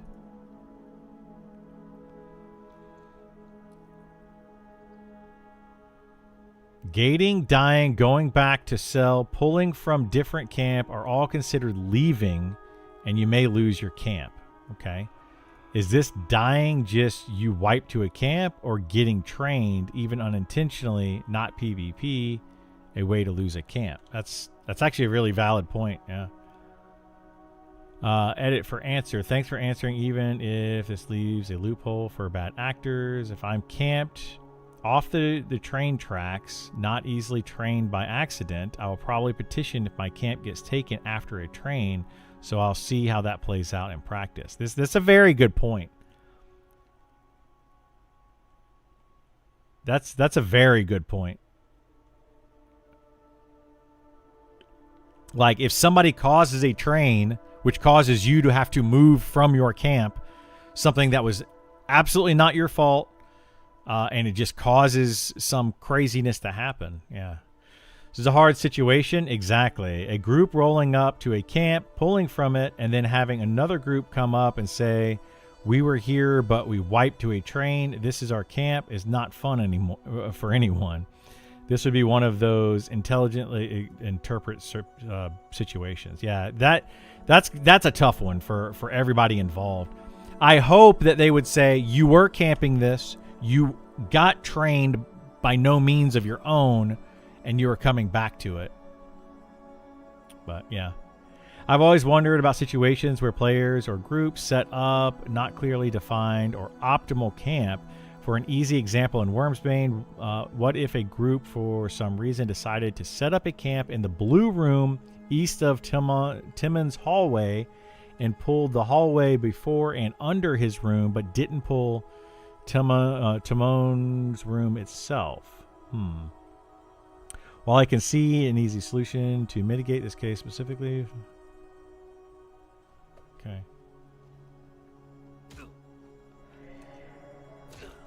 I think my question is going to be, I'm going to keep scrolling through these to see if I see anybody ask it, but what about if you have 6 players in an area and they're able to pull more mobs than like if I had 6 people in this camp right here, I could camp this room right here. Sure, that's one camp. But if I had 6 people, I could definitely be pulling down the hall. You know, and I could be pulling more stuff. So, you know, like that's part of the problem with the solo duos trios versus a full party of 6. Not only do the solo duo and trio get more XP, they also need fewer mobs. So when you add in 6 players in a party, you need to kill a lot more enemies to be able to maintain a decent amount of experience per hour. But if you're limited to only a few mobs, then it kind of, I don't know, it kind of destroys that.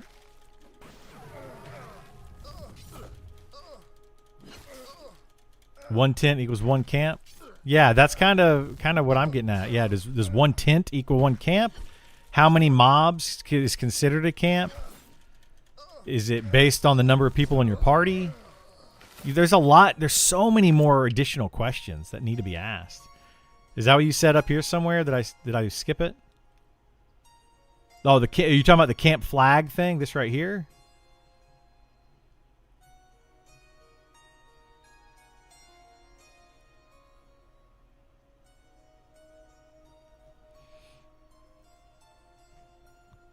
Two from Pineapple. This one right here, Graves.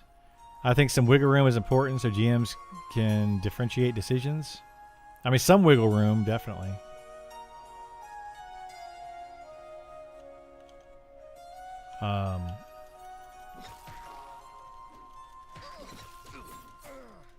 Yeah, there definitely needs to be some wiggle room, but it just needs to be... I don't know, man. I don't know.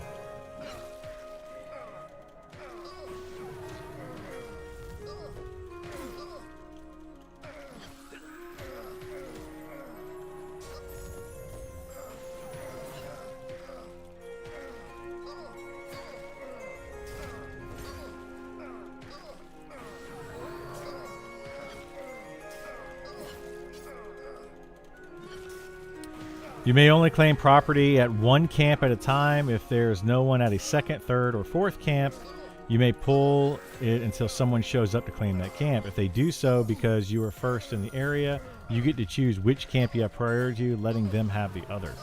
And see, that's the problem with it, right? And that's kind of what I want to bring up. Like, I totally understand the rules as written, but the problem with that is that encourages more people to be in smaller groups and not form larger parties.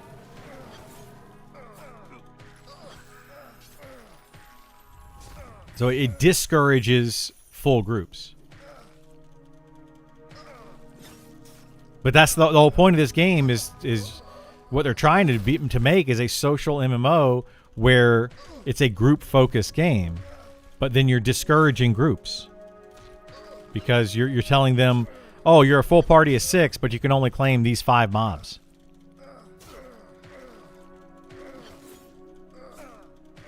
So if I'm a full party of 6 and I'm pulling, let's say, 3 different camps of 5 mobs each, so we have 15 mobs, and then one other player shows up as a solo player and says, I want one of those camps, which is 5 mobs.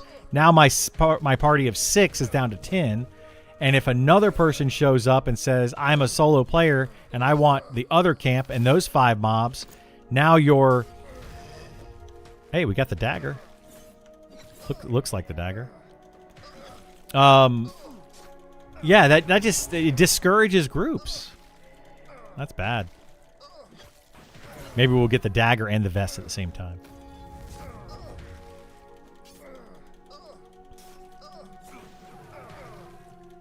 Yeah, I don't know. That's what I'm going to bring that question up. If somebody doesn't ask the question and get a response to it, I'm going to bring that up at the bottom. I don't know how to word that though.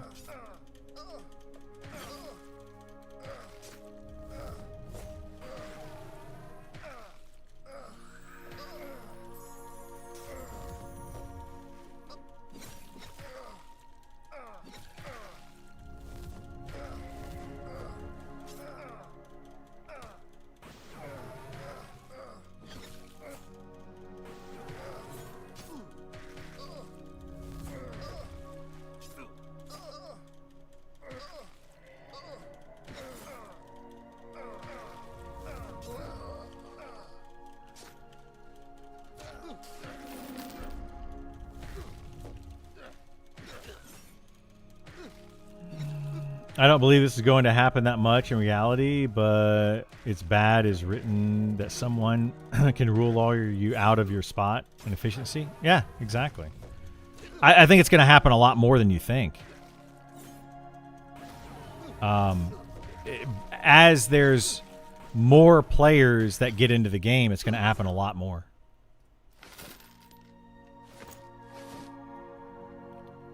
There you go. 1324. That's a pretty good dagger. This is the would be the high level equivalent of this. So just so you can see, this is a level 45.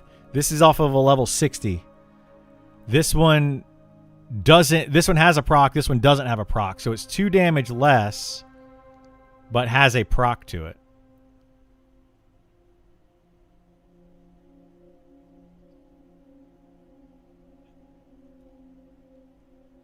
So, yeah, I don't know.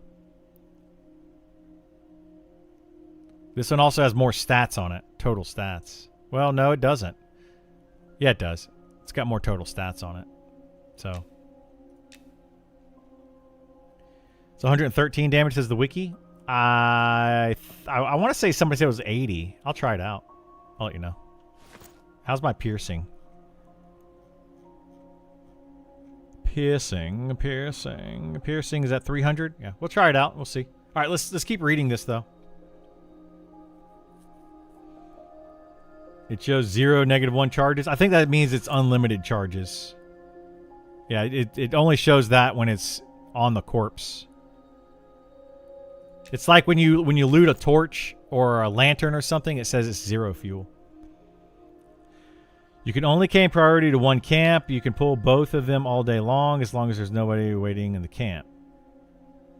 Okay, let's keep going down here. Seems to be that a lot of issues surrounding camps would be alleviated by implementing pick zones. Is this on the table at all? It is not. I don't want to read all of this. To the troll beneath me.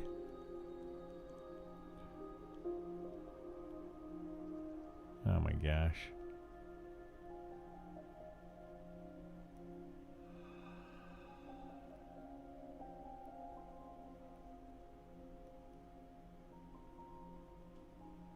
GMs certainly have their work cut out for them. I agree with that, yeah. While I'm an old school player who respects camps, I think the Play Nice policy relies a lot on both common sense and decency, and those two things are very short supply in a modern gaming community. This person speaks the truth. And these people are just arguing with each other. Eventually, the hope is the community defines and understands where you set up for a particular camp, where you pull to for a particular camp. In the meantime, we have an internal document for how customer service has ruled about various camps, so we are consistent. I would expect people to rightfully be disappointed or upset when told this is the wrong place to be for this camp, but other time sort itself out. It won't sort itself out. Well, it might. We'll see.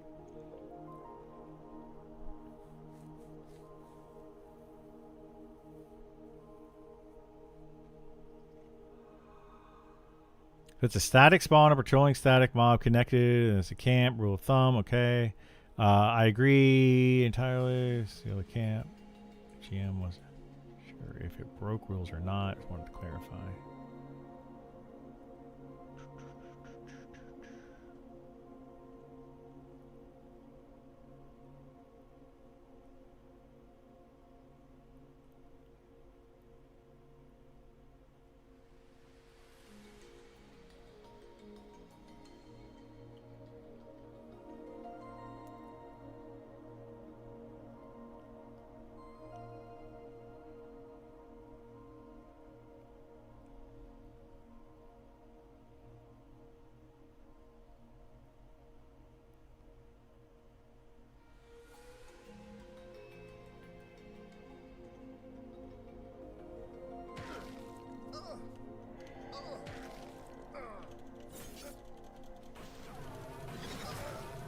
$81 points of magic damage is Crystal Shard.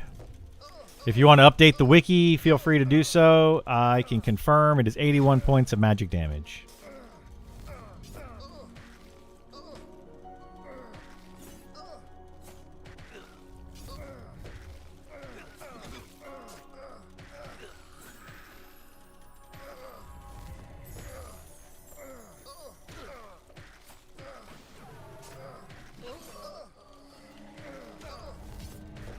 Now I wonder, does the magic damage scale on your character if you have more int?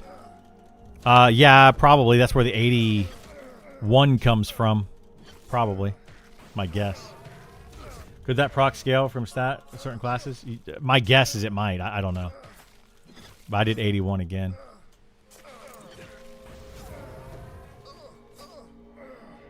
Yeah, you know what they say.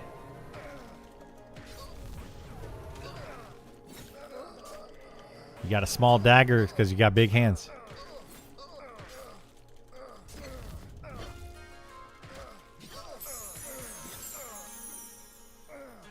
Let's see. Shaman. Shaman can use this. You want to try to melee on this and see if you get a bigger proc than 81?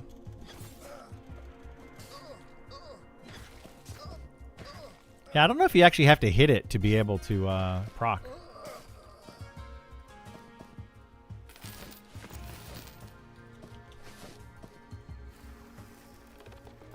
We'll see what Gith's does. His, if it's based off of wisdom, will be much higher than mine. But it might be based off int. I don't know. We'll find out. What's your int at right now? Mine's only at 16.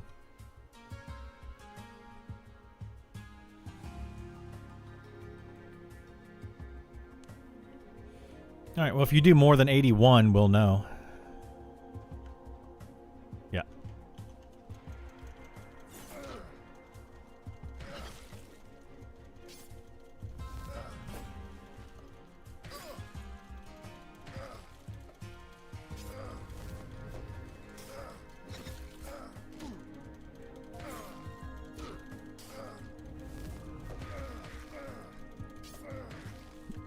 You just look like you're trying to shank somebody. I pulled too much.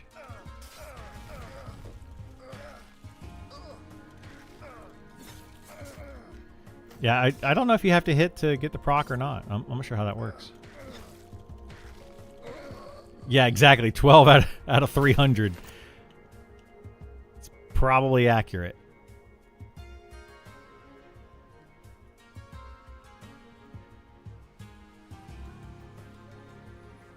Well, we'll let him pierce for a little while and see if it procs.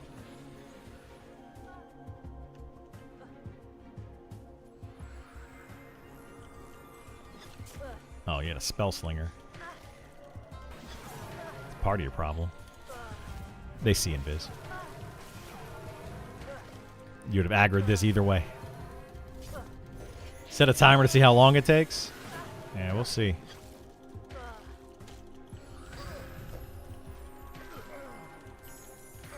Kinda.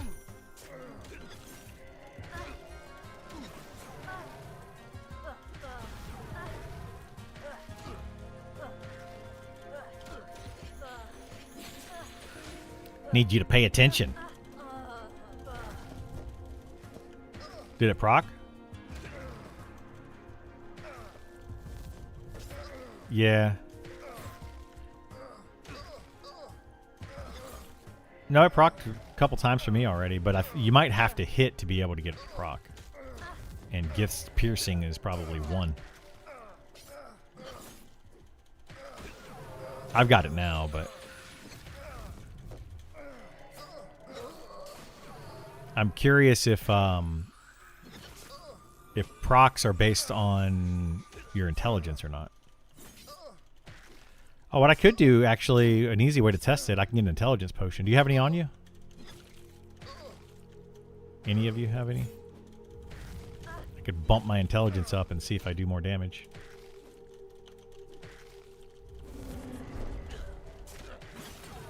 You need sal potions? I can get you some.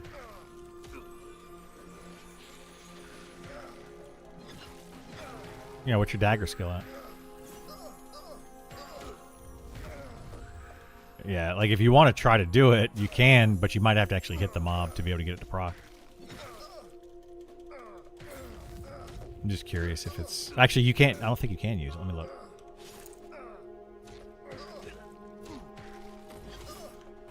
No, you can. Who can't use it? It doesn't say all. Let's see.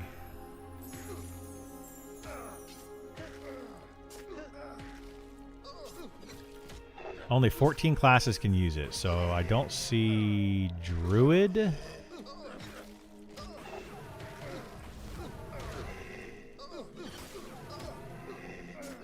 Nope.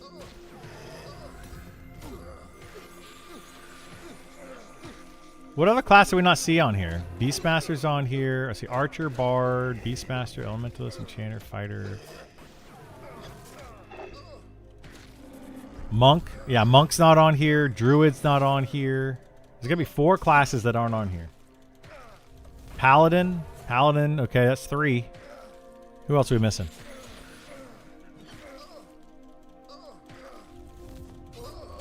Cleric. There you go, Cleric. Figured it out.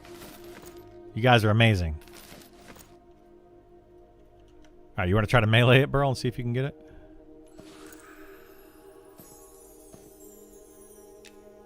Yeah, just melee it and look for the proc. It's going to be yellow damage.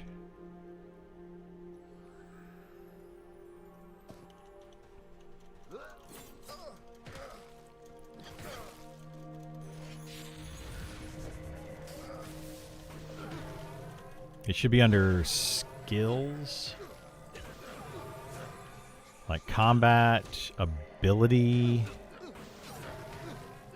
detrimental mine, I think. I believe is what it'll come up under.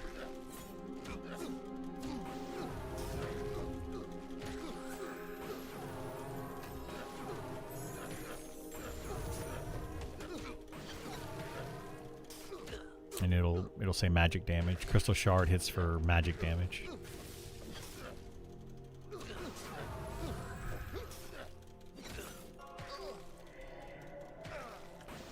It procced 81 for me. That's with 16 intelligence. That's what we're trying to find out. Yeah, if it scales. Yeah, it's just a random chance. You might have to actually hit it for it to go off.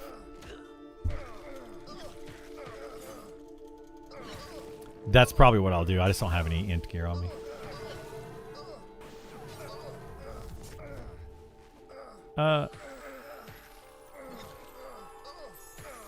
Yeah, you should just make a new tab. And just put that detrimental mine in it.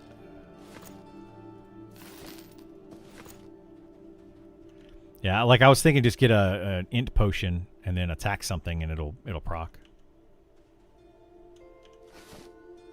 I'd only need like 15 or so, 20 points of int. To see if it changes. I just need to see if it changes one. But I don't think I have anything on me. I got a belt slot.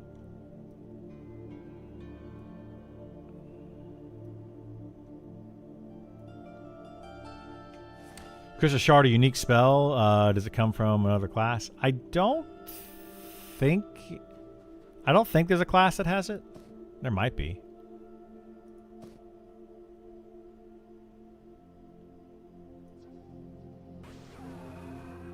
Just a bunch of stuff that gives me, like, do you have rings, jewelry? That's it? Oh my god, we gotta get you jewelry.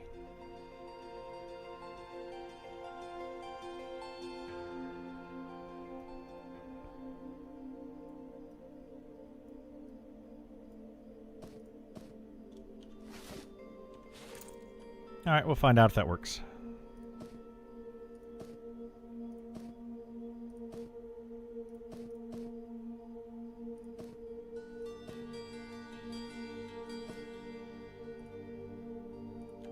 Oh, I can't wear the robe. But I've got 35 intelligence now, so let's try it.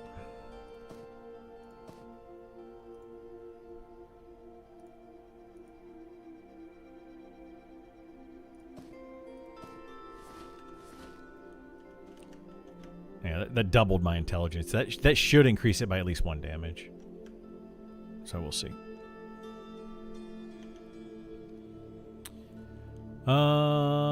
If a mob dies with no on an aggro table, the corpse and the XP poofs with nothing granted. The only reason for higher level to do this is to disrupt, and it's violating the play nice policy.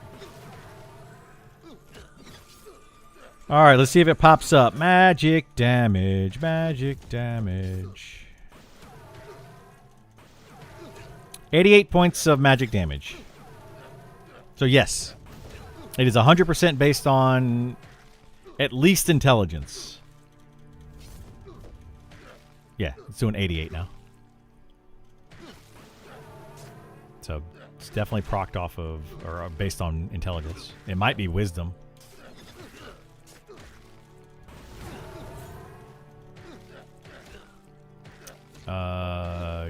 Guillermo's, I think, is the bigger one.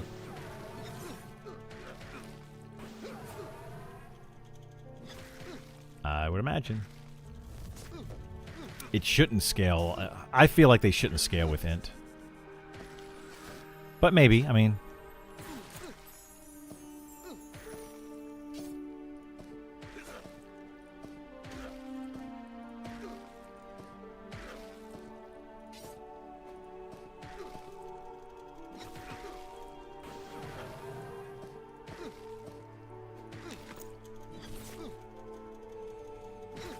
Yeah, because that's going to end up making proc weapons really good on like a Spellblade because they're going to have decently high int.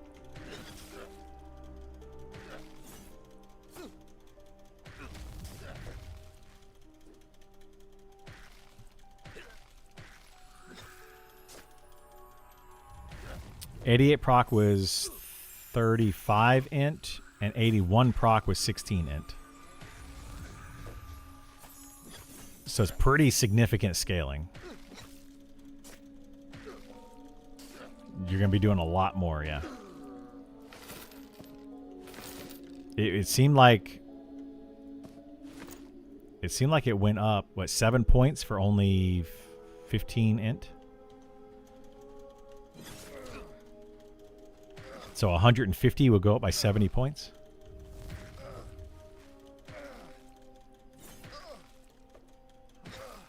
Yeah, I don't know either. Nah, it's fine.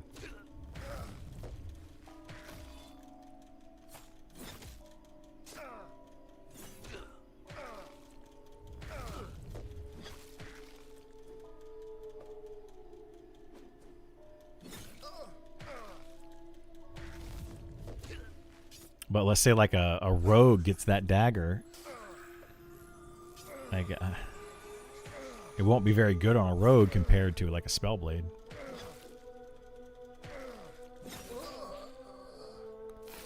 Well, rogues just suck, but...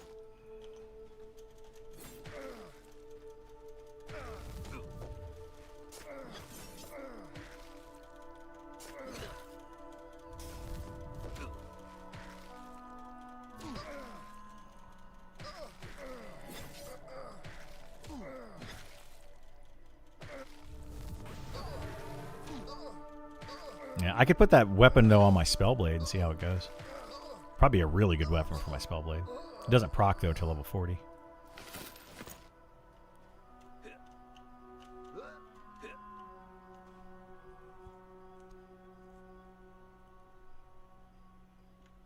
Is what?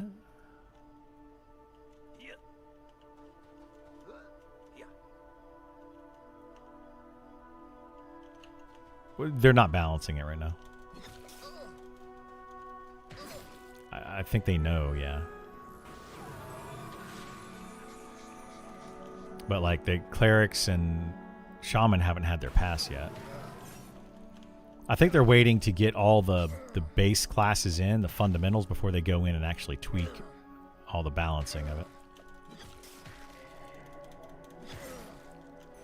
Oh, absolutely. Yeah, they're way too high also, but they're waiting to get everybody in first and then gonna adjust, is my understanding. Like, because Wizards nukes need to come up. Like, that's either Wizards nukes need to come up significantly, or the Druid, Shaman, Cleric nukes need to come down significantly. You can't have healers basically being Wizards.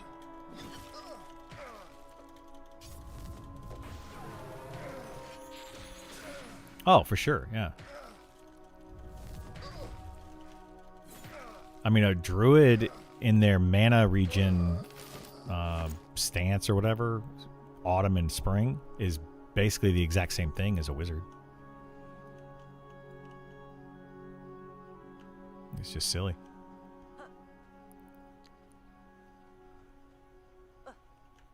Yeah, exactly. You wouldn't right now. You absolutely wouldn't. Like, Wizards are the second worst class in the game at the moment, I feel like.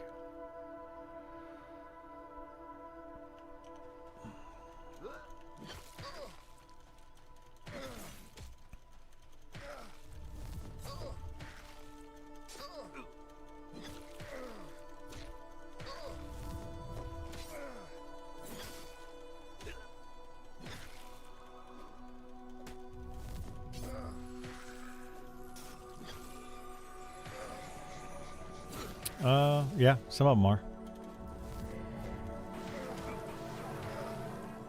Nope.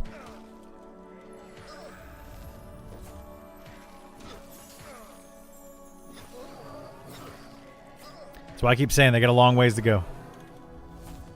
It's level requirement, level 40. I thought it was the level of the spell. No, it's level 40. It's not the level of the spell. Level requirements for procs are usually significantly higher than the actual spell that it casts. Heard something about what?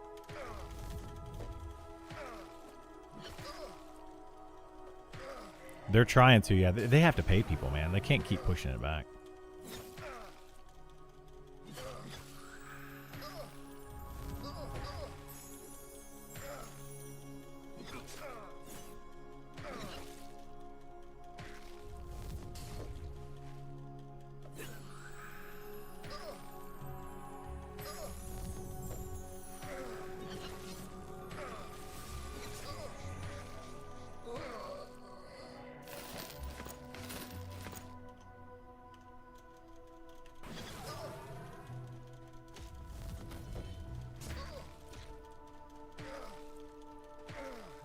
What level can you start doing this camp that we're at right now? I would say the minimum would be high 30s. I wouldn't come here before level 38, probably. The mobs here are level 41, or like 40 to 45. So like if you are level 30, if your whole group is level 38, a name spawns, you potentially could get killed.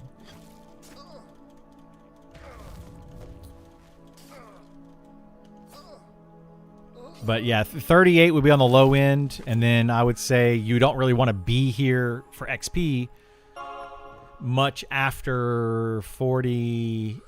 I'd say like 46, 47, 48. By that point, you probably want to move on. But this is a really good spot from like level 40 to 45 for sure, with some decent items in it, decent weapons and stuff.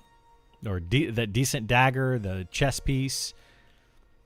There's some wisdom boots that are pretty decent. There's a wrist piece, intelligence wrist piece. That's good. And you can have 2 of those. So yeah, overall it's pretty good spot. All right, let's keep reading here. This includes players. You can clear aggro, things like blur. You get a mob down to 2%. You FD, looking at you monks, and it dies. You get no loot or XP.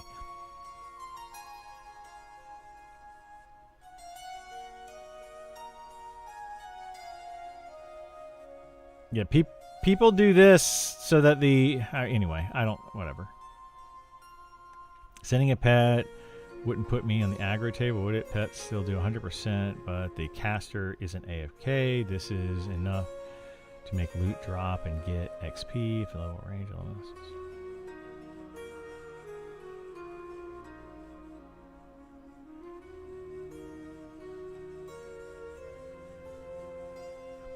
If there isn't a player on the aggro list or table when the mob dies, the corpse poofs. If you don't do something to put yourself on the aggro list, I don't know what else to tell you about this.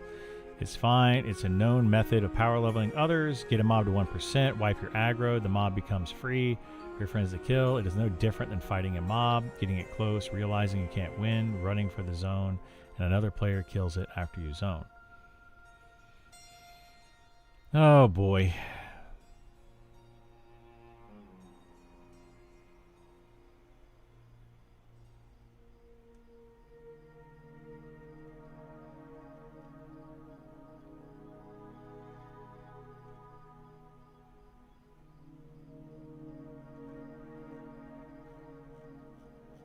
All right, I'm not going to read through all of this. I'm getting tired of reading through all this.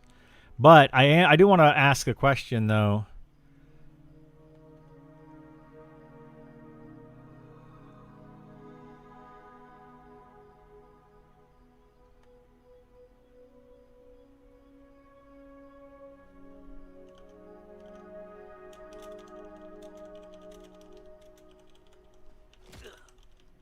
Uh-oh. Monk wants Knuckles off the same guy. Yeah, the Knuckles are decent. So yeah, this would probably be a camp that we come to for early access. We're gonna I'll probably want the dagger. Our Monk will probably want the Knuckles and the vest off of this mob. We have intelligence casters that are gonna want to have the wrist off the mob. And then the wisdom boots are gonna drop a ton, but we'll take the wisdom boots, give them to whoever our healer is, and then disenchant the extras. So it'll probably be a solid camp for early access based on what we know right now. I would definitely recommend coming here. So yeah, when we're in our like high 30s or low 40s, we might come here. We were going to do the Pale Tower around level 40, but other than the Eclipse Cleaver at the Pale Tower, there's really nothing good to get there. There's a few things, but nothing like crazy.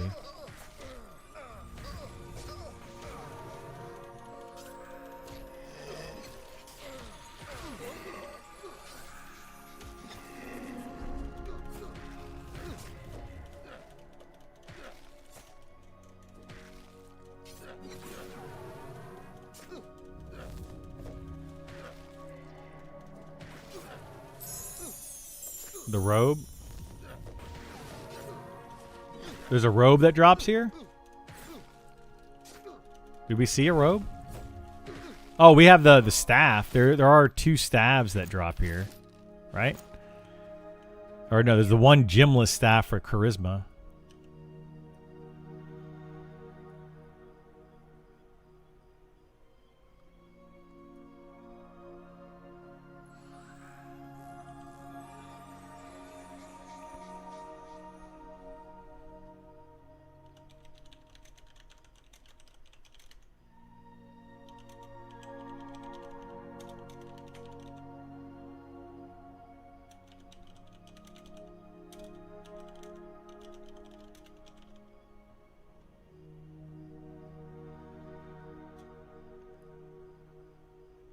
Let's do it this way. Discourage.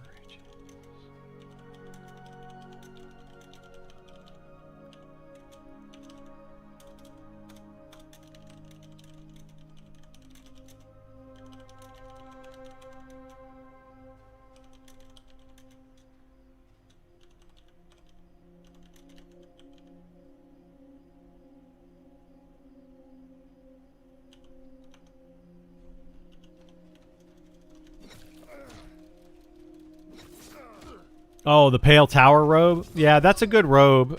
It is. But that's a guaranteed drop.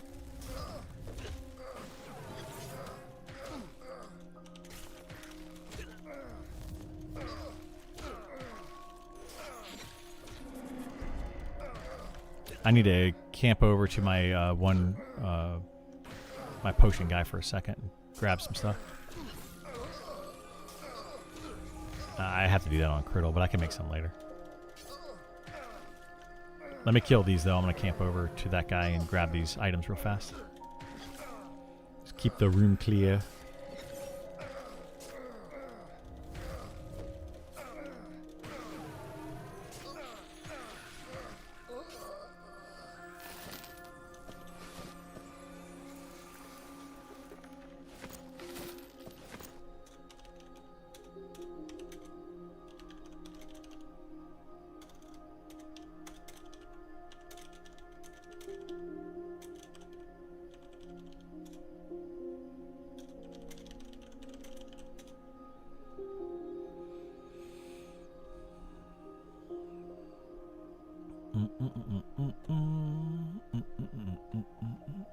I would say one thing is you can't solve everything. That's impossible. They're setting guidelines. Going to have to deal with a lot of situations. Yeah, it's going to be rough for sure. They're not going to be able to solve everything. I did one venture under the tower. Wasn't sure if there was more to explore, though. There's a decent amount in the tower.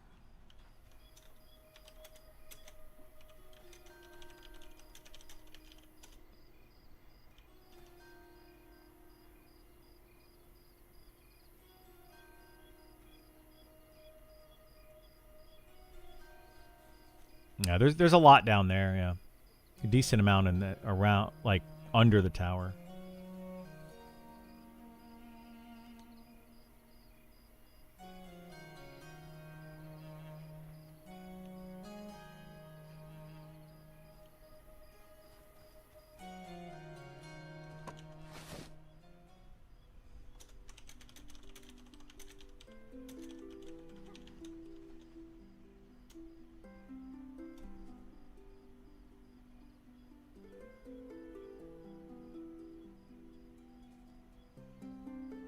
Hmm.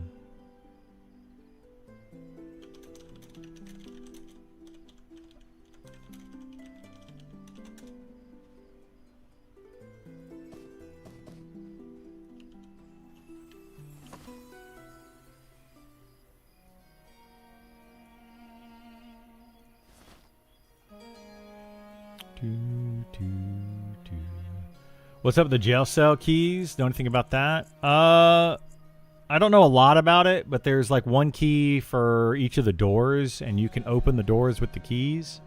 But I don't know much of a quest after that, and like what you can actually do with it. I think it's just for opening the doors. I would imagine there's probably a bigger quest.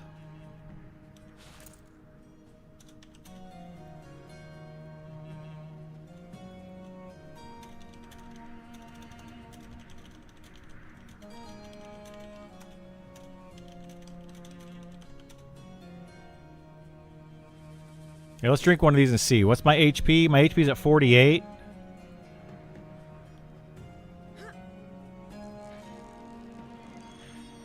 Yeah, it worked.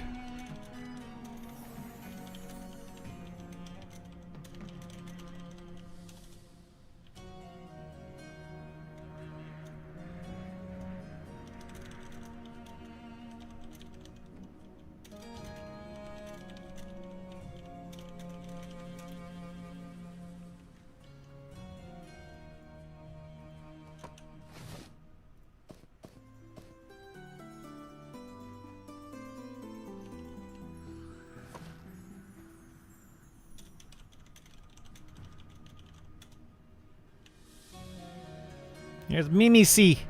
Mimi!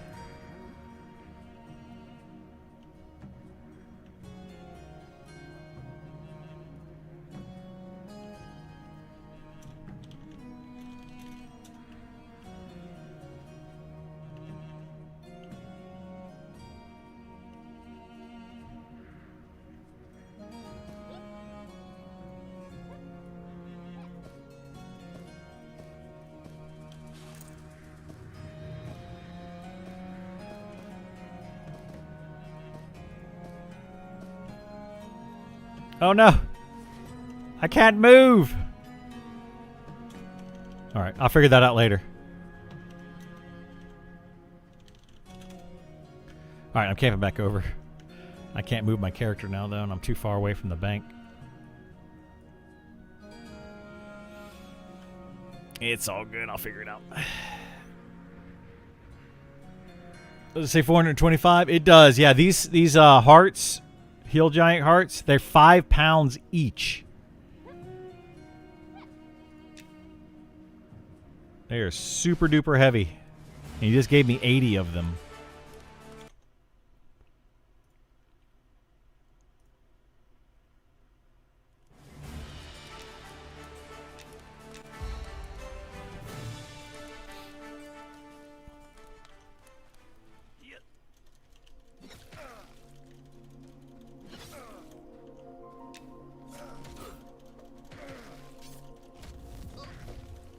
All right, let's keep reading here, or what I was saying.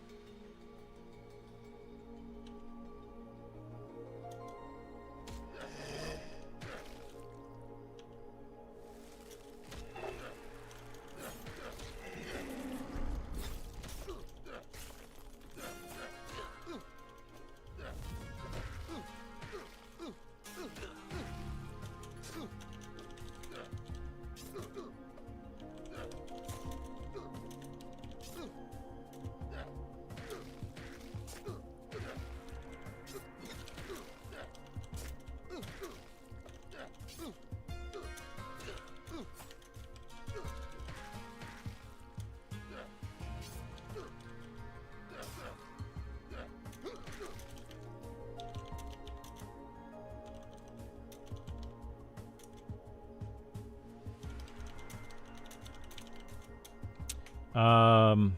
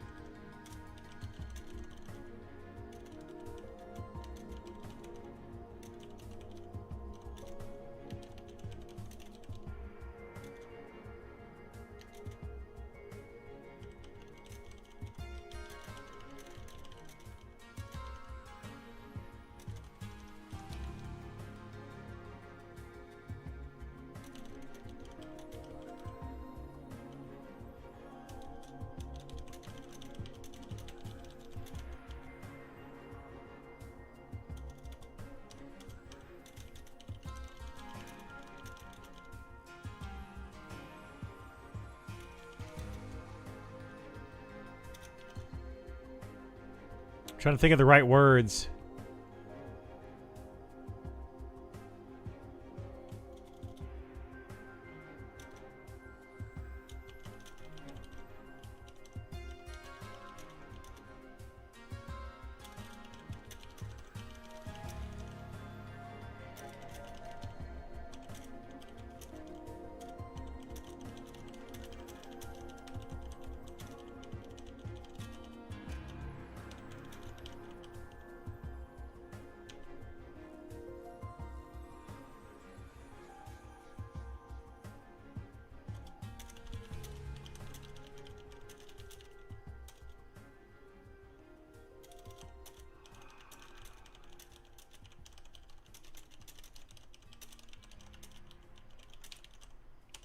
There we go. All right. What am I doing? Sorry, I was trying to respond to that.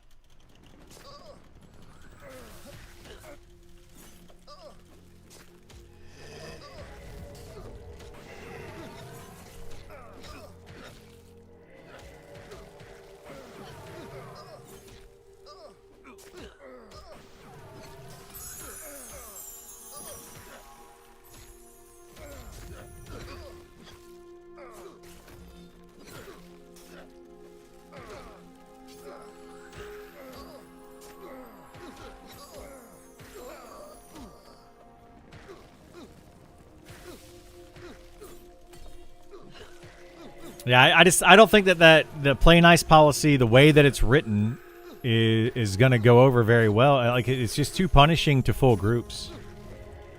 Way too punishing to full groups.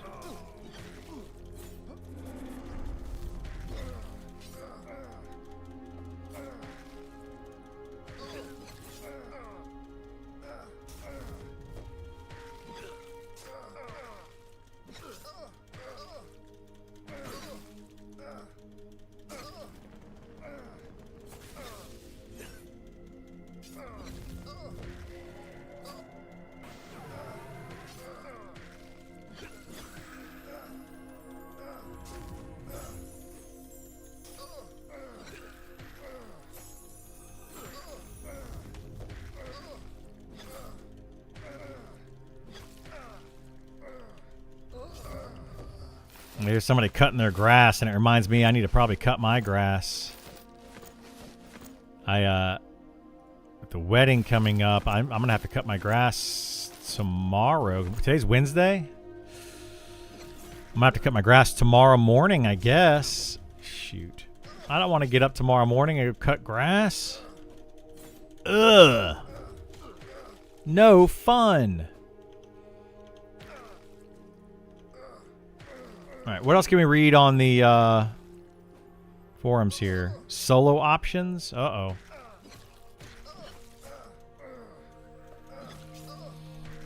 You can take the princess to band camp if you're getting up early? No. That's worse than cutting grass. Wait, are we trading?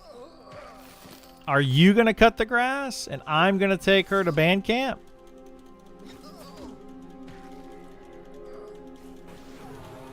No? What?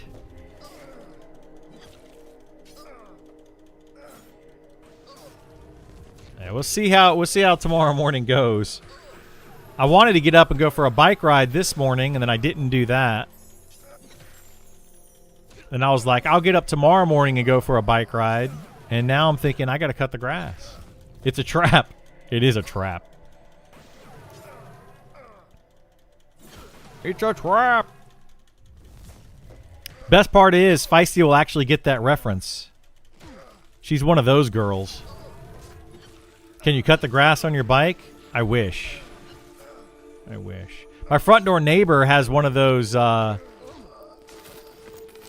Roombas for his yard. He's got like one of the remote controlled whatever lawnmowers. I need to get one of those bad boys.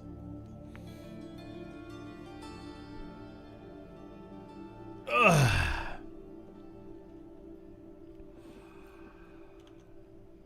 All right, let's see. Hey, everyone. With some of the reworks out there, what's considered classes that can solo well? Nothing changed. Doubt anything will change. Druid, Archer, Wizard, Necro probably still at the top. Range damage with snares, roots, but still viable solo classes. Changes. The mobs are still...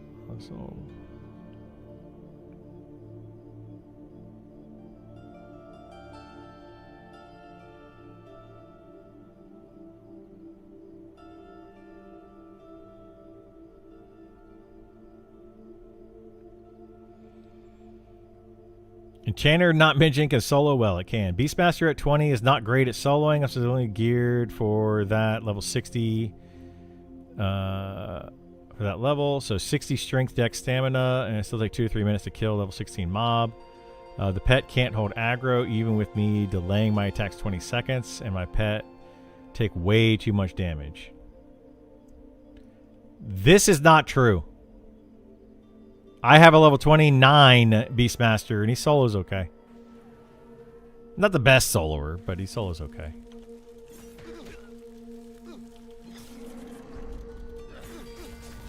Get a Roomba? Yeah, we have a Roomba for the house. We can't really use the Roomba in the house, though. We can, but we can't. There's way too much dog hair, and it will clog up the Roomba and cause a bunch of issues. So we have a different vacuum that we use for the downstairs that we need to just use a lot more. Pretty much every day we gotta vacuum the floor. You could totally engineer a bike that mows the grass. I mean, I could. I'm not gonna. Replace the front wheel with one of those old school push mower blades. You could. You could. I'm not gonna do it though. Nope, nope, nope, nope. Not gonna do it.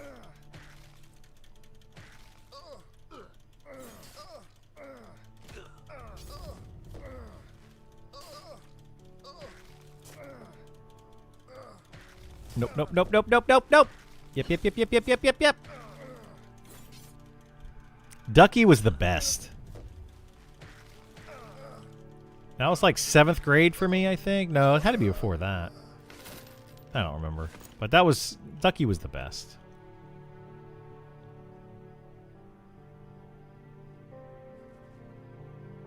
All melee classes your priority. Agility is your #1 stat for solo play. It is easily the strongest stat in the game for damage reduction. I'd agree with that. You'll see significant improvement in your sustain if you gear for solo with agility first. Dex has little relevance at all for solo players, as you'll always be fighting enemies lower level than you. Makes sense. Yeah, I would agree with that. I mean, I don't know if like agility is that big of a deal, but it definitely will help for sure.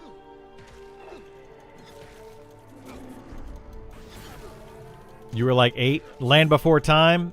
I don't remember when it came out. That was a solid movie, though. I thought this said shattered gear. I was like, what is shattered gear? Is that really, really bad gear that's just shattered all over the place? It says statted gear. All right. Statted gear doesn't really start to appear till the 20s. That's true. The gear is limited, so it isn't easy to focus on one stat. I'm playing Beastmaster, and the stats do not transfer to the pet. I'm fighting mobs 3 and 4 levels below me. Yeah.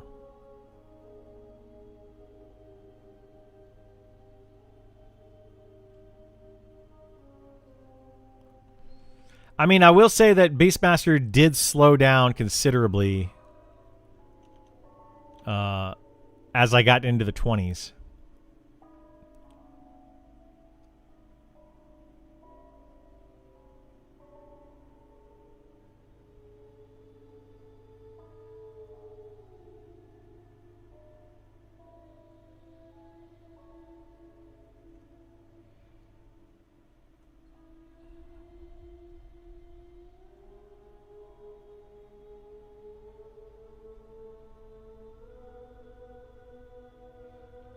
These 3 points right here all need to be worked on by the devs. Groups are not always available. They need to encourage grouping more, and they will be more readily available. Even if you form a group, you can't get to a camp and it's taken, or you get to a camp and it's taken. Again, spread out itemization, spread out areas to group, make it worthwhile for people to go to those locations, because there's tons of places that people are not camping in the game right now.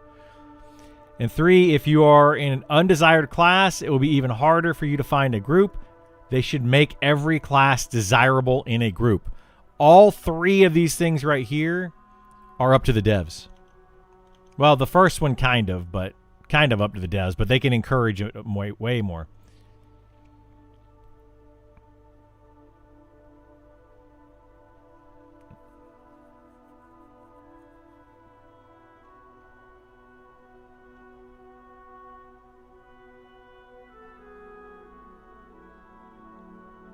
I felt the LFG system could be improved. It can be, yeah. It could definitely be improved. That's another thing. The devs need to improve on that. They need to encourage grouping more. They need to improve on the grouping functionality more. That's all on the dev side. Because until they do that, people are going to stay solo.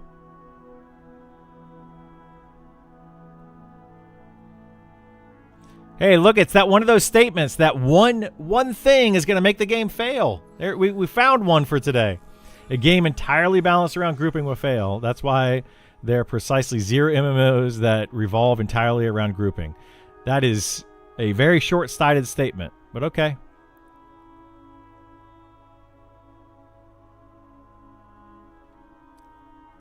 Been online for an hour and seen 0 groups looking for more. I mean, it's definitely an issue, but that's because the devs need to incentivize grouping more.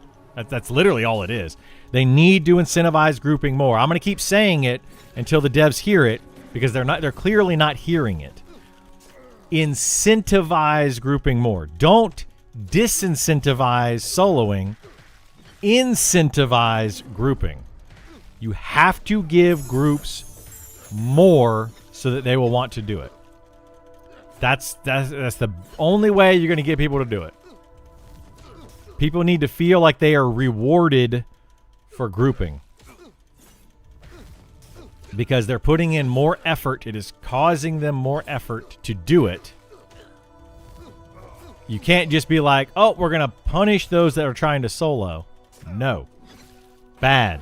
Don't do that. Reward grouping. Just walk around the house with a couple of the good pillows, and your dog hair will be naturally attracted. Oh yeah, that'll actually absolutely happen. Yeah, yeah. Our dog, my girlfriend's dog, has so much hair. She's adorable. She's very sweet, But good God, she has so much hair. It's ridiculous.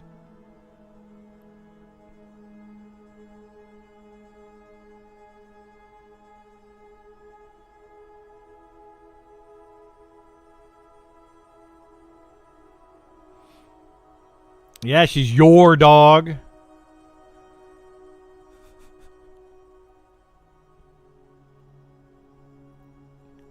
They should make a socialization skill that gives you more XP the higher your skill gets. That gets higher when you group only. That'd be cool, like a commerce ability, but for socialization. Like as you group and kill enemies, your socialization skill increases.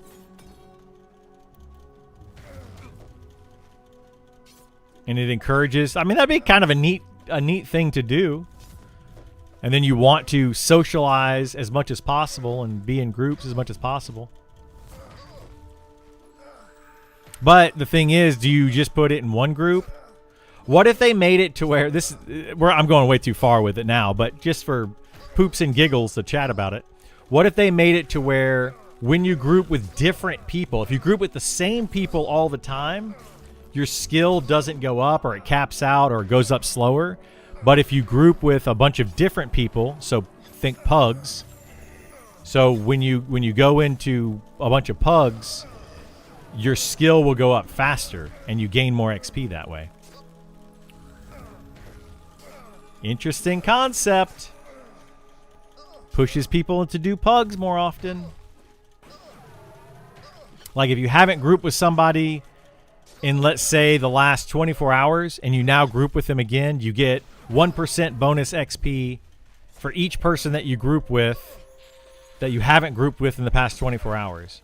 And you get that bonus XP for, say, 6 hours or something. I don't know. Just throwing a number out there. So then you can get up to a 5% bonus XP for grouping with a full group of pugs. Could be kind of neat. Definitely a way to make people socialize. And it gives people that 100% pug a little bit of a bonus. Right? When they don't have a static group. That could be neat. I don't know how well it would work, but it's a cool idea.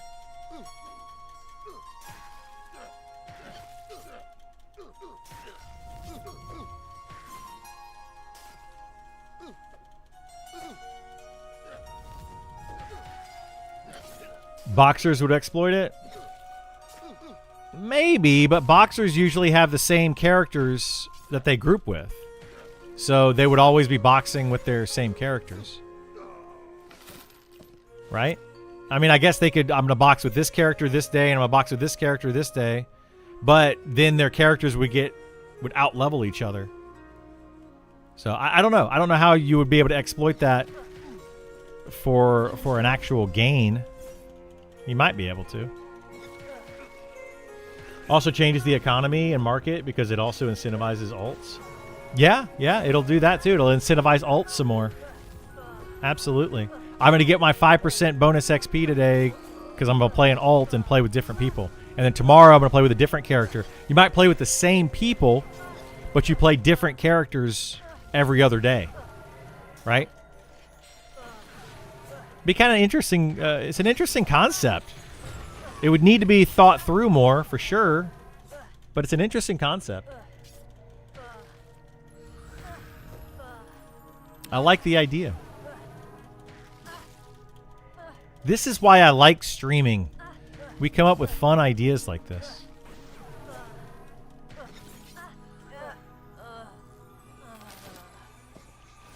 Oh no.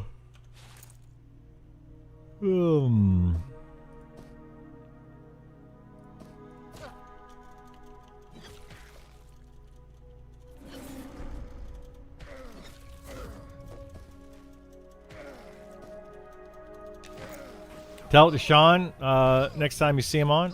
I might just, maybe we make a post on it. Just as like an idea and see if we can get other people to feedback on it. Because, I mean, I think with enough feedback on that type of system, they might be able to implement something that would actually be beneficial to pugs. And 5% isn't like a crazy amount. You know, it's a small amount, but it's a nice little boost for those players.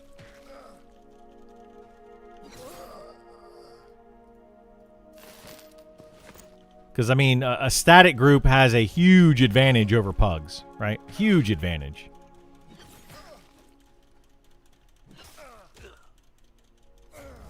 They said they were going to move to the forums and away from Discord threads. Yeah, we'll see. That forum is not looking great.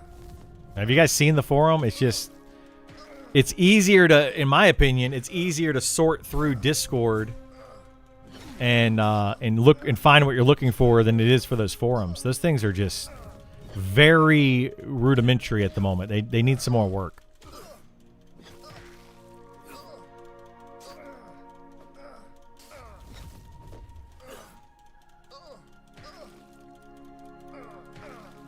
You won't be engaging as much? I don't think a lot of people will be engaging as much. Yeah, forums are just not something that people generally go to anymore. So we'll see. Maybe have to log in, have another tab open. Yeah, it's just more. If EA started tomorrow, what number one item on your character would you want to bring over to EA? Platinum badge of the Living City. That's a good item.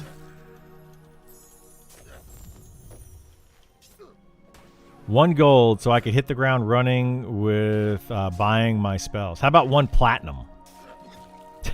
If it's one item, one platinum. Just a frivolous, regular starting lantern for the dark. Yeah.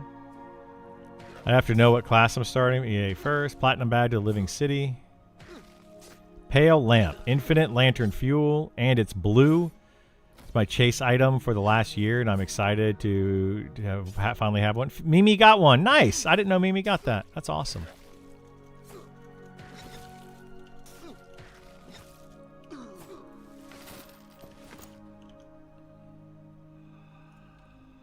I need to see if Mimi has one of these charisma, one of these.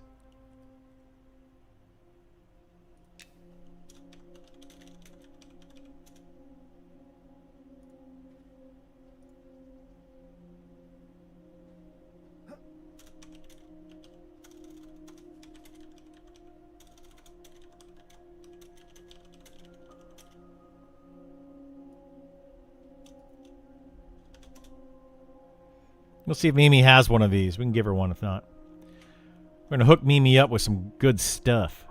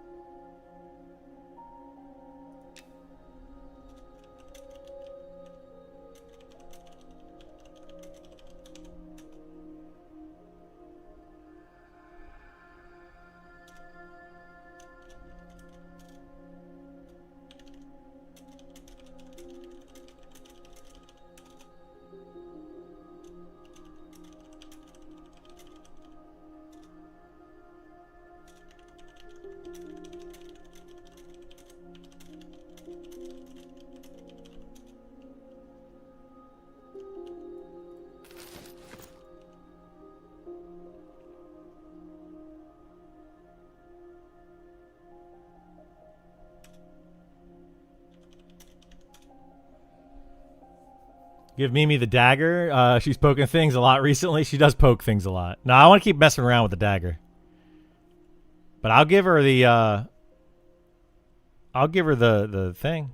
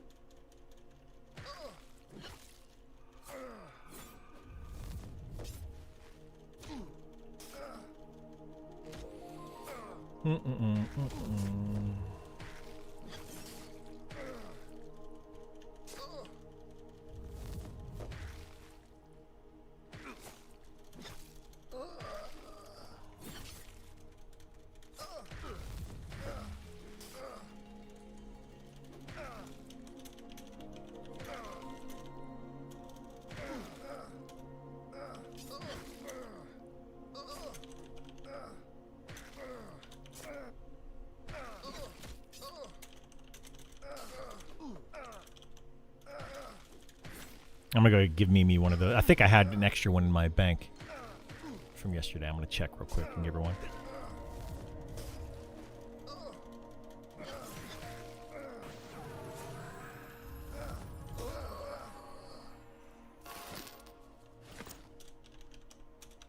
All right, be right back. I'm gonna switch over real fast.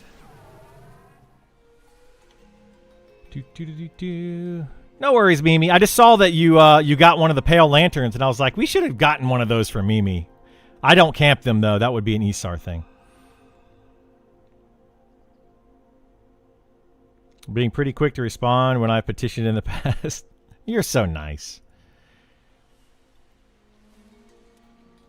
But I should have one for you, Mimi, in my bank. If not, I definitely have one on my main character here that you can have. Let's go to Bago. I got a whole list of things probably in here that you can have. Well, I don't know. I gave a lot of it to Burl.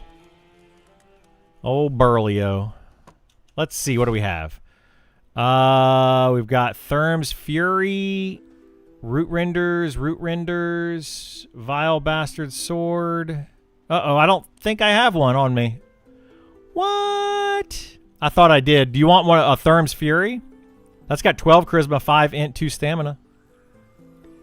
The other one's got more stamina, less, or more charisma, less int. Bait and switch, I know. I can give you this, though, if you want it. You kill it or what? Here, I'll switch over. Hang on one second, Mimi.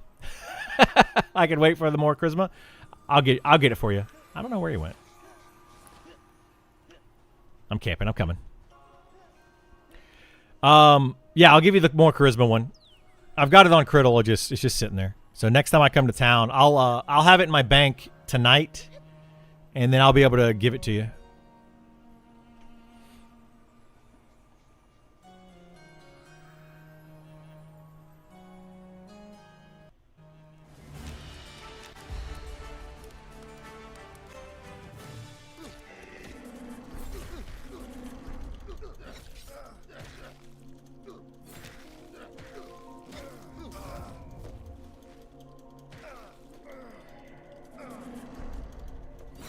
Yeah, we'll get you hooked up.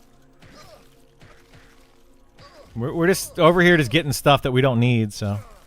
That has to be the bracers, right? Because he's got it like coming up above his shoulder or elbow.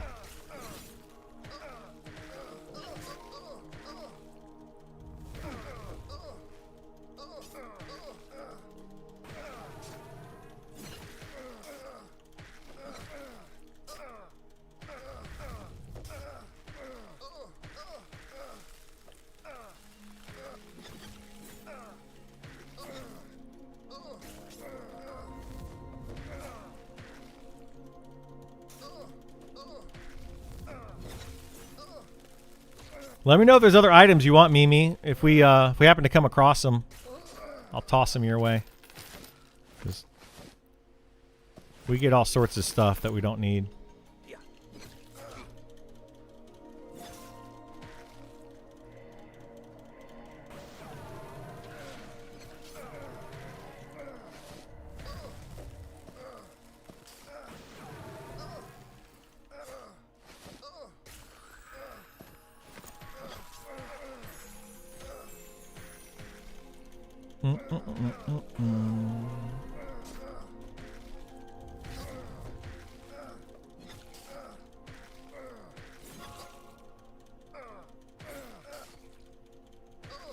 I've been enjoying Rogue a lot too. I don't know what they need. Someone gave me some decent weapons for it though. Nice. Yeah, Rogue is Rogue needs some work. It needs some work. I mean, I'm sure it's a fun class to play, but it's just weak compared to the other classes. Very weak. All right, let's get back to reading more of our stuff here. EU or US East PvP server. Following server survey. Oh, shoot. More mobs. More mobs. This camp is giving me lots of time to read the forums, which is nice. EU PvP server, it will not. Won't be any EU PvP. Isn't up for voting. One PvP server. Yeah, it's going to be one PvP server. It's going to be US East, from what I understand. And it's going to be dead within a month. I think it's going to be dead within 2 weeks. But it might last for a month before people get just tired of it. That's my guess. That's my prediction.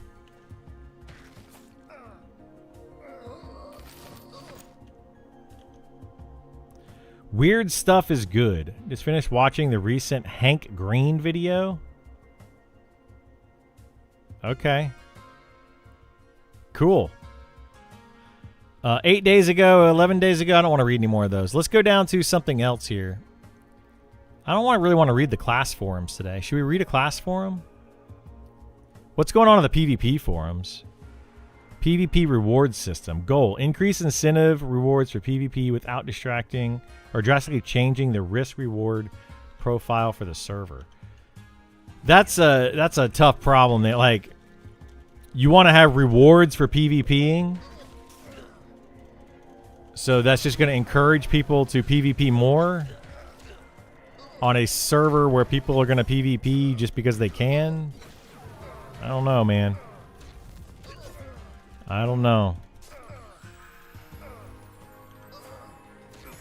When a player is flagged PvP, they need to disallow trading, deleting coins, dropped items, disable these mechanics, prevent players from circumventing the PvP rewards system.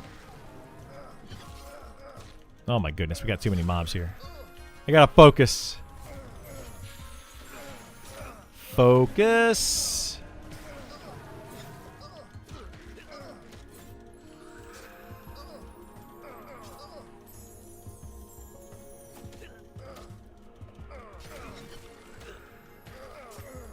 I think Burl's getting the world's slowest XP at this camp.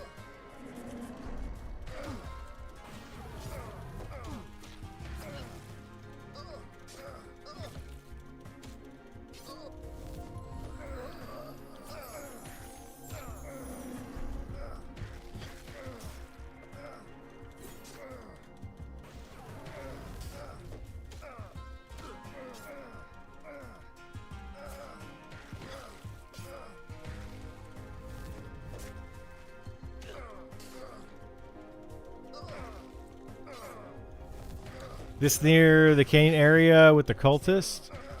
Yes. It's up on the hill. So in Glass Flats from Sungreet Strands, turn left, go through the Goblin area and keep following the wall and you'll go up like a ramp. But yes, if you keep going down that wall, you'll eventually get to the cultist.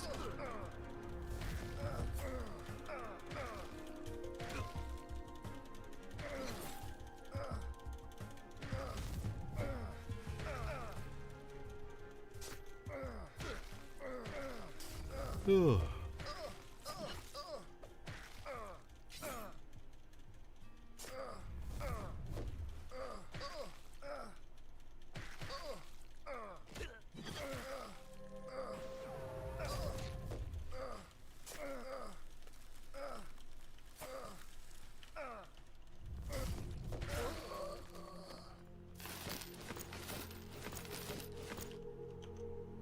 All right.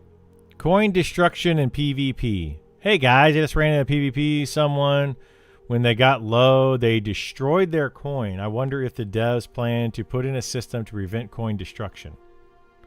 Let them destroy the coin.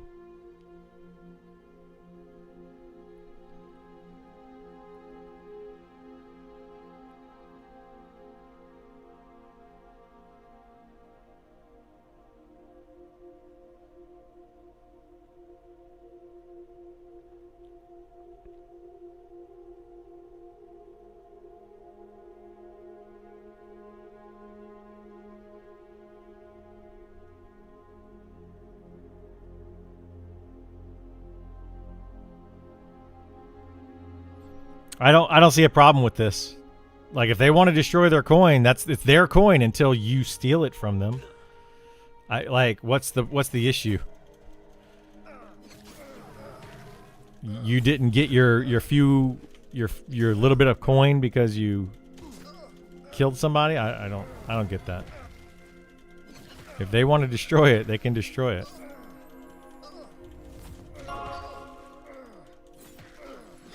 Maybe they meant that the person destroyed it by mistake or something. No, they're about to die in PvP, so they destroy the coin so that the player that kills them doesn't get the coin, doesn't get the reward for it. And it's like, well, they can do that if they want to. I mean, it's their coin. Until you kill them, it's their coin to do whatever they want with it. So someone wanted another server that's PvE, but with a limited oversight of PvP. Oh, like just a PvE server with no play nice policy? So everybody's training each other all day long and griefing each other all day long and being jerks all day long? Yeah, that server won't last. Won't last. Good luck with that one. That sounds like a train central. Yeah, it's 100% train. That's a monk's dream right there. Just a monk just running around training everybody all the time. Oh, that's my camp now because I trained you. That would just be an awful way to play. Increased casting range on players would fix much of the Sao problem. Also, can clerics get a gap closer, please? Why do clerics need a gap closer? Is this the whole point of open world PvP? There's no arena or rules you can... Yeah, like what they're trying... I don't... Anyway. A paladin execute hammer ability from WoW that is quick casting, long range. Increased cast range would be the spell you're casting on someone should complete regardless of how far away they are when the cast finishes. That would be rough. Like, what would they do? What if you started casting the spell and then they gated and then the spell still goes off even though they're still in the same zone? Would that be how that would work? I feel like spellcasters already have a huge advantage in PvP. So restricting or adding to their range would probably just make them have more of an advantage. Casting range seems incredibly small in general in PvP or otherwise. Would fix what problem? You can only stop casting with CC, no melee interrupting. Yeah. I thought these people didn't want melee clerics. Why do they want gap closers? This is all for PvP. We're on the PvP forums. I'm just reading them to get the fun, just to understand more about PvP. We've been having PvP discussions a lot of days lately, at least here and there. And people are like, no, PvP's fine. Well, I decided to read on it and find out, is PvP okay? Spoiler alert, it's not. Fight Club Necros, how are you winning? Curious how you guys are fighting over there in PvP server. How are you winning fights? Cast a dot, walk away. I mean, the simplest is fear, sometimes followed by another in case they use their skill or racial to get out. Then shadows line, then life tap. So, fear kite. They fear kite people. That's what they do. I got another wrist. You suck at PvP? Yeah. It's all good. I mean, you don't have to be good at it, but in a game like this, you just need to know what you can and can't do. PvP will not be fair. It will not be fair. So good luck.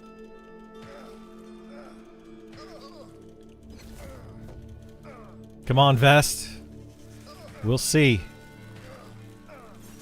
We got the dagger.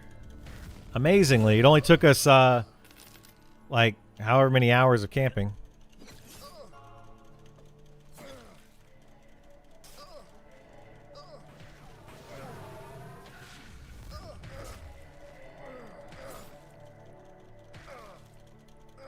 Playing the PvP server, is there a level when the PvP starts? I mean, I'm only level 5 and haven't seen any PvP action yet. You can't be PvP'd until you're level 5. So that's when it starts. But it's just a matter of who's online at the time. There are people on the PvP server that are just jerks and will kill you to kill you. Because they're jerks. They're like, ah, you're on PvP, I can kill you.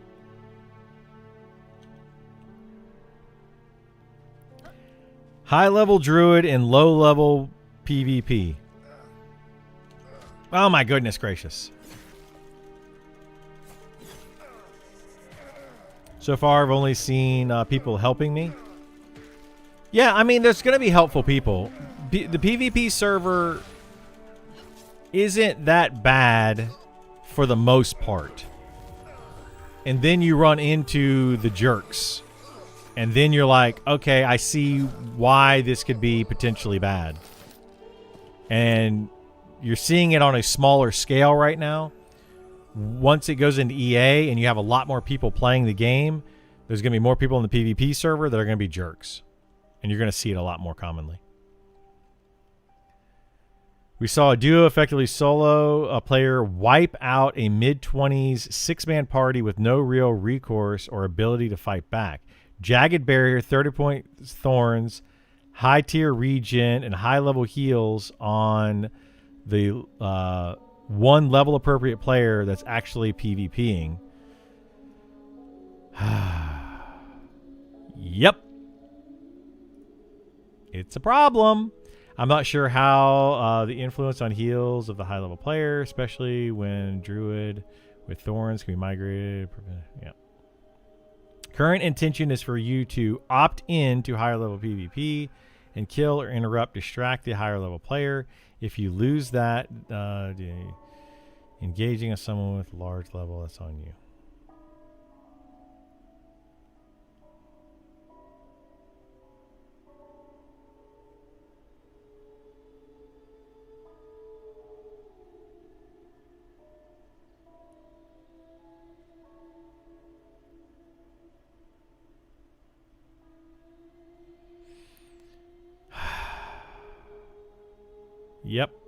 Yep.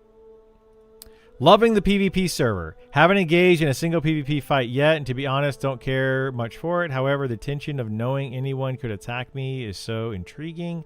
Regardless of what class I play, I'll probably play Wood Elf just for the hide racial ability. Go AFK somewhere is underrated. Well, you're still going to die if you hide and go AFK. Because people are going to have C and Viz. They're going to see your AFK. They're going to kill you. So good luck to that person. Like, I'm telling you, man, PvP is going to be a toxic cesspool eventually. We'll see what happens, though. I just don't think they realize that hide doesn't mean that no one can see you. It just means that you're invisible. And C and Viz will see you.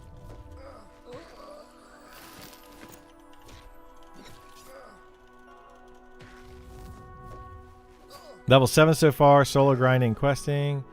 Makes the world feel so much more alive for sure. I wouldn't imagine ever playing a PvE server. It's like half the threat of the open world is missing.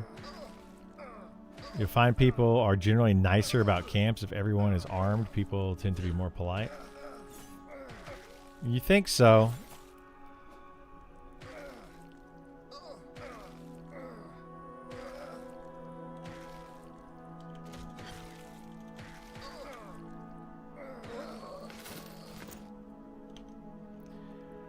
This understanding is what bad people preach to other people for the service they bring to the game that has unrestricted open world PvP. Without it, it's just farming pixels without risk. Okay.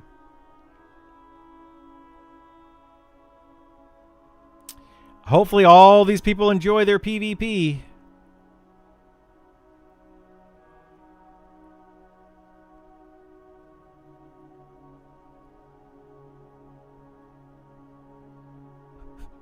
This guy right here. This says it all. Nothing says balance fun more than a twinked rogues killing 5th level characters while they are chopping wood. It's going to be so good, I bet they have to open a second server.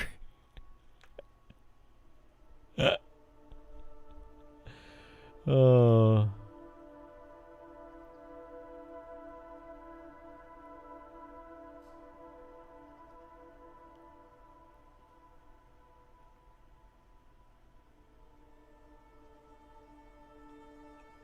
Whatever. PvP play nice policy, excessive training. Oh, jeez. I don't want to read all that. That's too much to read.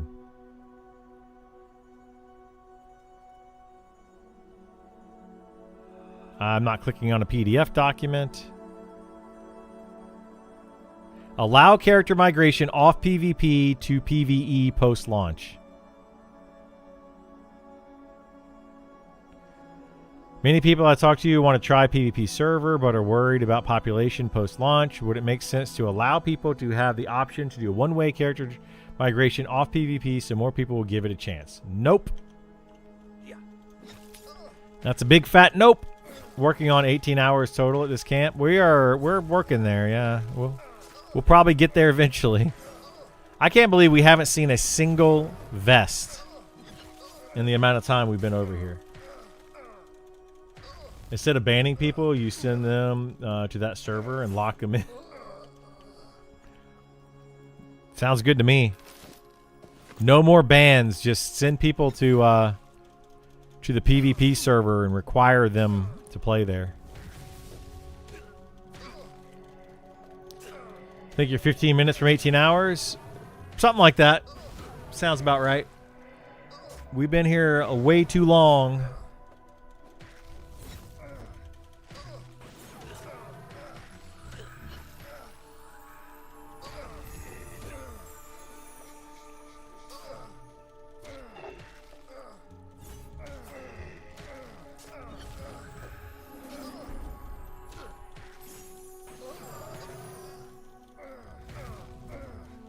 To not see one vest for sure, yeah. We did get the dagger, but we have not seen a vest. That's crazy. That's bananas.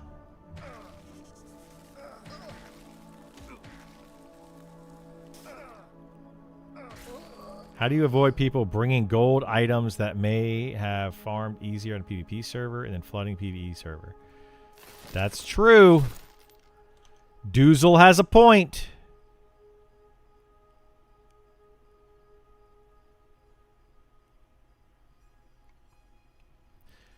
No, no, no, no. A cat giving a paw up.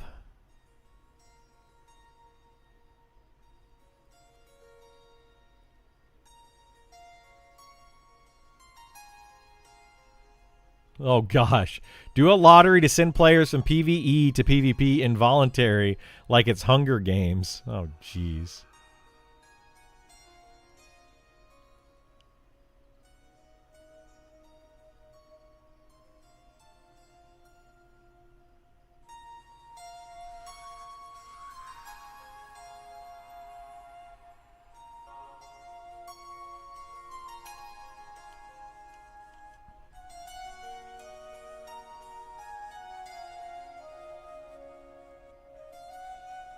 Please put in more safeguards for PvP in a class guild hall, the Guildmasters. PvP enable the Guildmasters to protect their own.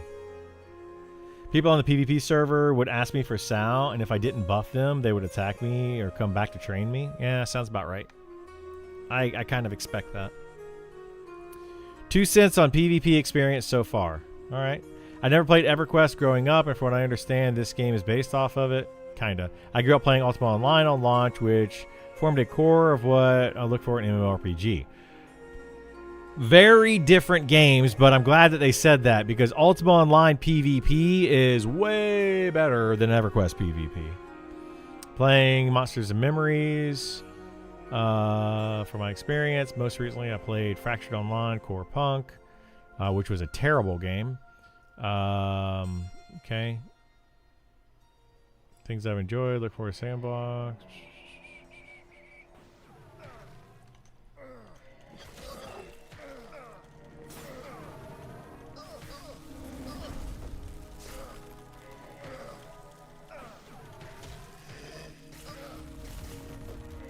Do do do.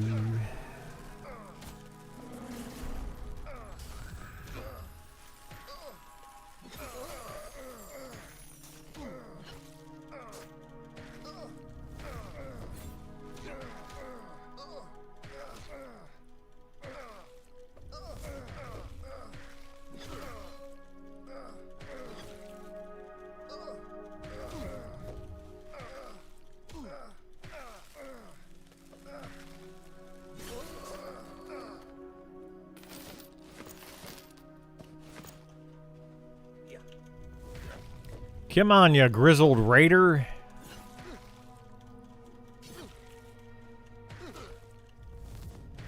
Wait, he's wearing a similar vest. Similar blue vest.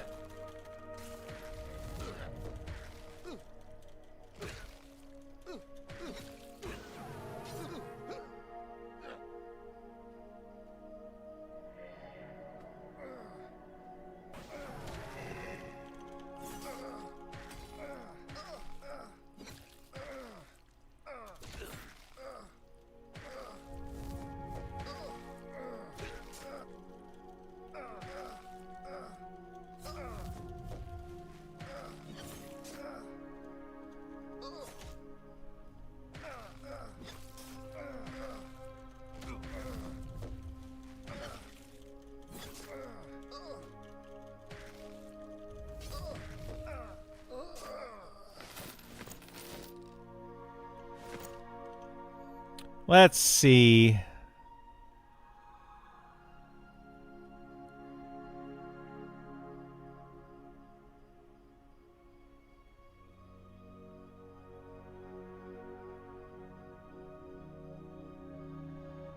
You know what, to me, it like says a lot about this guy's post is it seems like all the games that he wants to play, Fractured Online, Core Punk, Warborn, they're all PvP focused MMOs and they're all dying. Doesn't that tell you something? It tells me something. It tells me a lot. When you have a PvP focused game, people tend to not want to play it.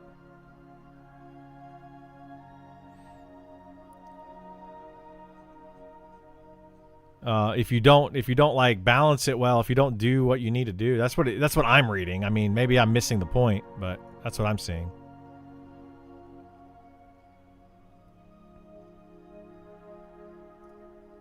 Missing PvP functionality. Taunt and aggro increases, evade aggro reductions, charm, lull, maybe others.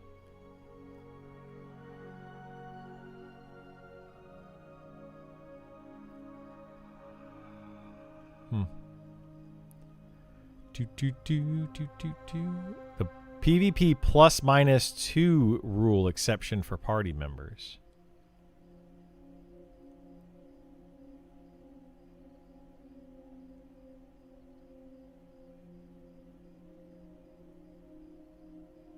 Equally frustrating to be forced to stand by and watch while solo twinked PKers rush your teammates who are new and within the +5.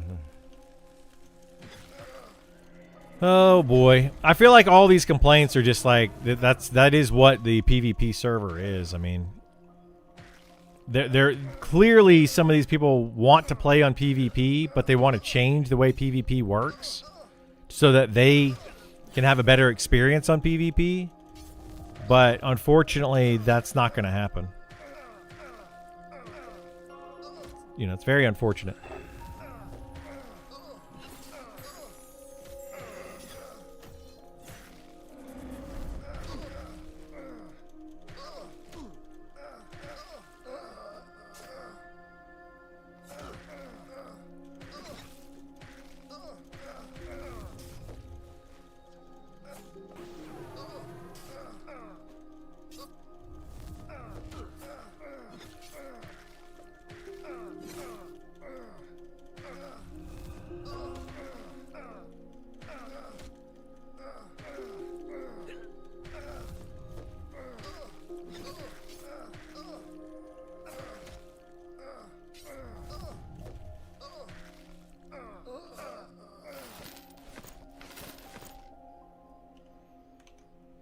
Do you know some things around you see in Viz?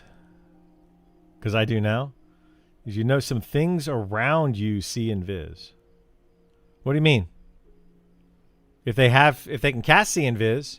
Oh, yeah. Right up here to this area? Yeah, there's the spell,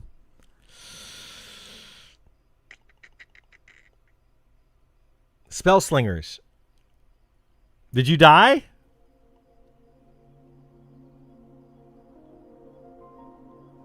We can fix that if you died.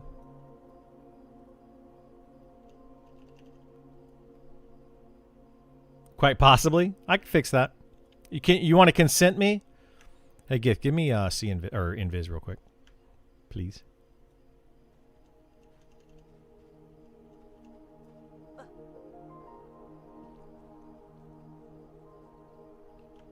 Mimi died trying to get up here.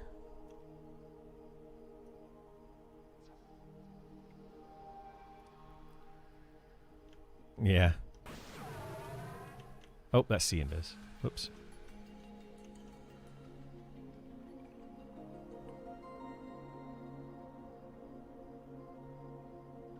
I went in the cave and came out another entrance and died outside that. You didn't go into our cave? Because you can go in our cave and it goes all the way through to the other side. We'll find you.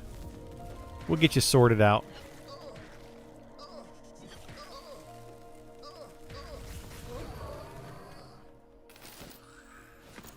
Went in the first cave on the left. Who should I consent?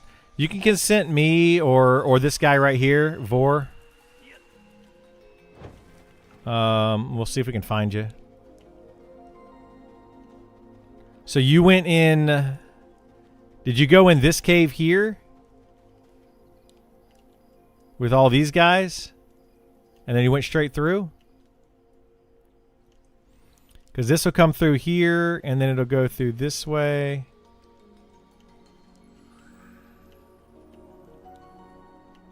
And then it comes out on this side over here.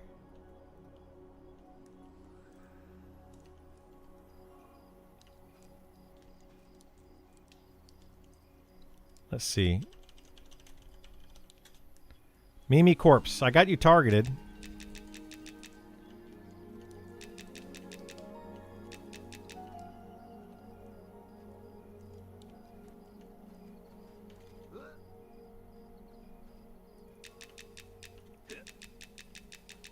Oh, I got you. Okay, I found you.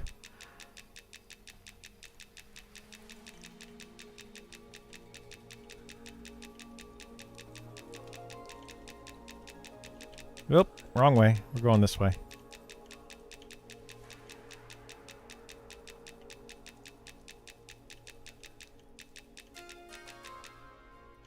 Here, we'll put you way back here.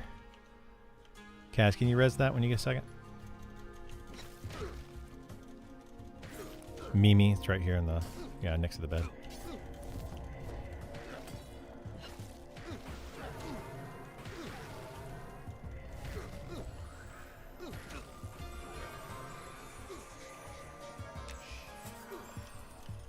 There you go. Yeah. Turn your head and cough.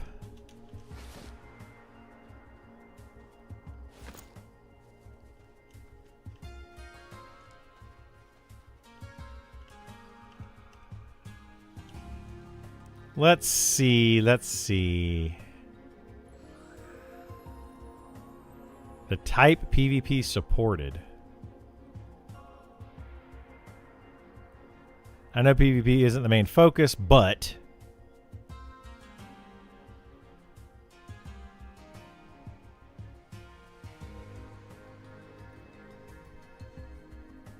Defending yourself gives PvP aggro. Huh. Anyway.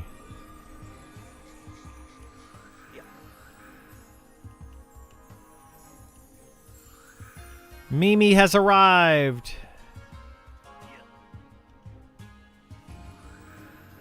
Yay. Here you go. for your efforts of getting over here. There you go. Like, do I have 2 of those? I actually do have 2 of those. I thought I had an extra one, and I had them both on me. That was the problem. I was gonna say, I knew I had 2 of those things.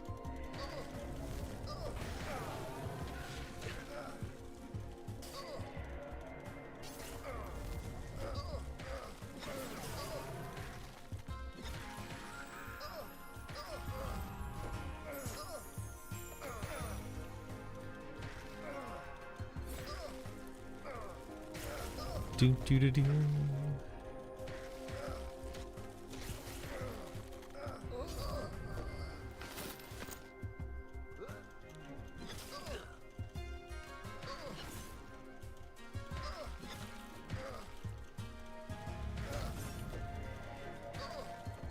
Okay, let me check and see what you have. Boop. There we go.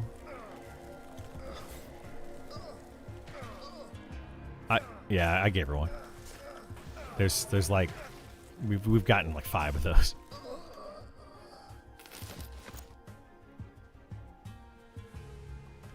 I don't know. Enthralling bracer. What do you have? What's your wrist, Mimi? Is this better? Because these are pretty good wrists that drop here.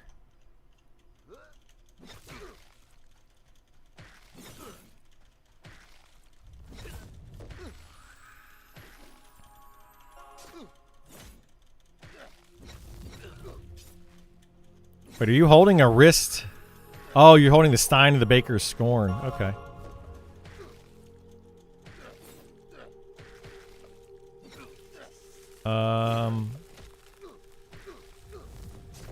Enchanted cloth pants. Stolen circlet. Okay. Grinning mask. Okay.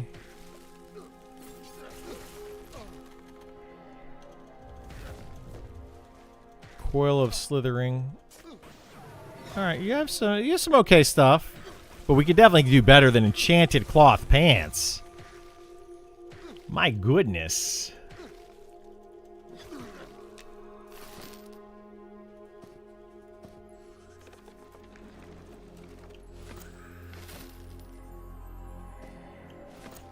At least make you the enchanted cotton pants.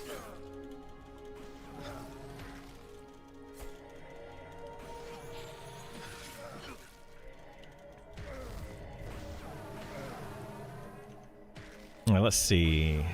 PvP target issued. Avoidance and mitigation. What is the role and equivalent values of avoidance PvP, specifically defense skill, armor class? Huh.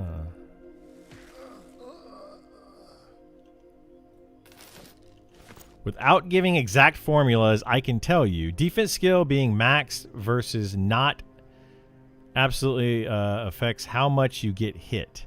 This contributes to defense rating that goes against an attack rating of the attacker. Yeah, super simple. If your defense is 300 and their attack is 300, then you have X amount of chance to hit it. If your defense is 1 and their offense is 300, then they're going to hit you more often. That's pretty simple. Yeah. The level squashing work I've done boost to the attacker who is lower level. So higher level slacking on their defense will notice a difference against those lower level too. As a note, dex versus agility is also a thing and contributes to the attack rating versus defense rating. Dex for attack, bonus attack or hit, and agility for bonus defense. Armor class also plays into the defense rating above. It also affects how damage is rolled. Exact values I cannot say, but there is still a rather large RNG component in the final damage, which is why you see so many minimum damage rolls.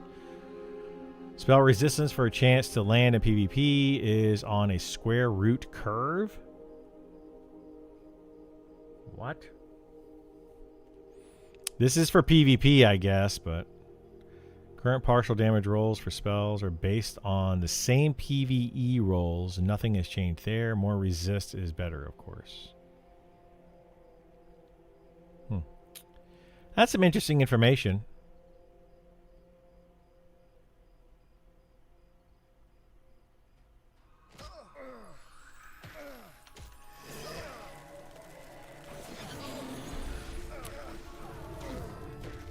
Does well enough for sitting in town. Yeah, yeah, for sure. Oh, we got a whole group here now?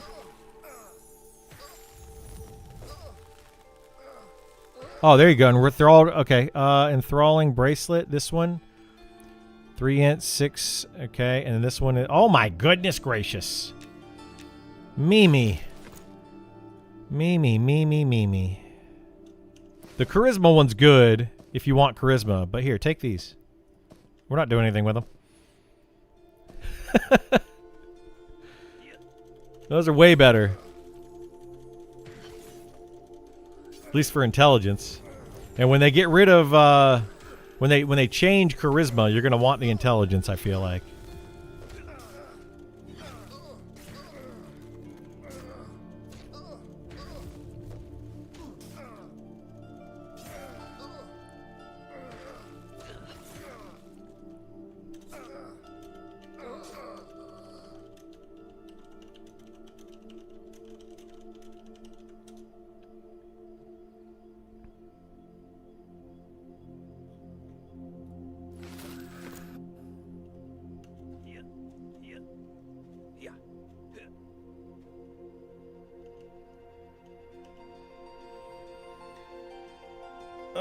Why are we hating on PvP enjoyers? I'm not hating on PvP enjoyers. It's fine if they enjoy it. I'm not hating on anybody.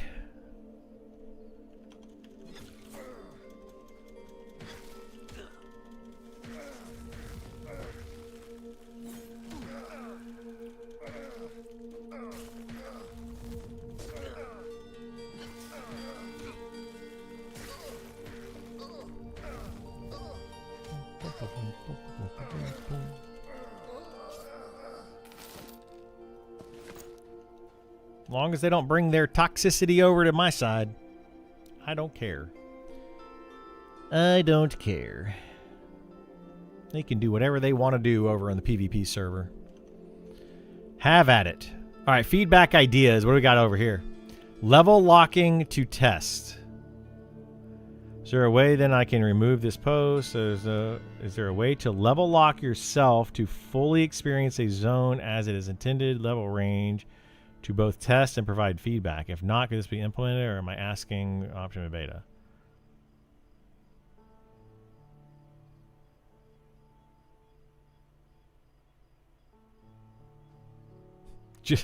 Just die. Harsh way to say it, but good solution. Yeah, I don't think they're doing that. I think they kind of want the leveling process to work. Crafting the economy and its shortfall. Long post shortfall.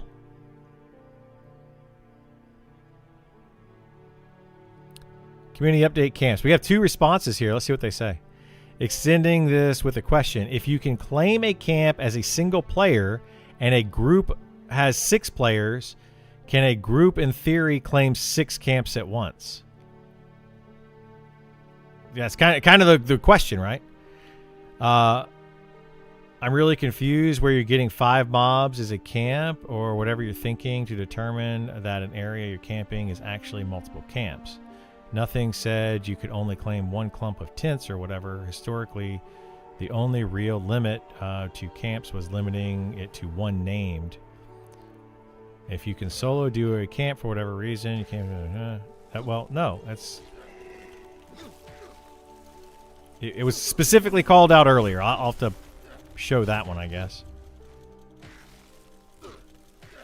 Sure is. Just die. Yeah, just die. You'll get to a lower level and you can be tried out at whatever level you want.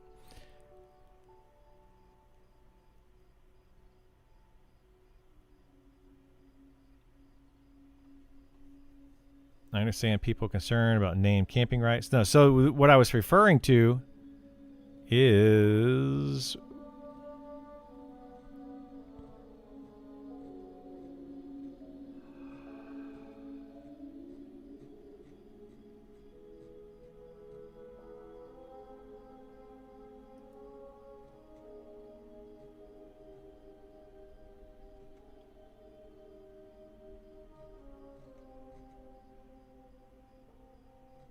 where did that post go? Rolled up a high-level camp. It's not that post.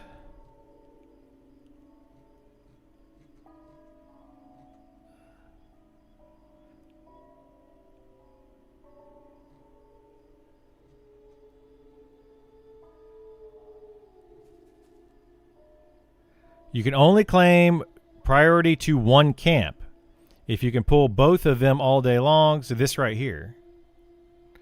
How do you quote this stuff? What do I do? Do you like the copy message link?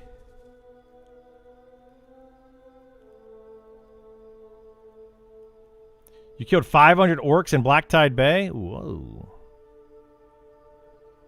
How do I post this? If I want to, like, copy this down here but tag somebody else in it.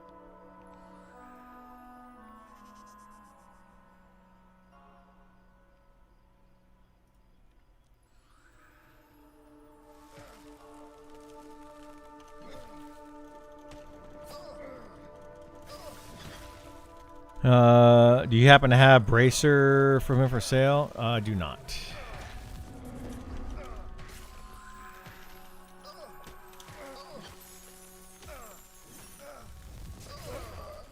Copy link is what I do. Makes a big blue link.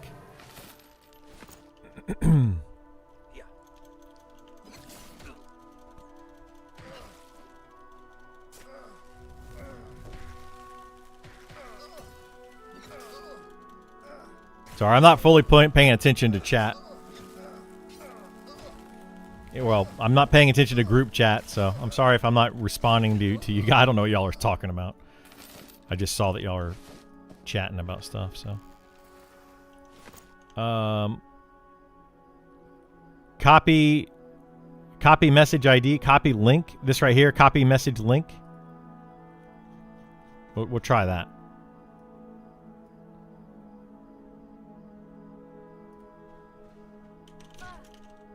Oh boy.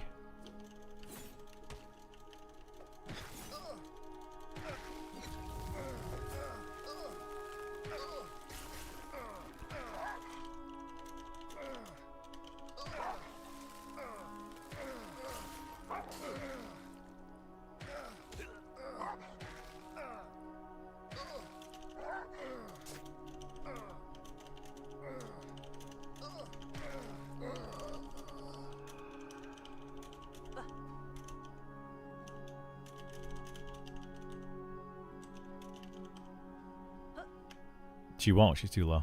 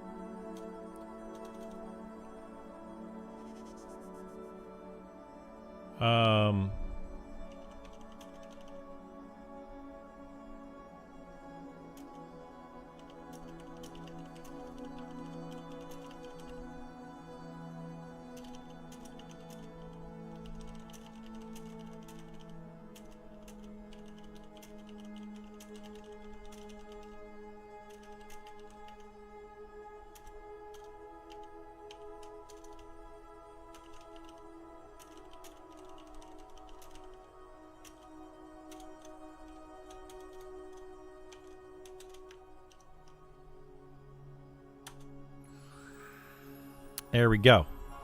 Now go up here. Claim priority to one camp. You can pull both all day long, etc., etc., etc. So, hopefully they understand.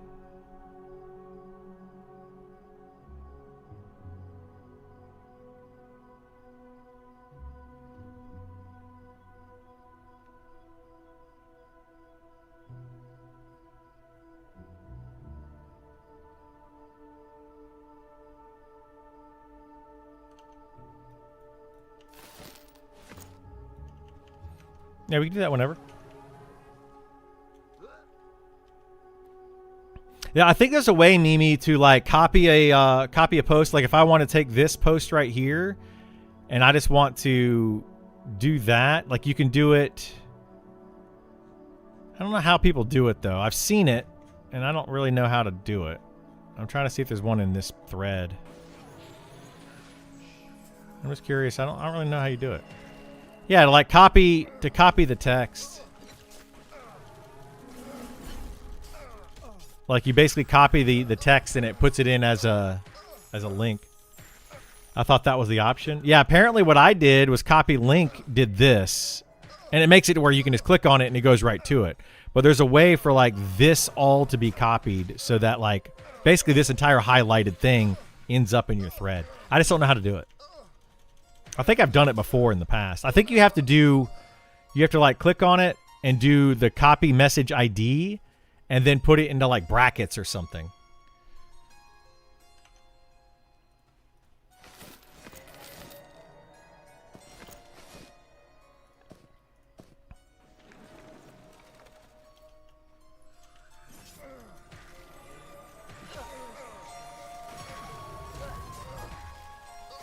I think that's forward, but I couldn't figure that out. Yeah, I can't figure it out either. I'm not a Discord veteran by any means. Oh well, whatever.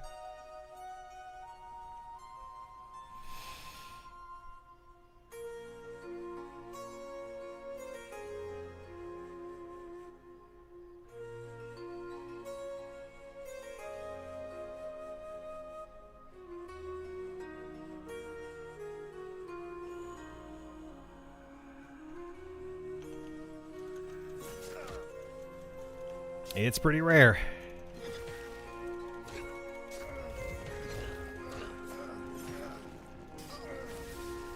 Yeah, well, I don't know, maybe. This is level 40 to 45, so, you know, people will be here for a while. If this was like Wormsbane, it would be really bad.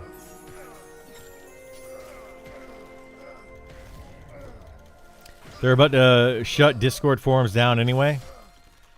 Are they actually going to shut it down? Is that what they're saying they're going to do? And force everybody to their forums? Because their forums are not great. They need to give that a lot more functionality.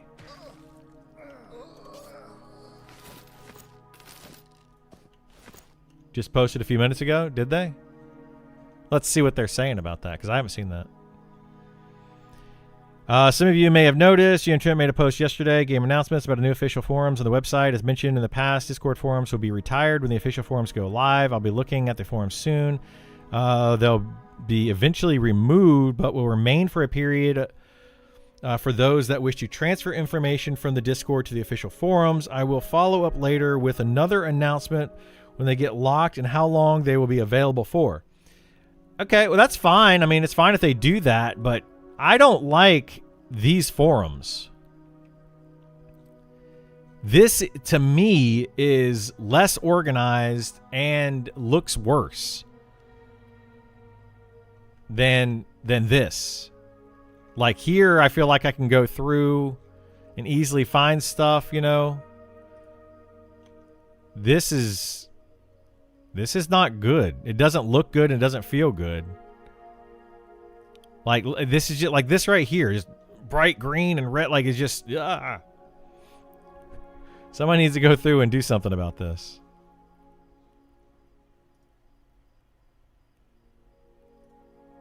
It just, I don't know. Something feels off about it. But that's just my opinion, clearly, but it just feels off. Find the banners a bit overwhelming. Yeah, exactly.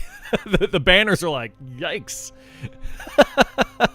Like, that's what I'm talking about, dude. Like, somebody else is with me here.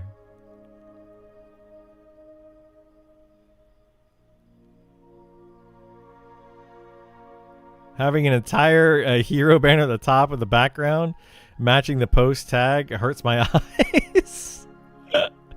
That's what I mean, man. Like, it's a bit much. General Eminem community oh shoot. I think it needs more work. That green is awful. It is awful. It is very awful.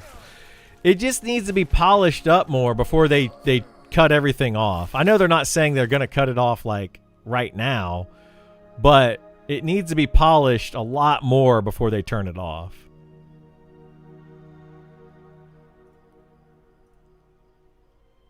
I mean, that even that blue is too much, and it's hard to read on a black background right here. Like, this is hard to read.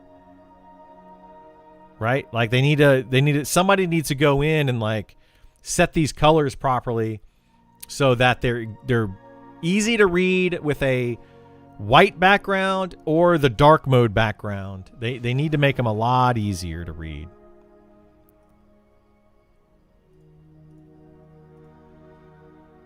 What is this? The DPS Warrior.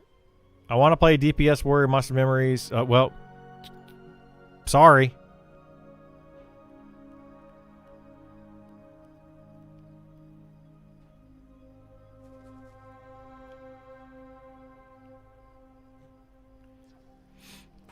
I also like in Discord when the OP up here posts something down here, it puts a little OP tag.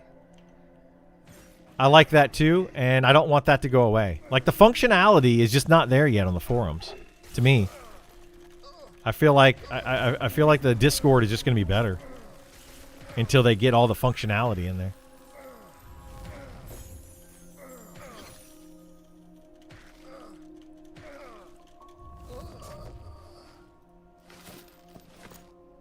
Not appealing at all? Yeah, it's really not. She just likes me.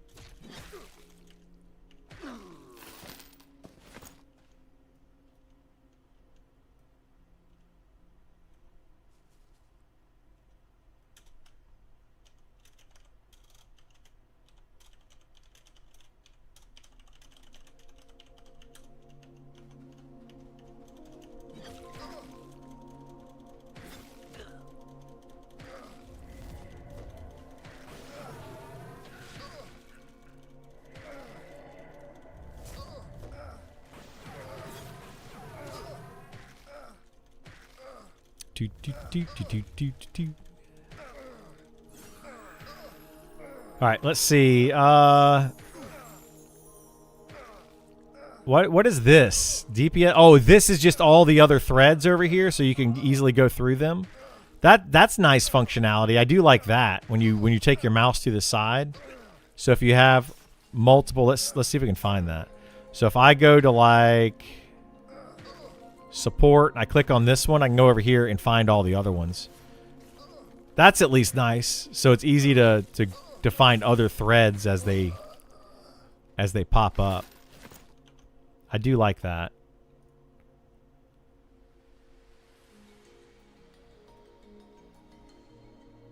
Fishing subform under trade skills. We have cooking.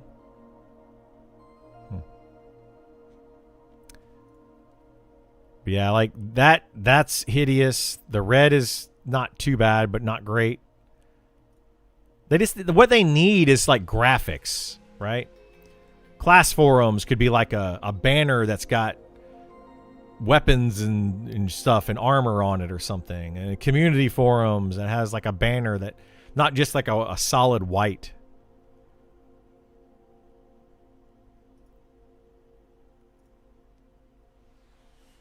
Yeah, graphics, not neon colors. Exactly. Something that just, you know.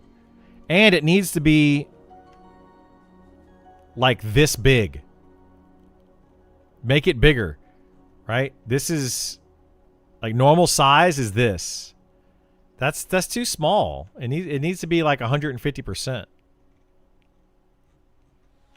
I mean, I don't know. Maybe I'm just old, but this is too small.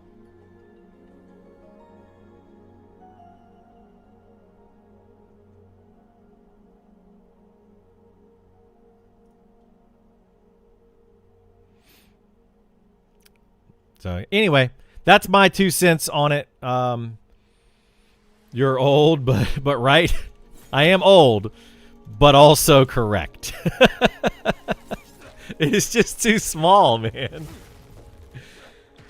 Anyway, I think they need to work on it a little bit more before they shut down the Discord forums. That's just my 2 cents.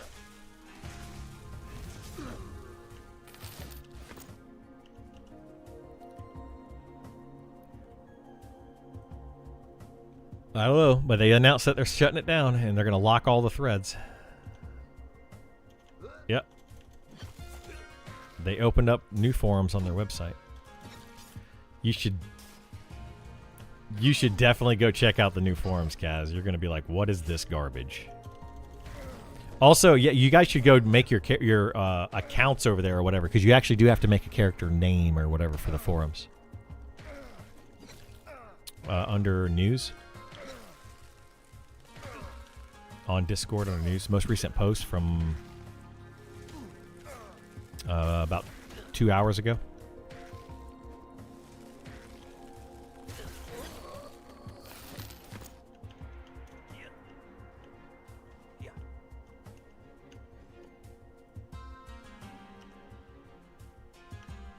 Yeah, like this entire game, they're just they don't want to be caught up to modern technology, I guess. He's been around for a while. But yeah, go check out the forums. Go to the announcements and scroll down to the bottom of that and then go to the forums. And you have to sign in on your account and then you have to create a name for your thing. So somebody could steal your name. I think it should be tied to your character name or something. I don't know.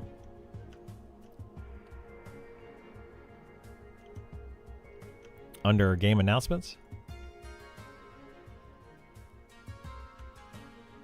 Oh yeah, log in with your account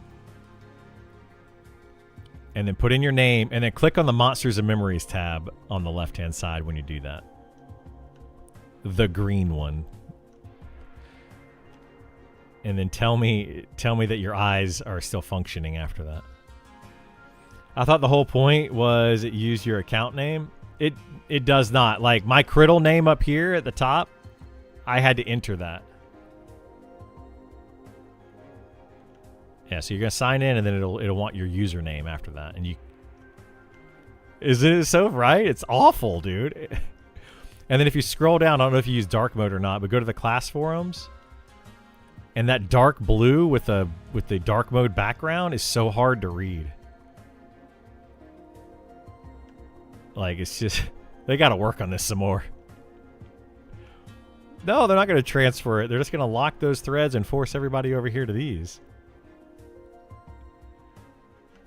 Yeah, it's bad. I don't know why they're pushing this so hard. Like, I'm fine with them having forums. I don't know. But to me, it's just backwards. It's like, why are we forcing people to use some old school forum that don't want to use it? Yeah, that's like something that I would have made in my high school class, like learning how to code HTML. Like that I could have made that back 30 years ago. Like I'm not trying to pick on whoever did that, but they clearly are just learning how to do HTML.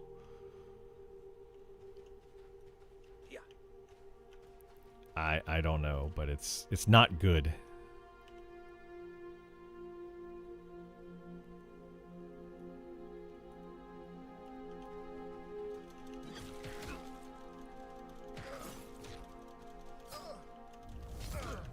Yeah, when I was in like middle school and high school and I was messing around with HTML stuff, that's what I would make, and I thought it was the coolest thing ever. But I was like, 14, 15 years old.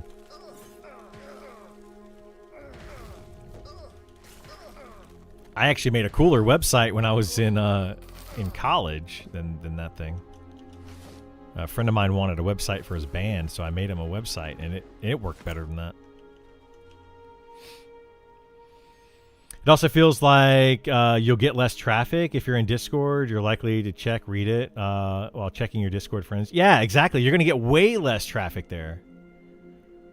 Yeah, way less traffic. Like, it's just, I don't know what their plan is with that, but they're going to end up getting less feedback with that forum.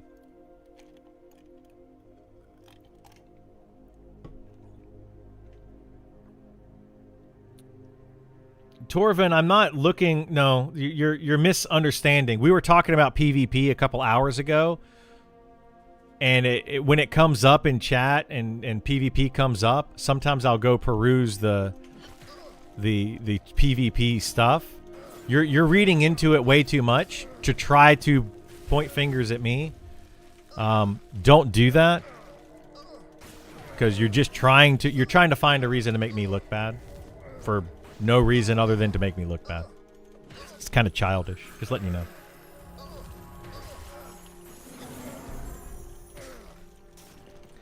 know. Just spitballing, but maybe the analytic tools are better for web forum and Discord. Having said that, I prefer Discord. Yeah, I prefer the Discord for sure. It's so 2000 era? It is, yeah. Maybe that's their goal, yeah. They initially seemed like they wanted it tied to your account, so they knew who was posting. Maybe, yeah.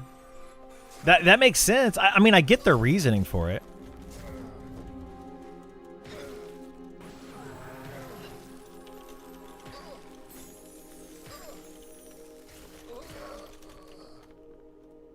But yeah, they just need more functionality, and they need to spruce it up a little bit, make it look a little bit better.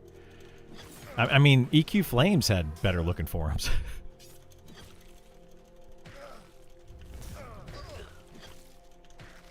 Yeah, it's exactly. Anyway, yeah, I mean, it's fine if they want that functionality. They just need to make it look better. It'll only be feedback from people who are diehards? I mean, I guess, yeah.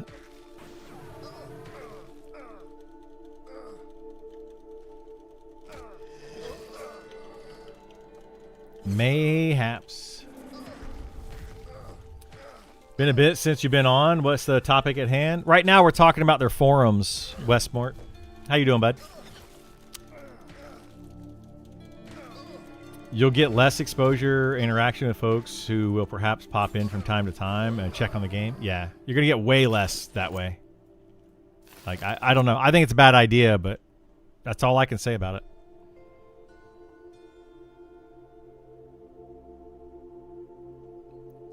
Hopefully the functionality will be better in the future. Forum topic, I think a hard part would be tying the account info, etc. The look can come after.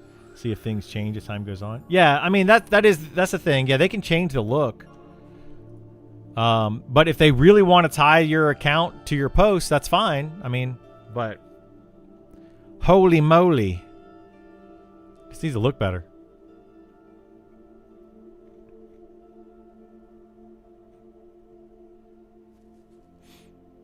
And it needs to be bigger. Like that. That's better.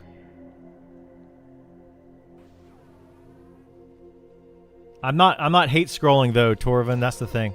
I wasn't hate scrolling at all. I was reading the forums and commenting on what I was reading. I just happened to be on the PvP side of it. You are inferring more of it. So, you are trying to find a reason to not like me. And that's okay. You don't have to. But that's what's happening. I just happen to be reading the PvP forums. That's it. Which I am allowed to do.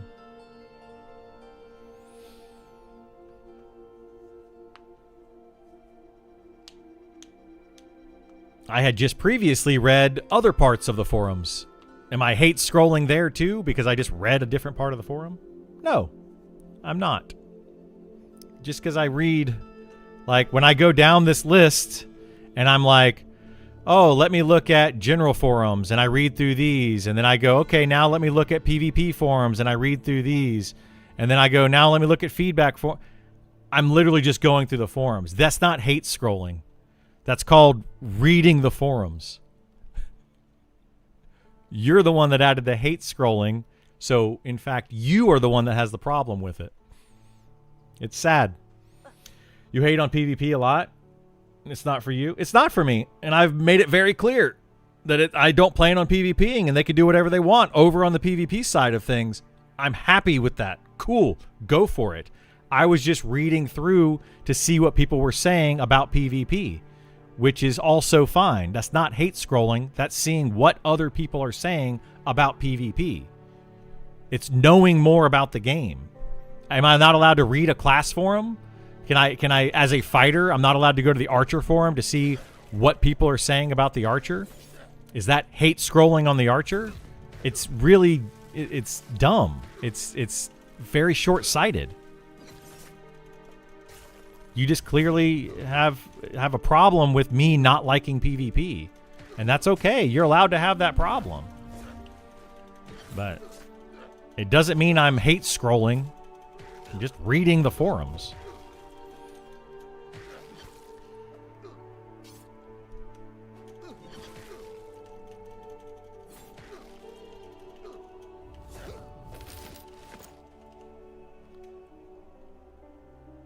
It's mark of an educated mind to be able to entertain a thought without accepting it. Aristotle. Yeah.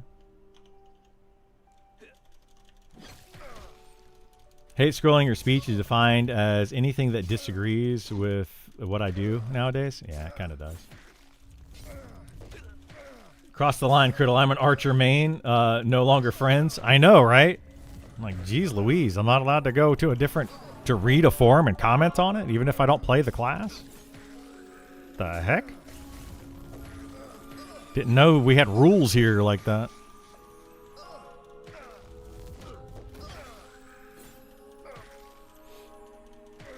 I tend to read everything on the Discord. I try to go through it often and read it. I don't comment on it, though, a lot.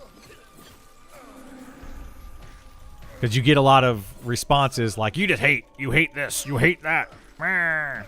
Like, no, I disagree. Still hating? Yep, I'm hating. That's me. I'm hating on it. Seats taken, can't sit here. Right?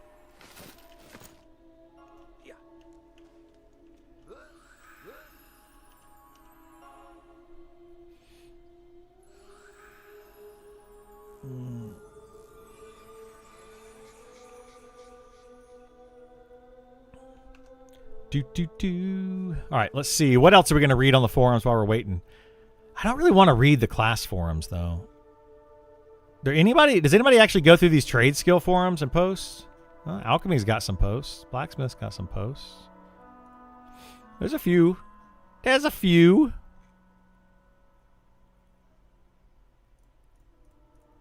Here, we'll clear all these out for today. We'll see if anything new pops up tomorrow.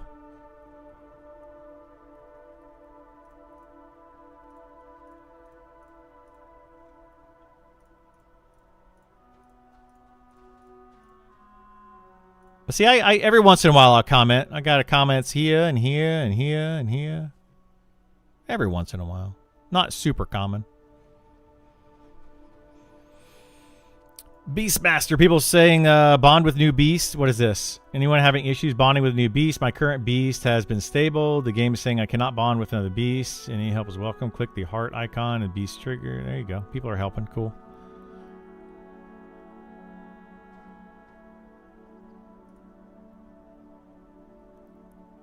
Someone testing on the Treants and Glinting Hollow. What?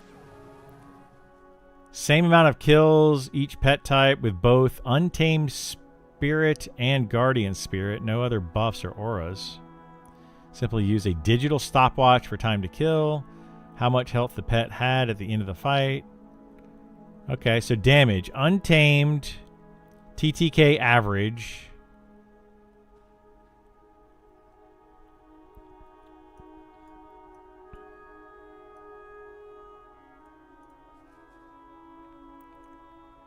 balance pet.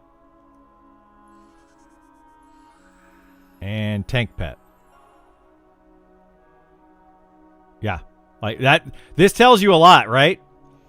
It's basically saying the damage pet is the best. It's the shortest kill time by a good bit. And I'm assuming that's because of their abilities that they have are going to do so much more DPS. And they're going to end up with more health left because they kill the mob so much faster. Like that, I would have absolutely expected these results.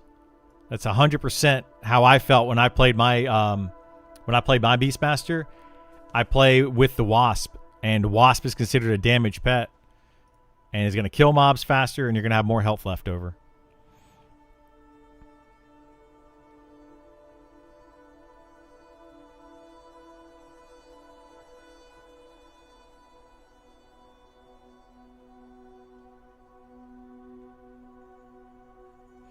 Don't understand why they're removing Discord forums, switching to the web forums, which is currently not appealing to read. Exactly. I don't understand it either. Yeah, I can't for the life of me understand why they would shut this down, which is very easy to navigate, has a lot of functionality, and then go to the Discord forum or the web forums, which are very difficult to read, very difficult to navigate currently. Like, they can change that. Like, they can absolutely change that, but I don't know why they would shut it down without having the functionality there.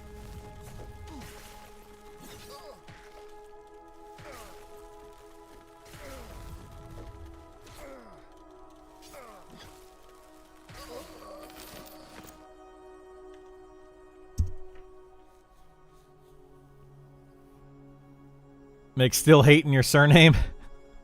Still hating. That's me. He hates everything. He hates these cans. Everybody, get away from the cans. Oh my gosh, dude.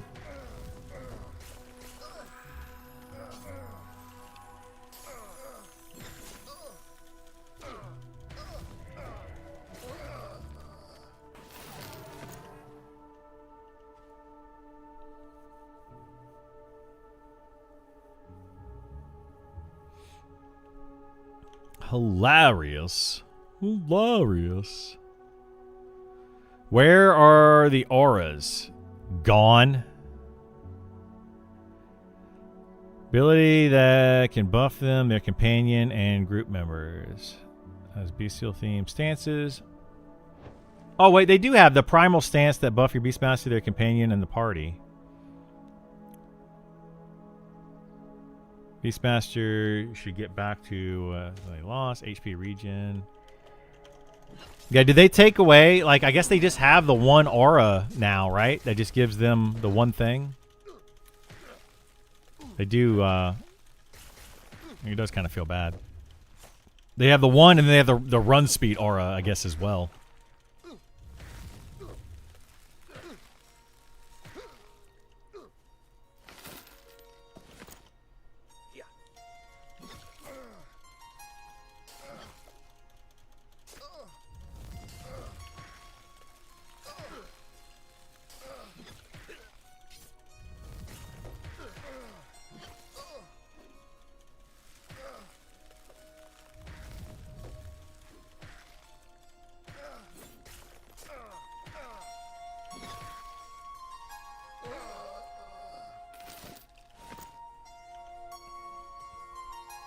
Leveling pet feels bad. Oh, this is the one leveling a new pet. Yeah, that does feel bad. Currently trying out the Beastmaster class. Have some questions. If I'm running solo, what is the best pet for me right now? It is the Wasp. With money being an issue, what are the spells, skills I really need to get? You should be able to get all of them. Shouldn't be an issue getting all of them. There's not a lot of spells. I think they should delay EA to fix those forums. They absolutely should delay EA to fix the forums. Any general tips or tricks you feel like adding to your answers? Thanks, okay. Croc is for solo. Best pet. The pin is just massive for aggro. Oh, shoot.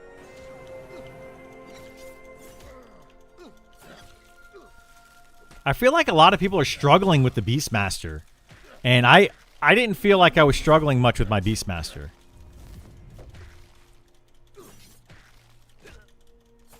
Like, you might need to let the pet get a little bit of threat before you start to attack it. But I don't know. I don't feel like the Beastmaster is as bad as some people are saying. Maybe it gets worse as you get higher level, but I'm 29 and it seemed okay. I just think they were used to what their previous power was. Like, their previous power level was really high because of all the shaman buffs and debuffs and everything. Beastmaster is so easy, in my opinion. One of the best solo classes, not counting Charm. Yeah, outside of Charm, I would say it's one of the best classes in the game. It's really not bad. But I feel like a lot of people are hating on it and saying, like, the Beastmaster is bad now. And I don't feel that way.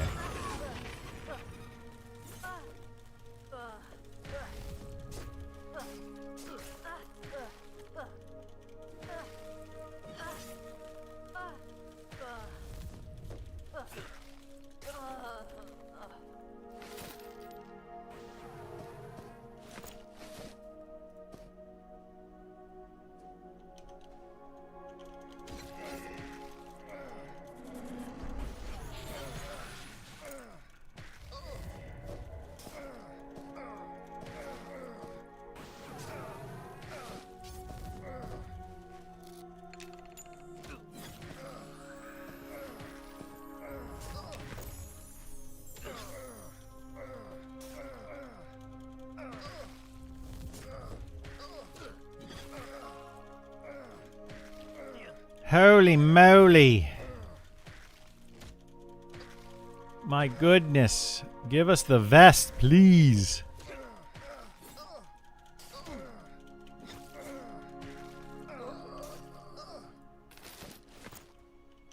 Ah, my goodness. That one already spawned.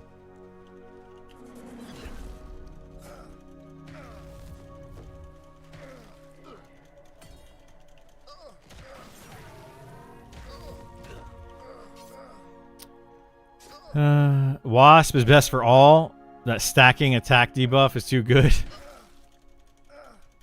That is true. That's very true. Wasp is the best.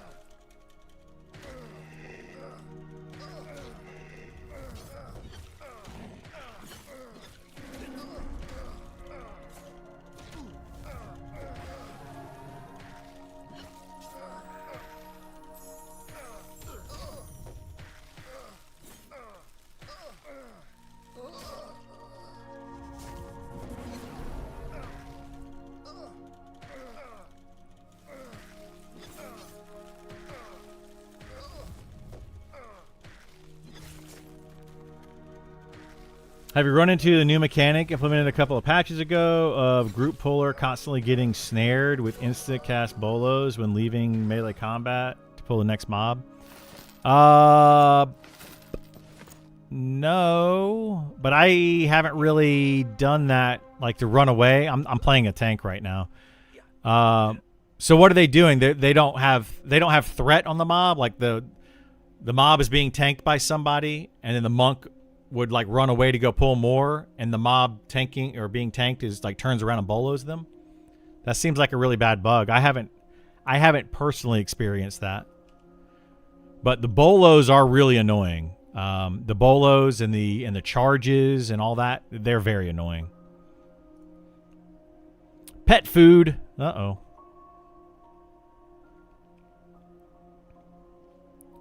Beasts get kick. Not that I know of. Wasp meta needs to go. Yeah. Who would have thought the wasp was going to be the best pet? Shocker. Color me shocked. As soon as I read, I charmed or I tamed one wasp I read its skill, its third skill that it gets, and I was like, that's the pet for me. Instantly knew.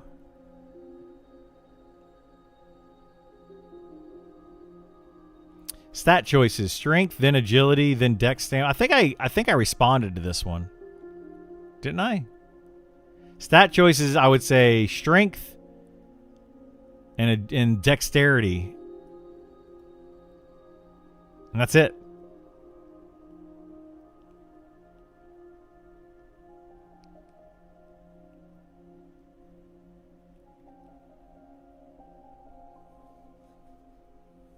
Wisdom is... Oh, yeah, wisdom. Wisdom is actually really good. That's very true. I forgot about that for a second there. Because you need it for the healing. If you're purely solo... We're going to read this. We're going to help this person out. Because I don't... Nobody's saying anything about wisdom. But that's a very solid point. How dare you go through trade skill post? I know. I'm hating on these Beastmasters. Before you got Dex Scare, Channer. Dex is really good. Nobody's saying wisdom. Oh, here we go. Why does the UI promote wisdom then? Wasted points? No, it is not. 24 wisdom at 60s 1 extra pet heal and increases amount heal per tick. Yeah. There's a post about it with clipped example in the feedback forums. I'm curious about your feelings about this ability. Yes, check out the short clip. Yeah, we'll check it out here in just a second. Let me answer this real quick. Real quick like.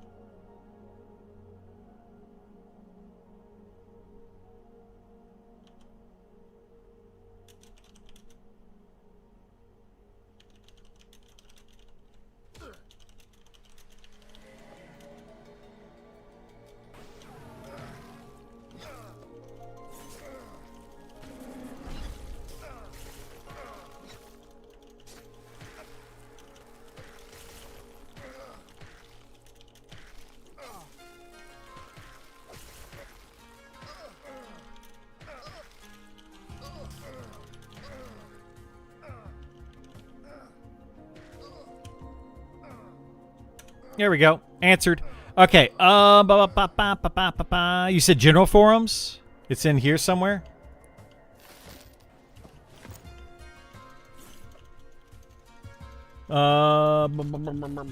Feedback forums? Feedback forums. Let me see if I can find that. Feedback ideas? Is it under this? Oh gosh, there's a 40-hour feedback. Oh, it's Hoku. I was like, who's been in... I literally was about to say, who's been in Sunken Resort for 40 hours besides Isar and Hoku? Great layout, fun concept, cool enemies, fun difficult zone. Love it. Would love to see the zone people and XP during EA wearing rags, but they're blah blah blah. Blah. How is At level 30 to 35, that dungeon is meant for. There is abundance of caster mobs and thorns mobs, not only requiring your group to have means for enduring breath, but making it almost requirement to have a paladin with you for thorn removal. Think about this dungeon on EA when everyone comes with trash gear, not happening and not worth it. Absolutely, that is the thing I see about that. Spawn rate is extremely fast. I'm not going to read all of this, Hoku, no offense, but yeah. Not sure about Zim modifier. Yeah, it needs a Zim modifier. It needs better loot. It needs everything. Oh, and then I guess Isar had a similar write-up. Thanks for taking the time. Yeah. Yeah, it just this zone is just it's awful. It's awful. But yeah, where are we looking for this feedback forum on the Bolos thing? Mob interactions with group pullers. This one right here?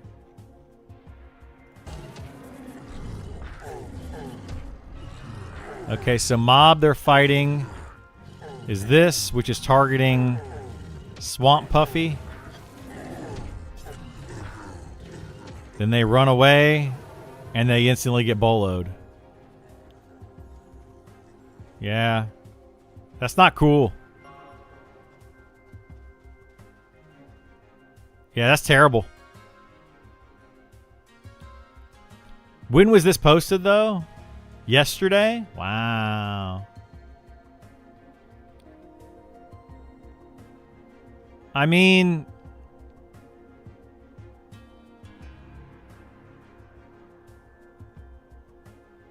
yeah, it actually looks obnoxious. Yeah, it's pretty obnoxious.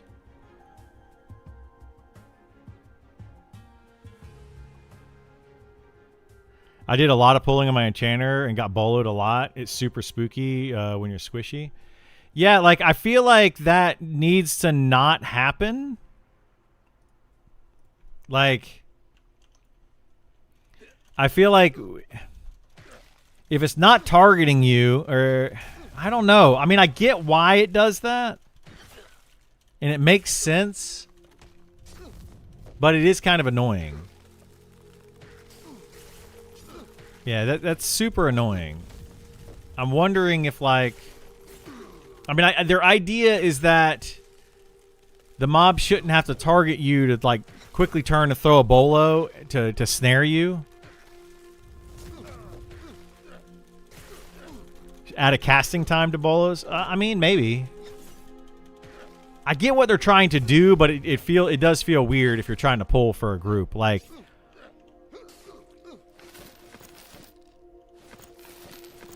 and I'm gonna look at something here because Evil is always. You guys have probably seen this guy post a lot. Evil likes to play devil's advocate a lot. So we're going to read this, and I'm going to agree with him a little bit. The mob doesn't know why you ran away, which is true. The mob doesn't want you to leave, which is also true. And you don't have to be his primary target for them to get the abilities. So it makes sense. It makes sense why they do it. It just feels really bad that they do it, right?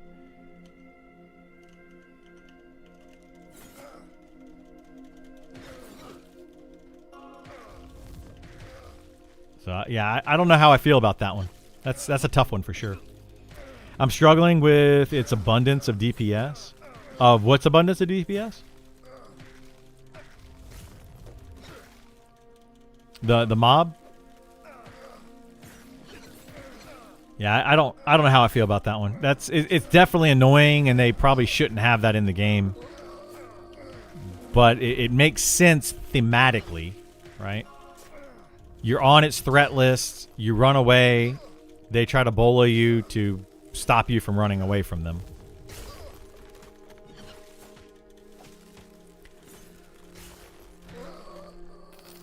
I think maybe bolas should be used. You know, something else that people need to check is this.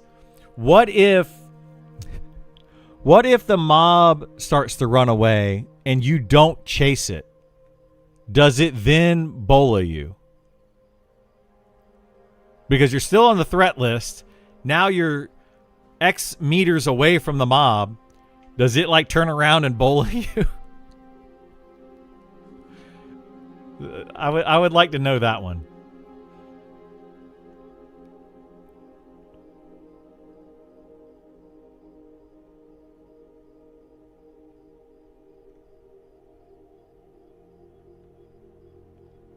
This is true as well. Yeah.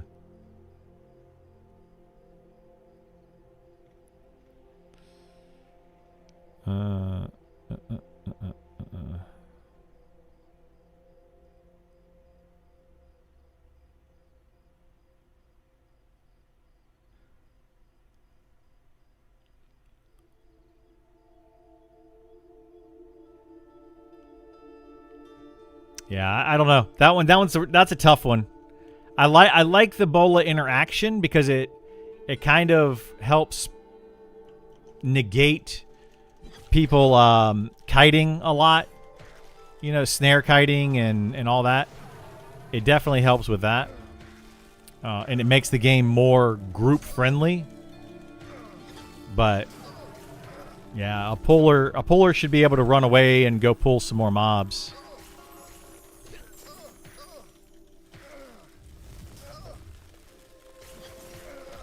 That's a tough one. It's a toughie. All right, where were we? We were down here hating on some archers or something. No, Beastmasters. That's what we were looking at. Fighter Forum. There are new ones here. Fighter rework proposal. Primary stats priority. Oh, I already answered this one. I told them agility is good. Inquisitors, how they doing? Inquisitor stat priority. Strength. Stamina, agility, dexterity, intelligence, strength, charisma, wisdom.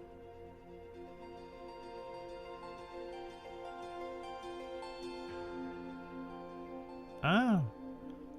I don't know. I would say agility before stamina for tanking. And strength before dexterity or intelligence. What is their intelligence doing for them other than giving them more mana pool? Do they have a bunch of damaging abilities? I don't think Inquisitors really do that much damage. Does it increase? Does increasing your intelligence increase the amount of mana that you drain from a mob? I don't think it does. It might. Hating on druids? I do hate on druids. I can understand if it was used on higher threat target. Just trying to run away to avoid the mob. Why pick a target other than the highest threat? Yeah, that's what feels kind of weird to me, Sir Larkin. Like, I agree with you on that. I understand, you know, like, if 5 targets are running away, you know, you're going to try to bola as many as you can. But, yeah, it's definitely weird. I think it should be the highest threat target as well. Like, that's their target. That's their primary target. It's a set amount? Okay, that's what I thought. So I don't know why an Inquisitor would want to prioritize intelligence other than a larger mana pool. So I would actually change this entire thing. I would say agility, stamina, strength, and then intelligence after that. And then charisma, wisdom, and dex you don't really need.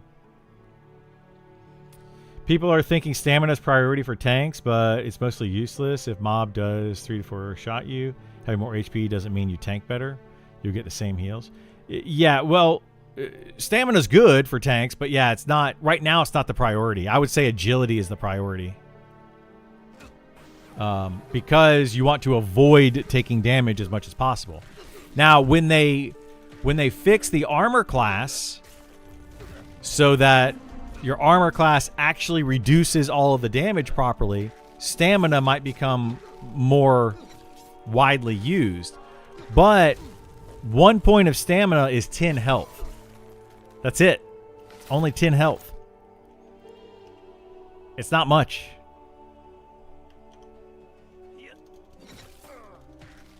At level 60 is 10 health. I need to add that on there. And for a tank. So yeah, stamina, I just wouldn't prioritize stamina that much. I would say strength for the added damage and added threat is very good on an Inquisitor because they're already going to be losing threat easier. They're kind of bad with threat. Not as bad as Paladin, but still bad.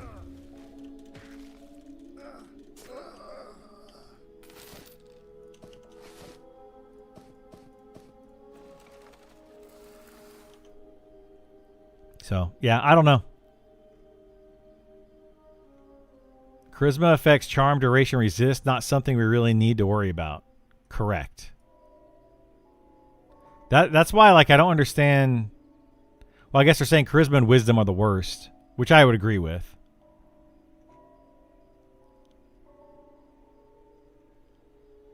I do think that charisma, though, I think that enchanters should get mana based on their charisma and their mesmerize, resist, and break rates should be based on more on charisma. So that enchanters like really want to put a lot of points into charisma. Removing enchanter overlaps. Replace charm, etc. I think they're doing this anyway. I like the idea of enchanter equals good cop, inquisitor equals bad cop. I mean, it's a cool idea, I guess.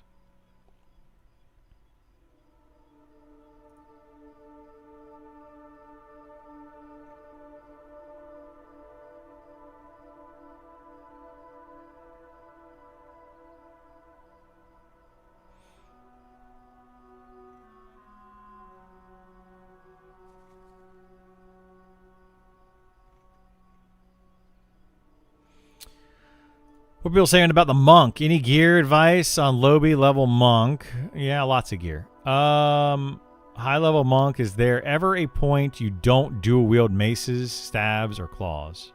Yes. Let's see if anybody talks about the broken two-handed weapon over here.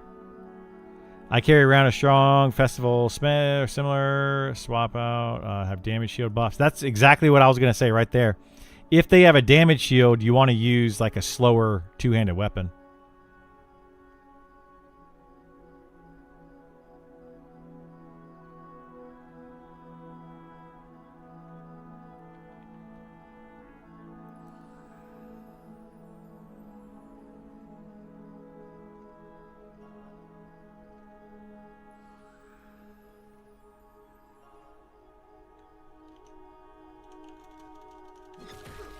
Best weapon in the game, though, for monks is a two-handed bone.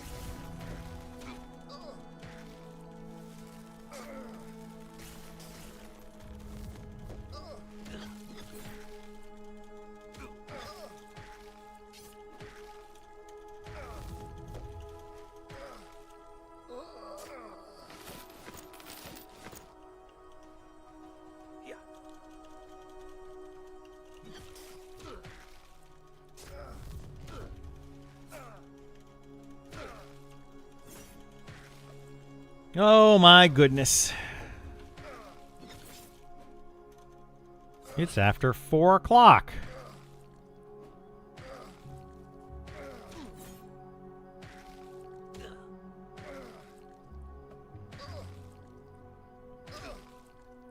All right, how'd the stock market do today?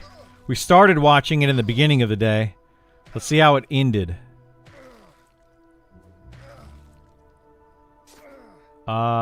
It ended up not great today. It went down a little bit overall. But Nvidia went up. So that's good.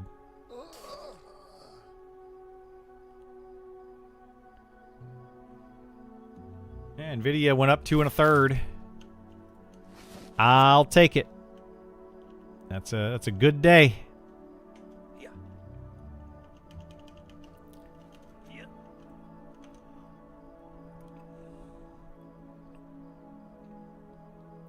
Crack stack, naked fist, close beta, start experience, main hand. Copper Warhammer, hand to hand, bone breakers. Bone breakers, glacial fist, mace of malice. You know, I just realized, can you do the weight stone on the fist weapons? You probably can't. They should probably adjust that. Right?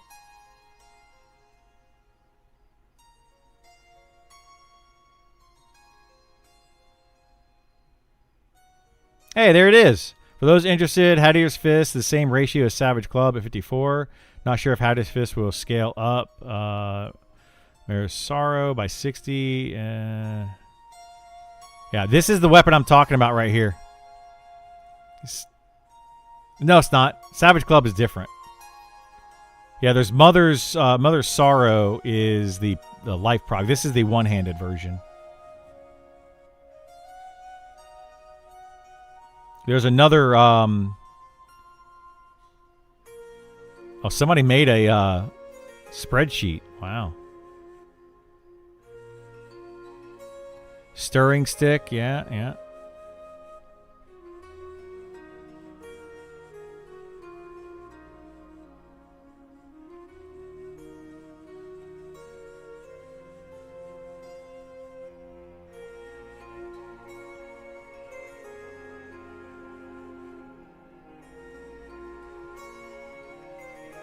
All right, anyway. Monk solo very weak. Yes. They are not good soloers.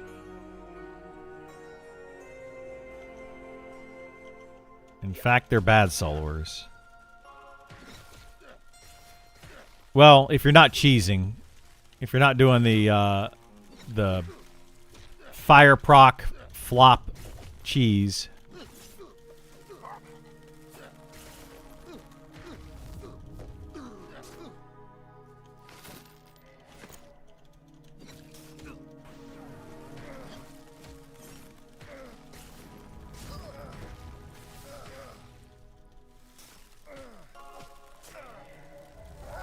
You like cheese? I like some cheese, although I'm lactose intolerant, so I don't like all cheese. Because some cheese just makes me poopy.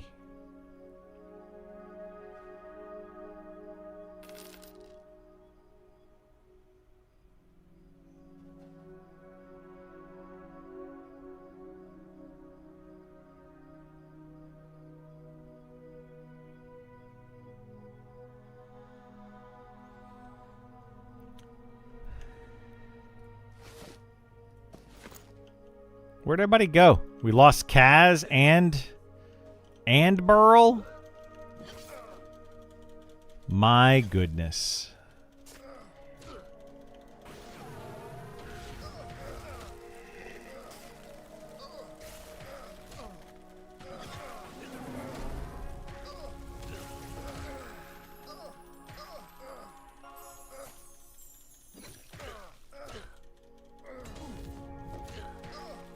But I have Mimi. We do have Vor and Mimi. That's true. Where did Kaz go, though? Kaz is in the group. He just disappeared. What the heck?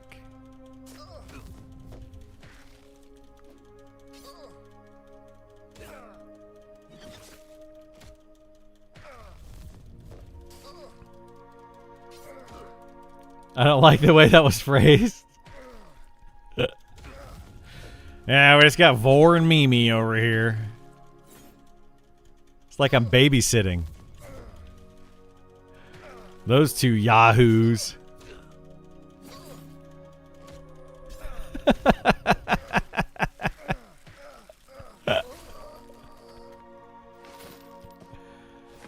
Oh my goodness.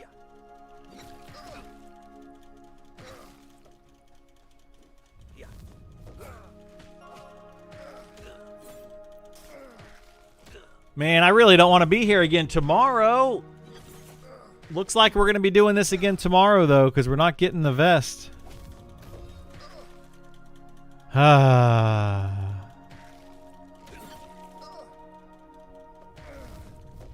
That vest better be really good.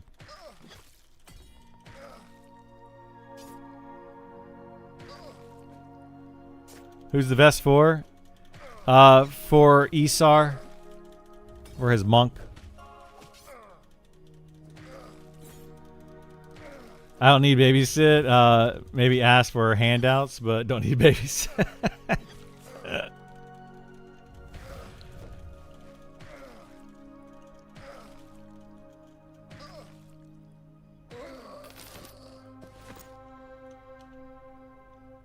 Oh boy.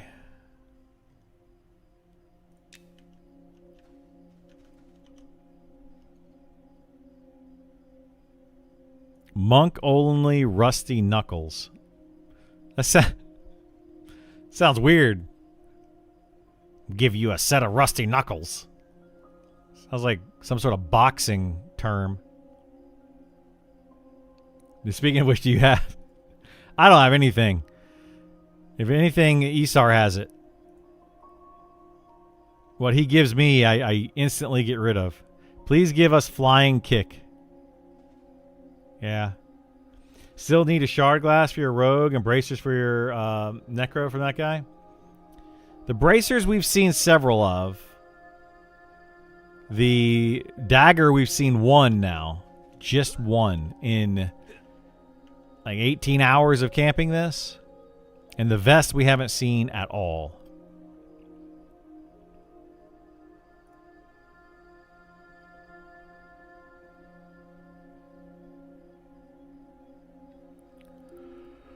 Mob stolen while solo feign deathing. We utilize feign death heavily when soloing. Feign death resets aggro and also mob ownership. For example, we can damage a mob from 100% health to 40% health, feign death, and then another player can finish off and they'll receive the XP and loot. The usual, whoever dealt the most 50% damage rule doesn't apply here. I want to gather thought and feedback on this. Yeah, that's a tough one. 19 hours and 18 minutes now. Wow. Yeah, that's a lot. That is a lot.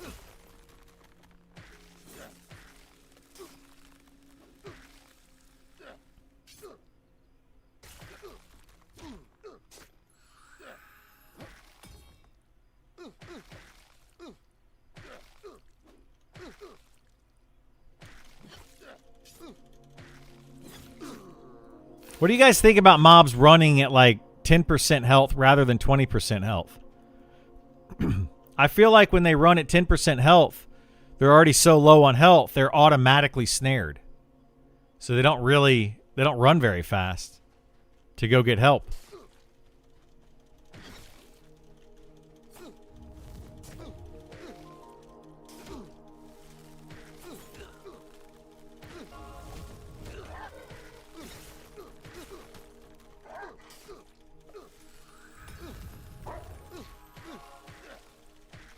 Feels kind of weird. Kind of weird.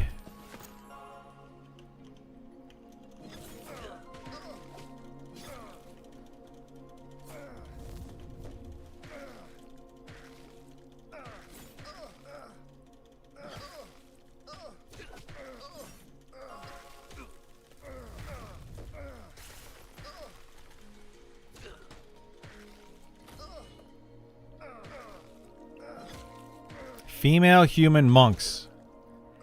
After taking a week off, I logged in today. Greatest surprise, my female human monk seems to have gotten a visual overhaul. New walk, run, animation looks fantastic. Fighting looks better without the weird jerky arm bug. Cool.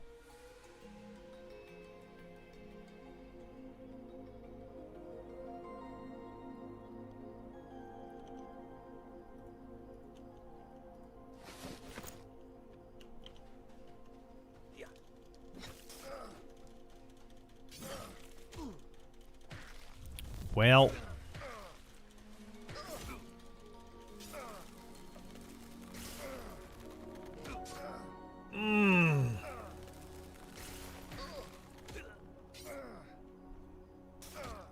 oh man, I'm starting to lose some steam. I might it's getting close to 5 o'clock anyway. I might end the stream here, watch some TV shows, and just kind of chill while we continue to camp this. We camped it for a little bit longer yesterday, like a couple hours, I think, at the end of the stream. But yeah, I kind of want to just chill out, watch some TV. I got TV shows I need to catch up on. Go grab a drink. Maybe get a drink, you know? So, I think we're going to do that. Anyway, I appreciate everybody being here today. It's been fun. I will be back on here tomorrow morning, 9 a.m. I do need to cut the grass, so hopefully tomorrow morning by 9 a.m. I'll be back on here if I can get the grass done early enough. And then I will also stream on Friday. It looks like right now I'll be streaming Friday morning. And then Saturday and Sunday, I will not be here because I'll be at a wedding. So, yeah, 2 more days, and then we're off for a couple of days. But I do appreciate everybody being here. It's fun. It's awesome. Thanks for the conversations. And hopefully, I see you all next time. Bye.